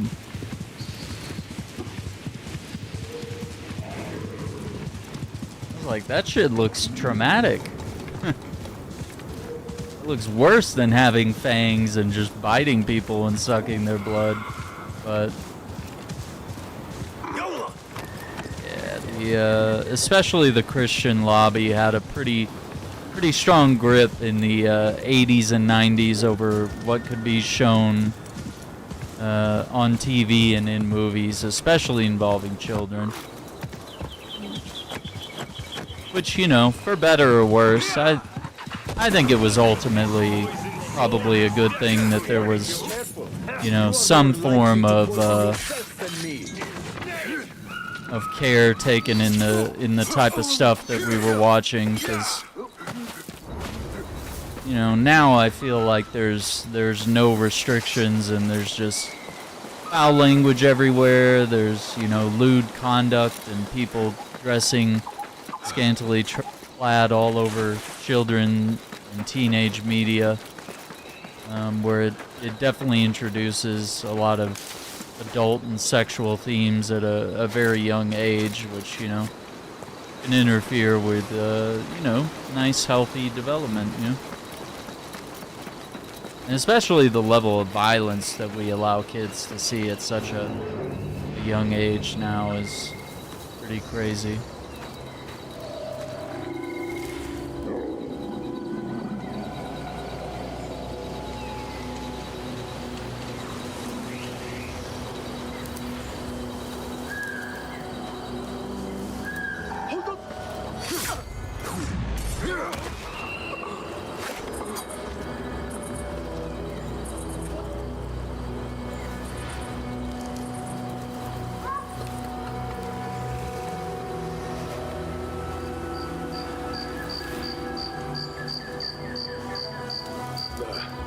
Nothing to worry about.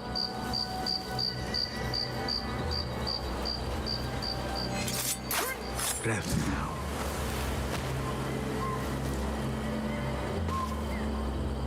Let's see here. The Morbius movie? Oh my god.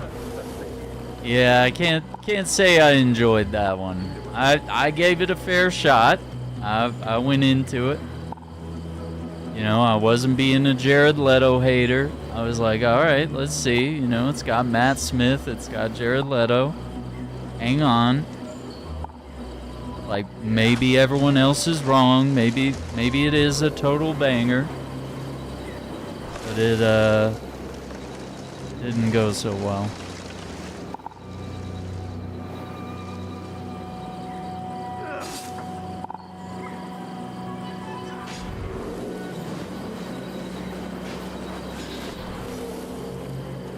Yeah, and I would also say that my parents were probably pretty protective of what I saw. Like, at the same time, I was able to occasionally watch PG-13 and rated R films at times, but, you know, my parents were knowledgeable about, like, what was in the film and what type of movie it was and whether it was appropriate for me at that age. And there were strict rules about things. There was, you know, by 9 or 10 o'clock at the latest, you know, you were in bed. You know, I could watch maybe the opening monologue of the late night shows, but they knew that, you know, a lot of the late night shows had vulgar jokes and stuff that were not for kids of my age. You know, not until I was the age of 13 was I allowed to have a TV in my room, and that was probably good for the sake of development and the fact that it made video games a thing that was a privilege that I would do, you know, when I was older, I could play video games, but there was a time where, you know, you needed to go to sleep and not focus on all that stuff, and it made it a privileged time in the afternoons where I could finish my homework and play some video games and have a good time. And it didn't interfere with my studies, and if it did, then there were consequences for things like that. Yeah, and I guess we didn't really have the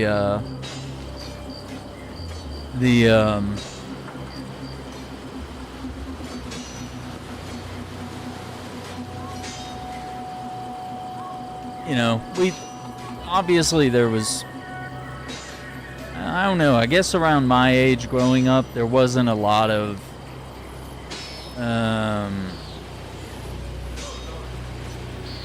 stuff involving LGBT on screens growing up.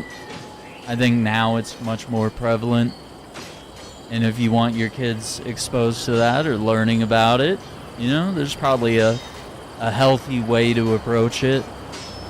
And, you know, some parents might want that initiative to be theirs, to teach kids about that type of thing, because, you know, a lot of that stuff ties into how you feel and what you are and being true to yourself, but it also does get into sexual development as well, which might be things that parents might want their kids to not encounter until a certain age, or start thinking about things like that until they are a certain age. I don't know.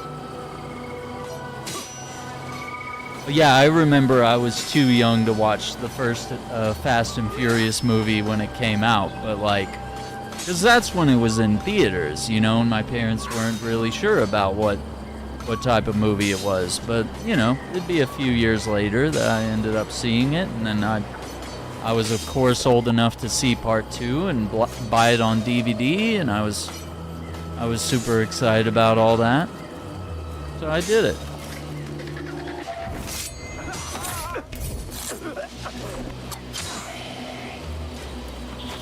But I felt like I had a really good upbringing, and I think it mostly came from the part that my parents were very in tune with everything, whether it was video games or movies or TV shows.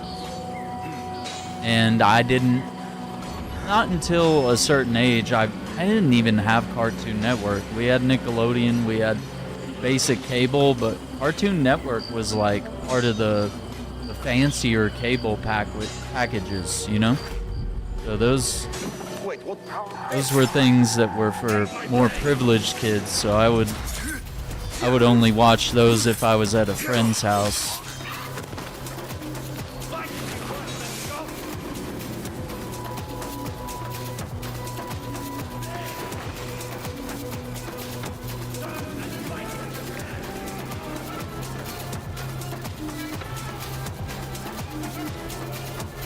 I don't know.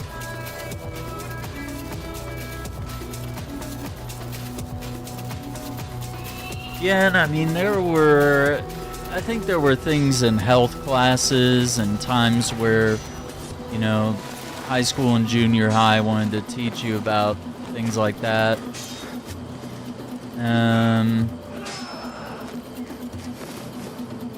I had seen a few of the educational videos, and I was like, man, I really don't want to see this.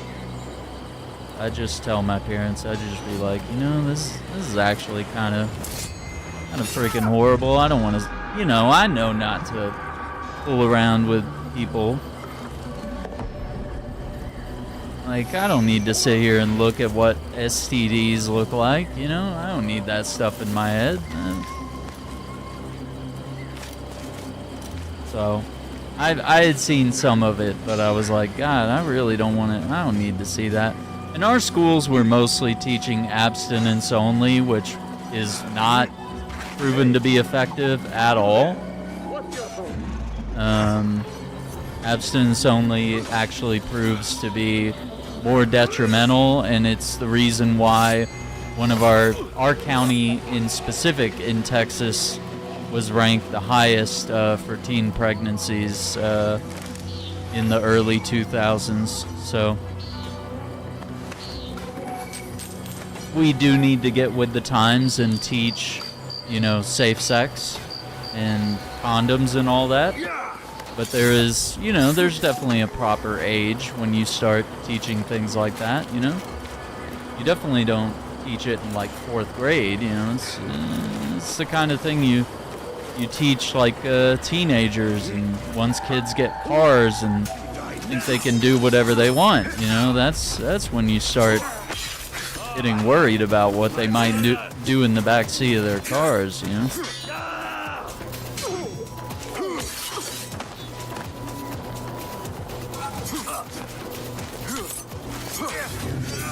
I don't know. Oh, we got a guy here.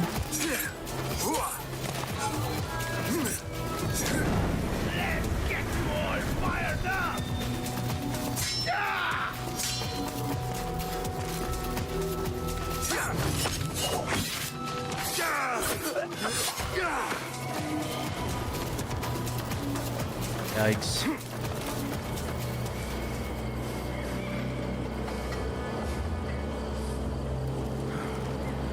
Yeah. Yeah, and I definitely, you know, being Catholic, I grew up in the mindset of saving it till marriage. That way you get in a serious, committed relationship, and, you know, you're with someone that you know and trust, stuff like that.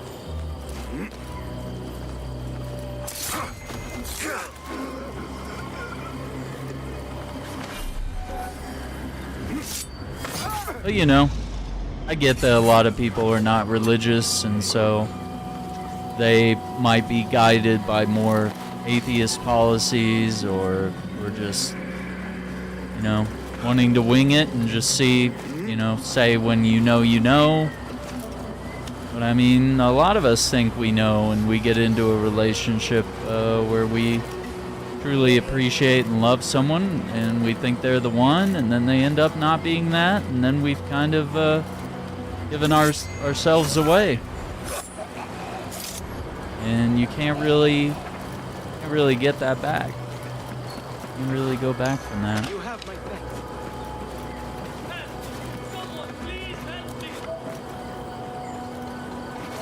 Your cowering is over. No.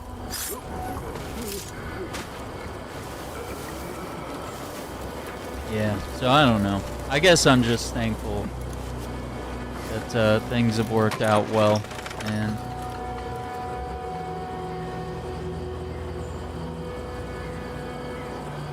you know, and that my parents were attentive, and I think that's all it is, man. Like, everyone's gonna have their own parenting styles and stuff like that, but my parents were attentive, and, you know, at times they were strict, and, you know, they were definitely, you know, they were parenting me around the tail end of corporal punishment, where now, you know, probably talk about corporal punishment now, it would probably be categorized as abuse nowadays, but in reality it was, you know, as a parent, you know, your children needed to respect you but also fear you. You know, you're not there just to be their buddy and their friend, you know. You have to discipline them and stuff, and it's into a very interesting territory there. My parents were attentive and they were strict, and, you know, we've had moments where we've had the chance to bond and be real, and then there are times where it's important to know what's going on. Yeah, I think my dad's thing was, he wasn't a belt guy, I don't think. He always did the open hand, so.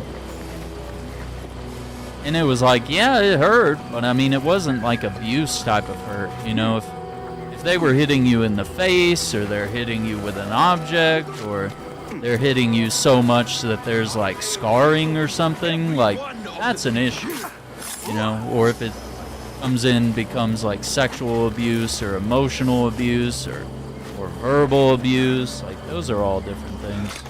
I don't know how corporal punishment would fly nowadays and how effective it is compared to newer strategies when it comes to parenting, but you know, it worked for me. I don't know if it would be effective in the future, or if I would want to use the same strategy for my own kids. I don't know. But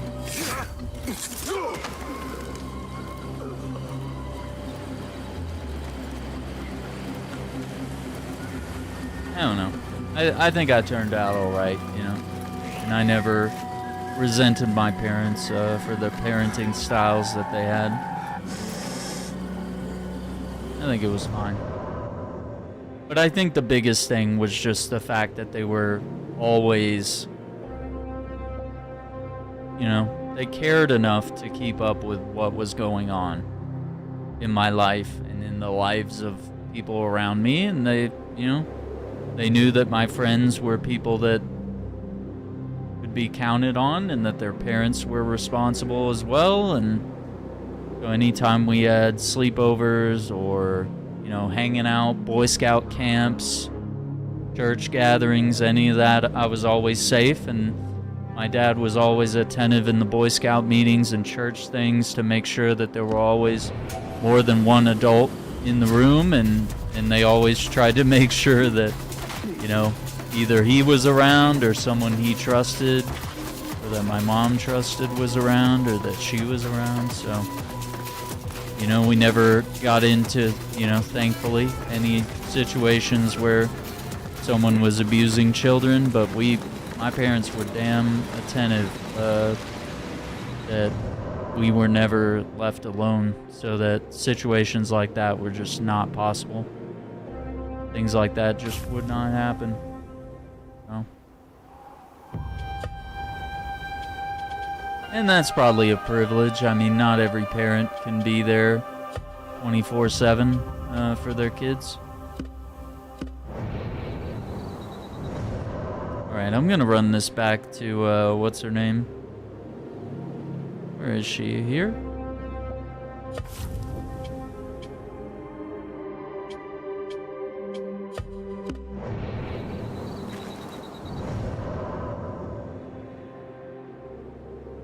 It's a little fast travel here.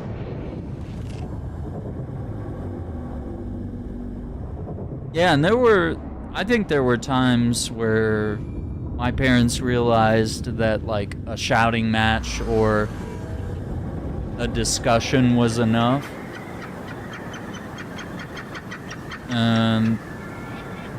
There were times where they knew that I feared the punishment and was, you know, that was good enough. It was like, okay, you know, where they can look at a situation and be like, okay, he tried to do the right thing, came up a little short here, you know, peer pressure comes in times, I don't know, whatever it may be. Yeah, I need to go ahead and pre-order Black Flag. I need to get that locked in.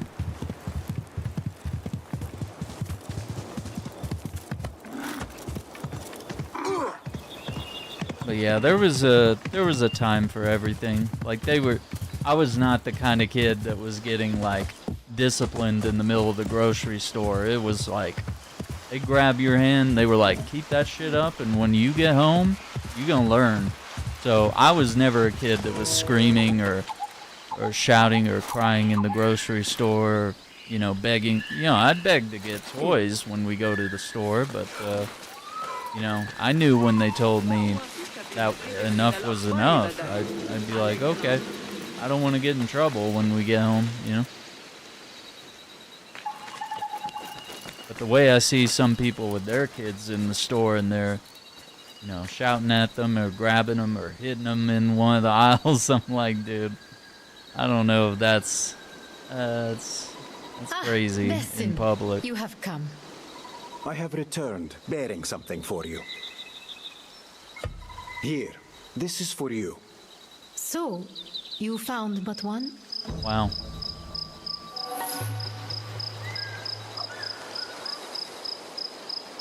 Greetings, Basim. It is always a pleasure. Did you recover nothing? Farewell for now. Farewell for now. That's crazy.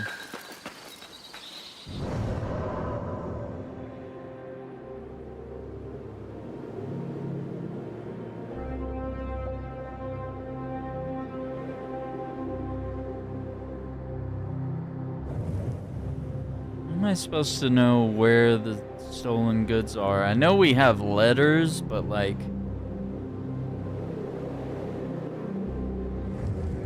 incredibly vague.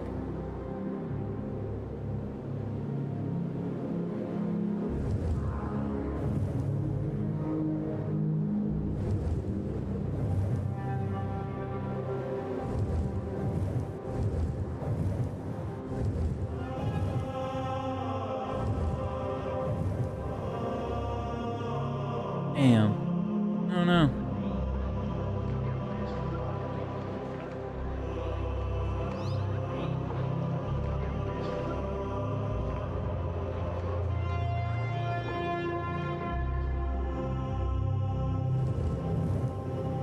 Cemetery. I think there was a puzzle there.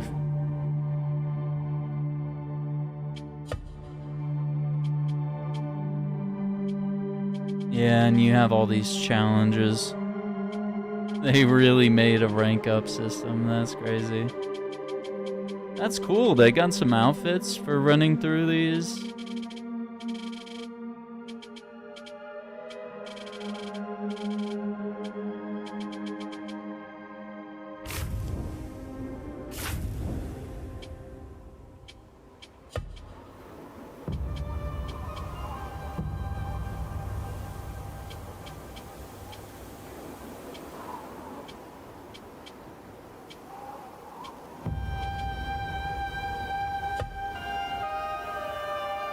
Yeah, these. Yeah, you have to kind of...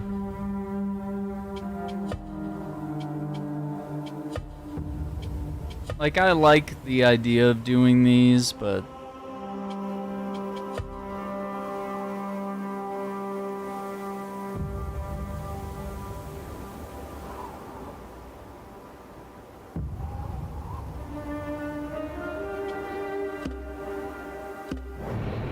yeah, there we go.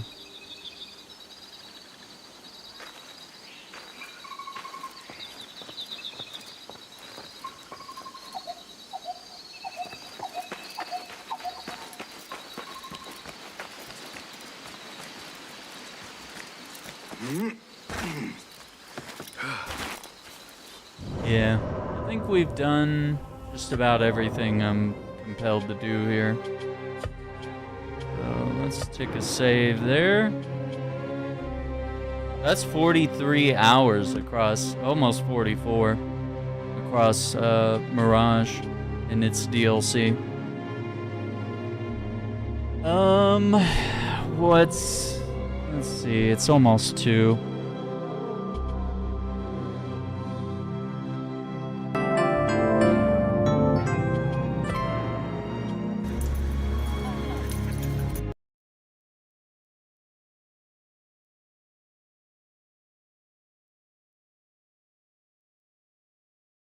Yeah, I was like kind of thinking we would switch games, but man, it'd be nice to get some rest and also work on some other games. Let me tell you guys what we got, what we have in store here. Up some things here.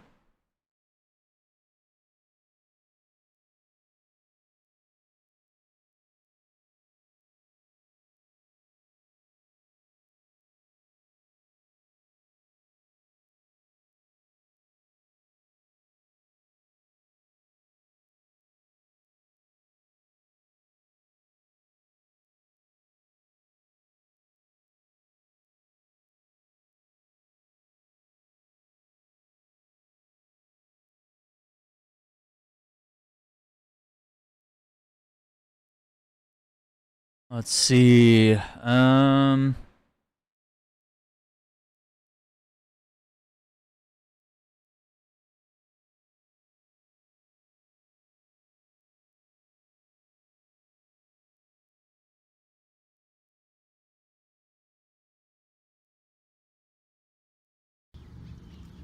The Spider-Man 2 adding the new suit. Keep seeing posts about that.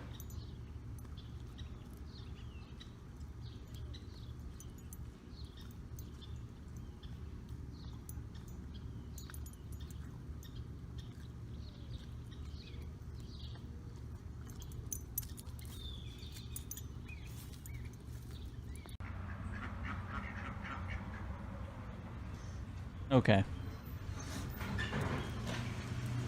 Let's see, what do we have? We have some old streams that I've had scheduled for a while, because today's was scheduled like way back in November, and then I was going to try to do it in March, and then we just had a barrage of games.